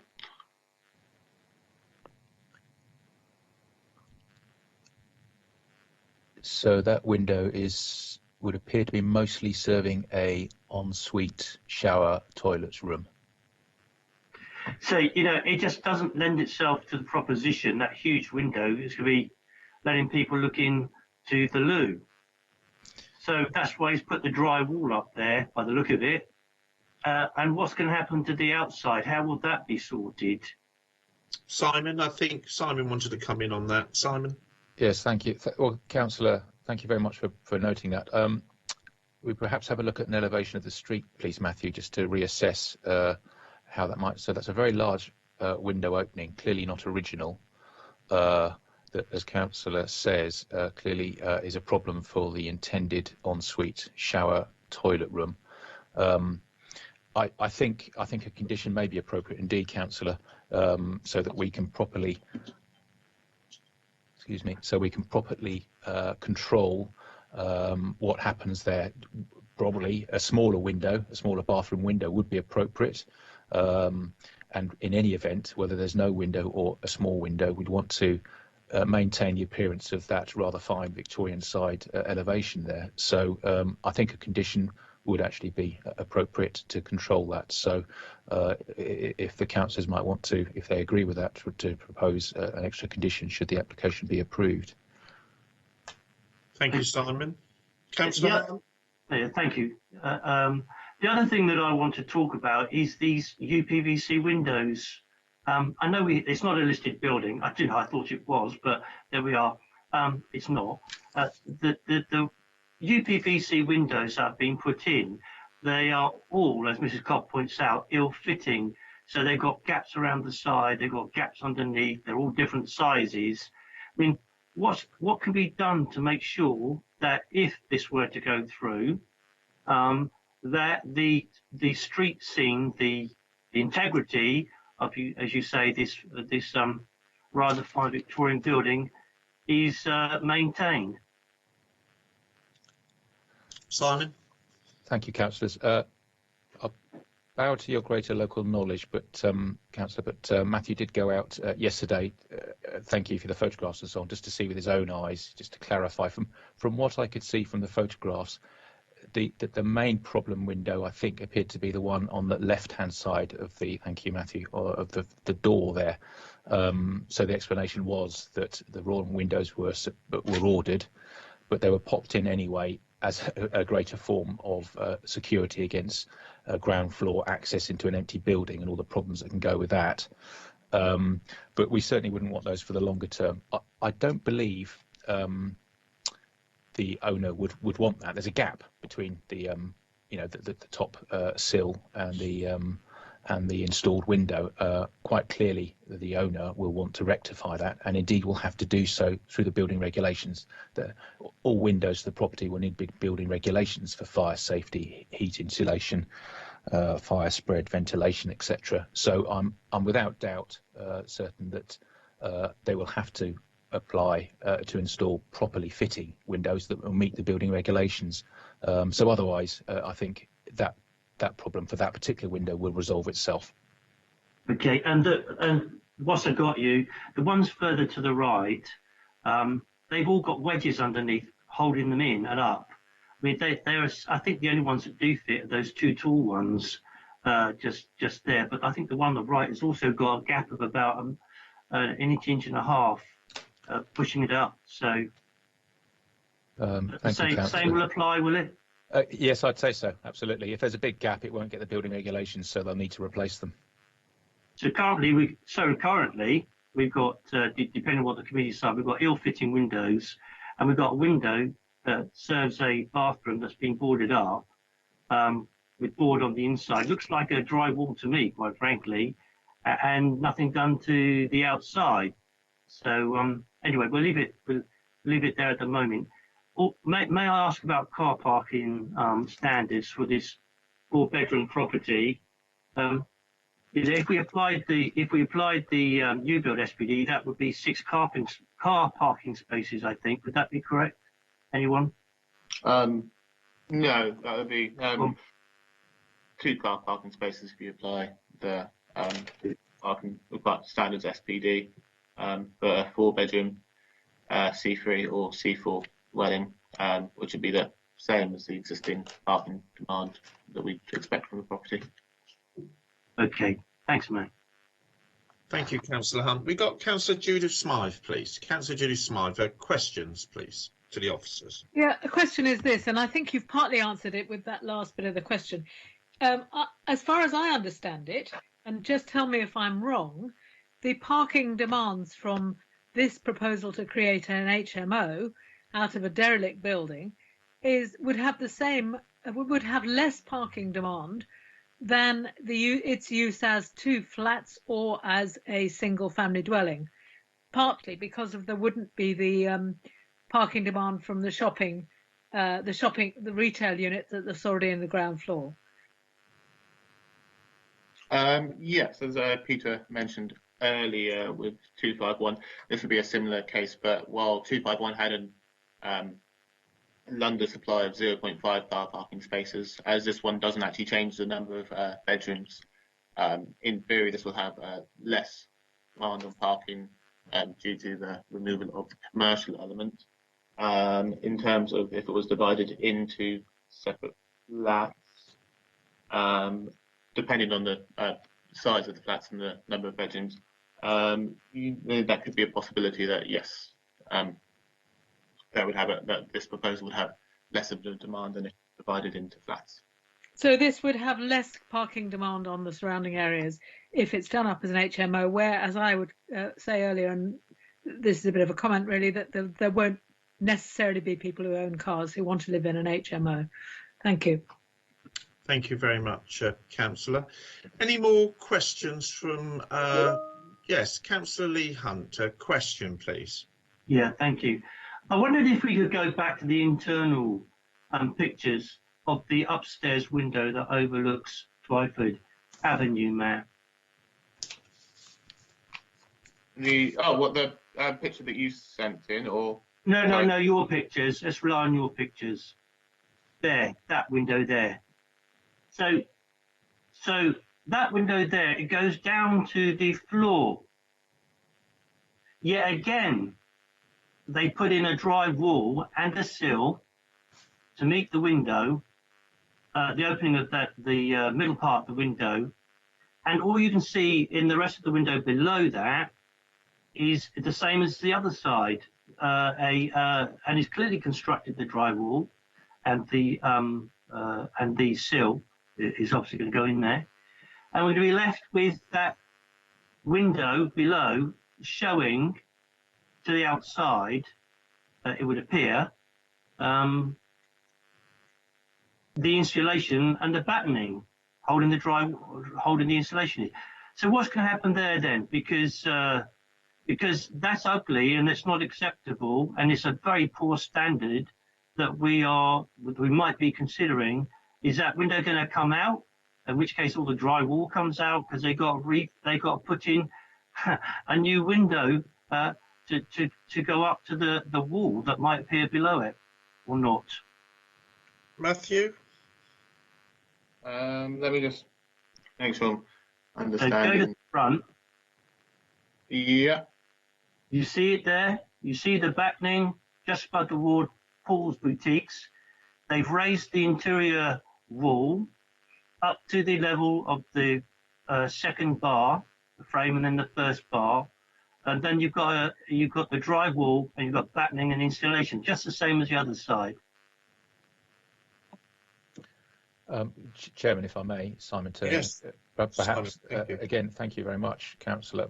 Perhaps that is advisable also to seek full details of that window, as well as the first one we discussed, the other large window on the side elevation. Let's also perhaps wrap that up in the same condition for full details to make sure it is aesthetically appropriate. Thank you, Simon. Councillor Hunt, did you want to come back on that? Yeah, no, I'm grateful for the advice there. It's aesthetically appropriate. So yeah, it doesn't look very good at the moment. We see the plans for the rest of it down below. I think I did have another question, but I can't remember what it is offhand. Where is the cycle storage going to go, and how has that been shown on the plans? So the cycle storage will be conditioned to be I presume, at the rear of the property. At the moment, there's a rear dilapidated outbuilding that's they'll either keep or refurbish.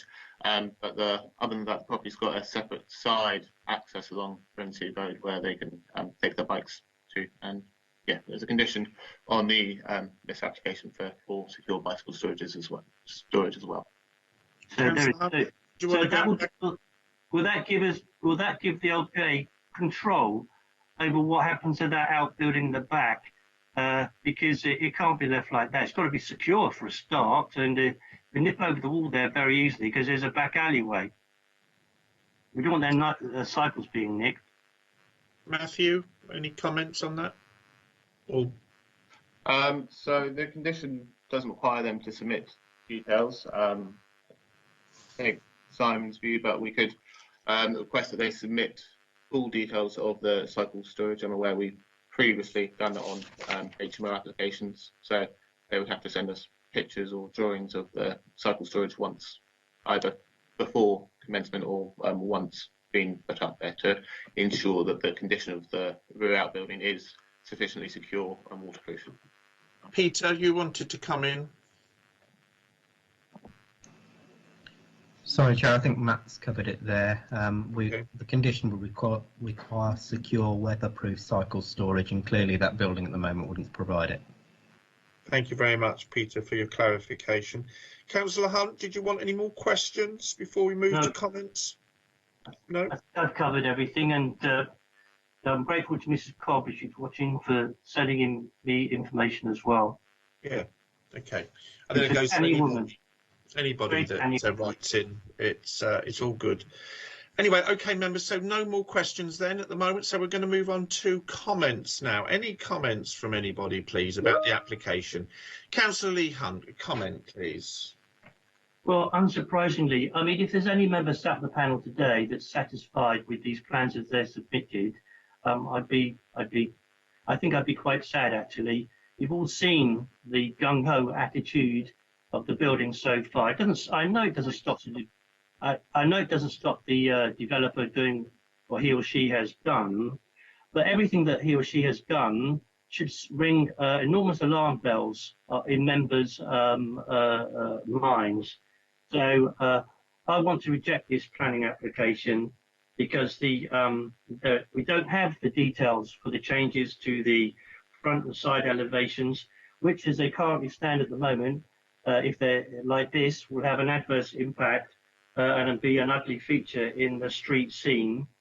And also, I would go on the car parking as well. You've got four rooms here with individuals going into them. They're probably, we've heard, they're going to be workers up at the hospital. So that's going to be at least four cars. So there you have it, members. It's an unsatisfactory application. You see that I've gone into it, and officers have agreed that conditions could be applied, but at the moment I'm not satisfied with that, and I think the plans should be rejected because of the adverse impact on the street scene. They'll create an ugly feature if they're left like this, and the adverse impact, which we debated earlier on, around 251, on the already overcrowded streets around Grunison Road and nearby. I think that's it. Thank you very much. So you're proposing at the moment for refusal, Councillor Hunt? Yes, on those grounds, the windows, the ill-fitting windows, there are no plans, proper plans. We can come back. We can come back and tie it up if that's the way that it may go. Councillor Judith Smythe, please. You were next for comments. Well, I've already made a point through a question about the car parking, which I believe would be less with this development than with many alternatives. I mean, the whole point of a planning application is to look forward to improving a building. And whilst I can see that the existing temporary botches that the developer have done are there, they're not necessarily at all what they would be when the building is fully developed, because indeed the new development would have to be concurrent with the existing with the plans that we're going to approve or disapprove, and would need the building regulations approval too. So and the other thing is that whether or not the person lets to people from the hospital is not a matter for a planning decision.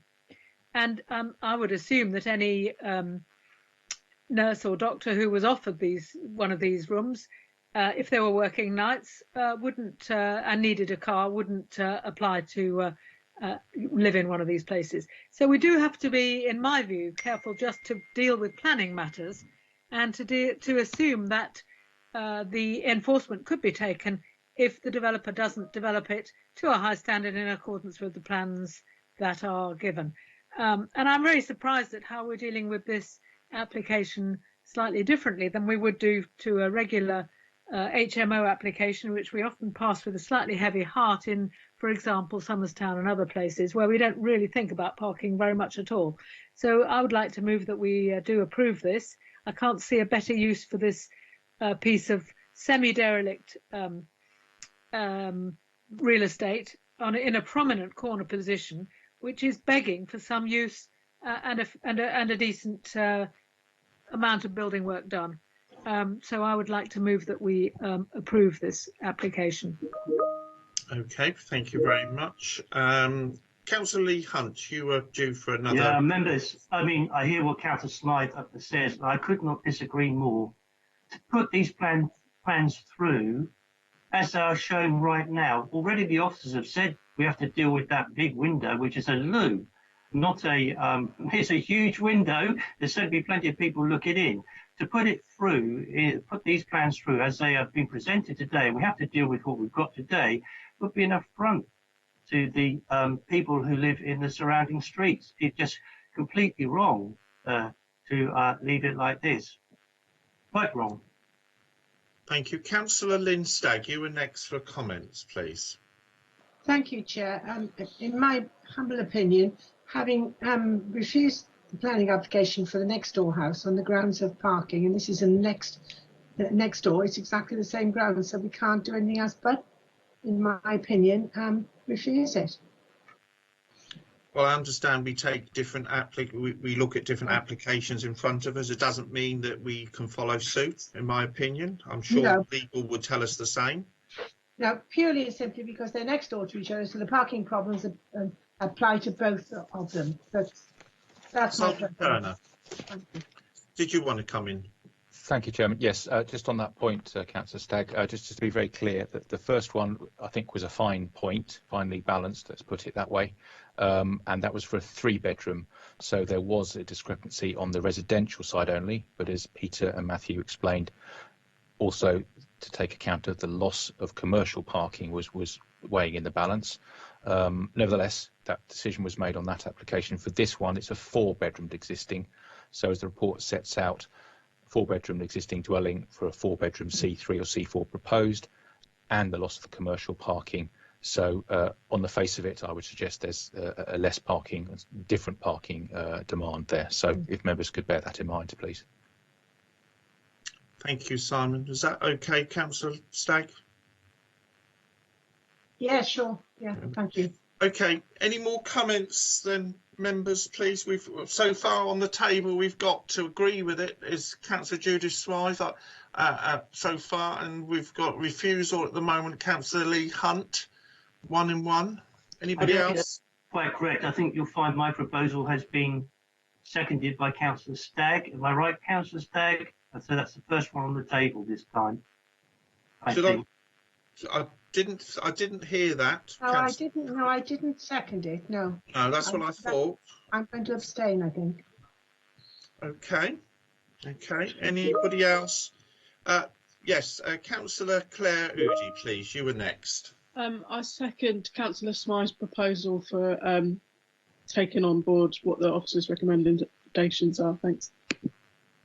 So just to make it clear, so you are against, so you want to agree with Councillor Judith Smythe and for the application. That's fine. You want to second that, Councillor Udy. That's fine. Okay.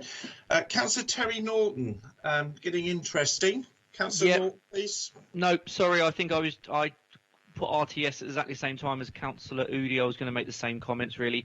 Look, we just need to think. We've got as good as enough evidence as we could possibly imagine that this is probably going to go through on appeal, which will then cost the council. So I just don't want us to be throwing money away on an issue that we pretty much have the answers to. But you know, there we go. Councillor Lee Hunt again. So I've got a proposition on the table to refuse for the reasons I described. I can't go adding conditions to it, but I'm hoping that a member, someone, will make a proposition that everybody can agree on to impose conditions around the windows of the property as described by Simon Turner earlier on. That's a very sensible thing to want to do. Okay. I'd be happy with that, Chair. I'd be to insist on the windows being replaced properly and done to a high standard. Okay, so we've got a seconder there. Okay, so that's Councillor Judith Smythe there.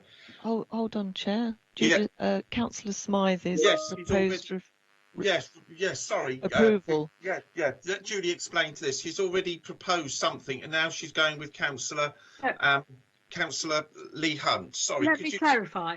Yes. I do wish to approve this application. Yeah. But if we needed to put a condition on to make sure that the windows are actually developed to a high standard, that's fine, but we still will be giving permission. Okay. Is that okay, Julie? Is that explained? Yes, because Lee Hunt was proposing refusal. So. Yes. Yeah. Okay, you might have to help me out in a minute, Julie. It's getting a bit confusing. I've got Councillor Claire Udy, who's happy to second that. What were you happy to second? So, the recommendation of approval with the windows that Judith mentioned. Okay. So that's fine. Councillor Lee Hunt again. I'm getting a bit that's lost. all right. No, Councillor Udy and Councillor Smythe have refined the approval that will make sure that the windows, yes, the other external features are all looked at very closely, and the officers will make sure that they're appropriate for the street scene. I think that's right, Simon. Are we okay on that now?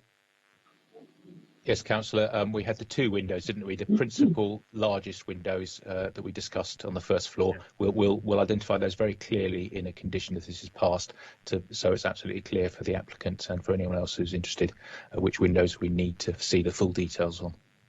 It's getting a bit clearer now for me, members. Sorry, it got a bit cloudy beforehand. So before I announce it, can I ask Juliet just to say exactly what we're voting for now, so members are very, very clear before we take the vote. Sorry, Juliet, to give you that again, but could you just make it very clear and who proposed it and who seconded it, please?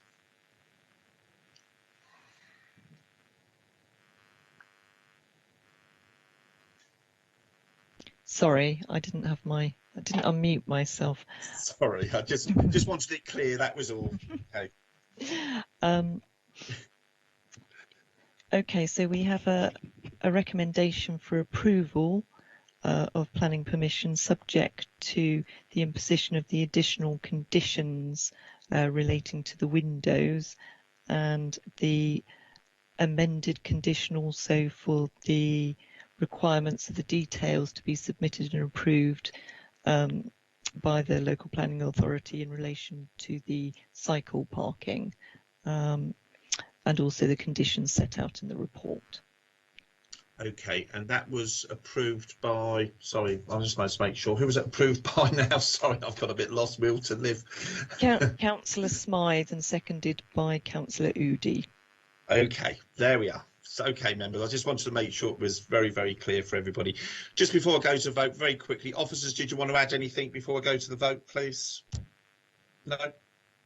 Okay, then. So that's what's put in front of us. So I now call upon Councillor Judith Smythe, please to indicate that you are for or against the motion, or do you wish to abstain? I'm for the motion. Thank you very much. Councillor Matthew Atkins, for or against the motion, or do you wish to abstain? Abstain, Chair. Councillor Atwell, for or against the motion, or do you wish to abstain? Abstain. Councillor Lee Hunt, for or against, or do you wish to abstain? I'm against. Councillor Donna Jones, do you wish to for or against? Or do you wish to abstain? For. That was for. Okay. Councillor Terry Norton, do you please indicate if you're for or against the motion, or do you wish to abstain? I'm for. Councillor Lynn Stagg, would you indicate you're for or against the motion, or do you wish to abstain? Abstain. Councillor Luke Stubbs, please indicate if you're for or against the motion, or do you wish to abstain?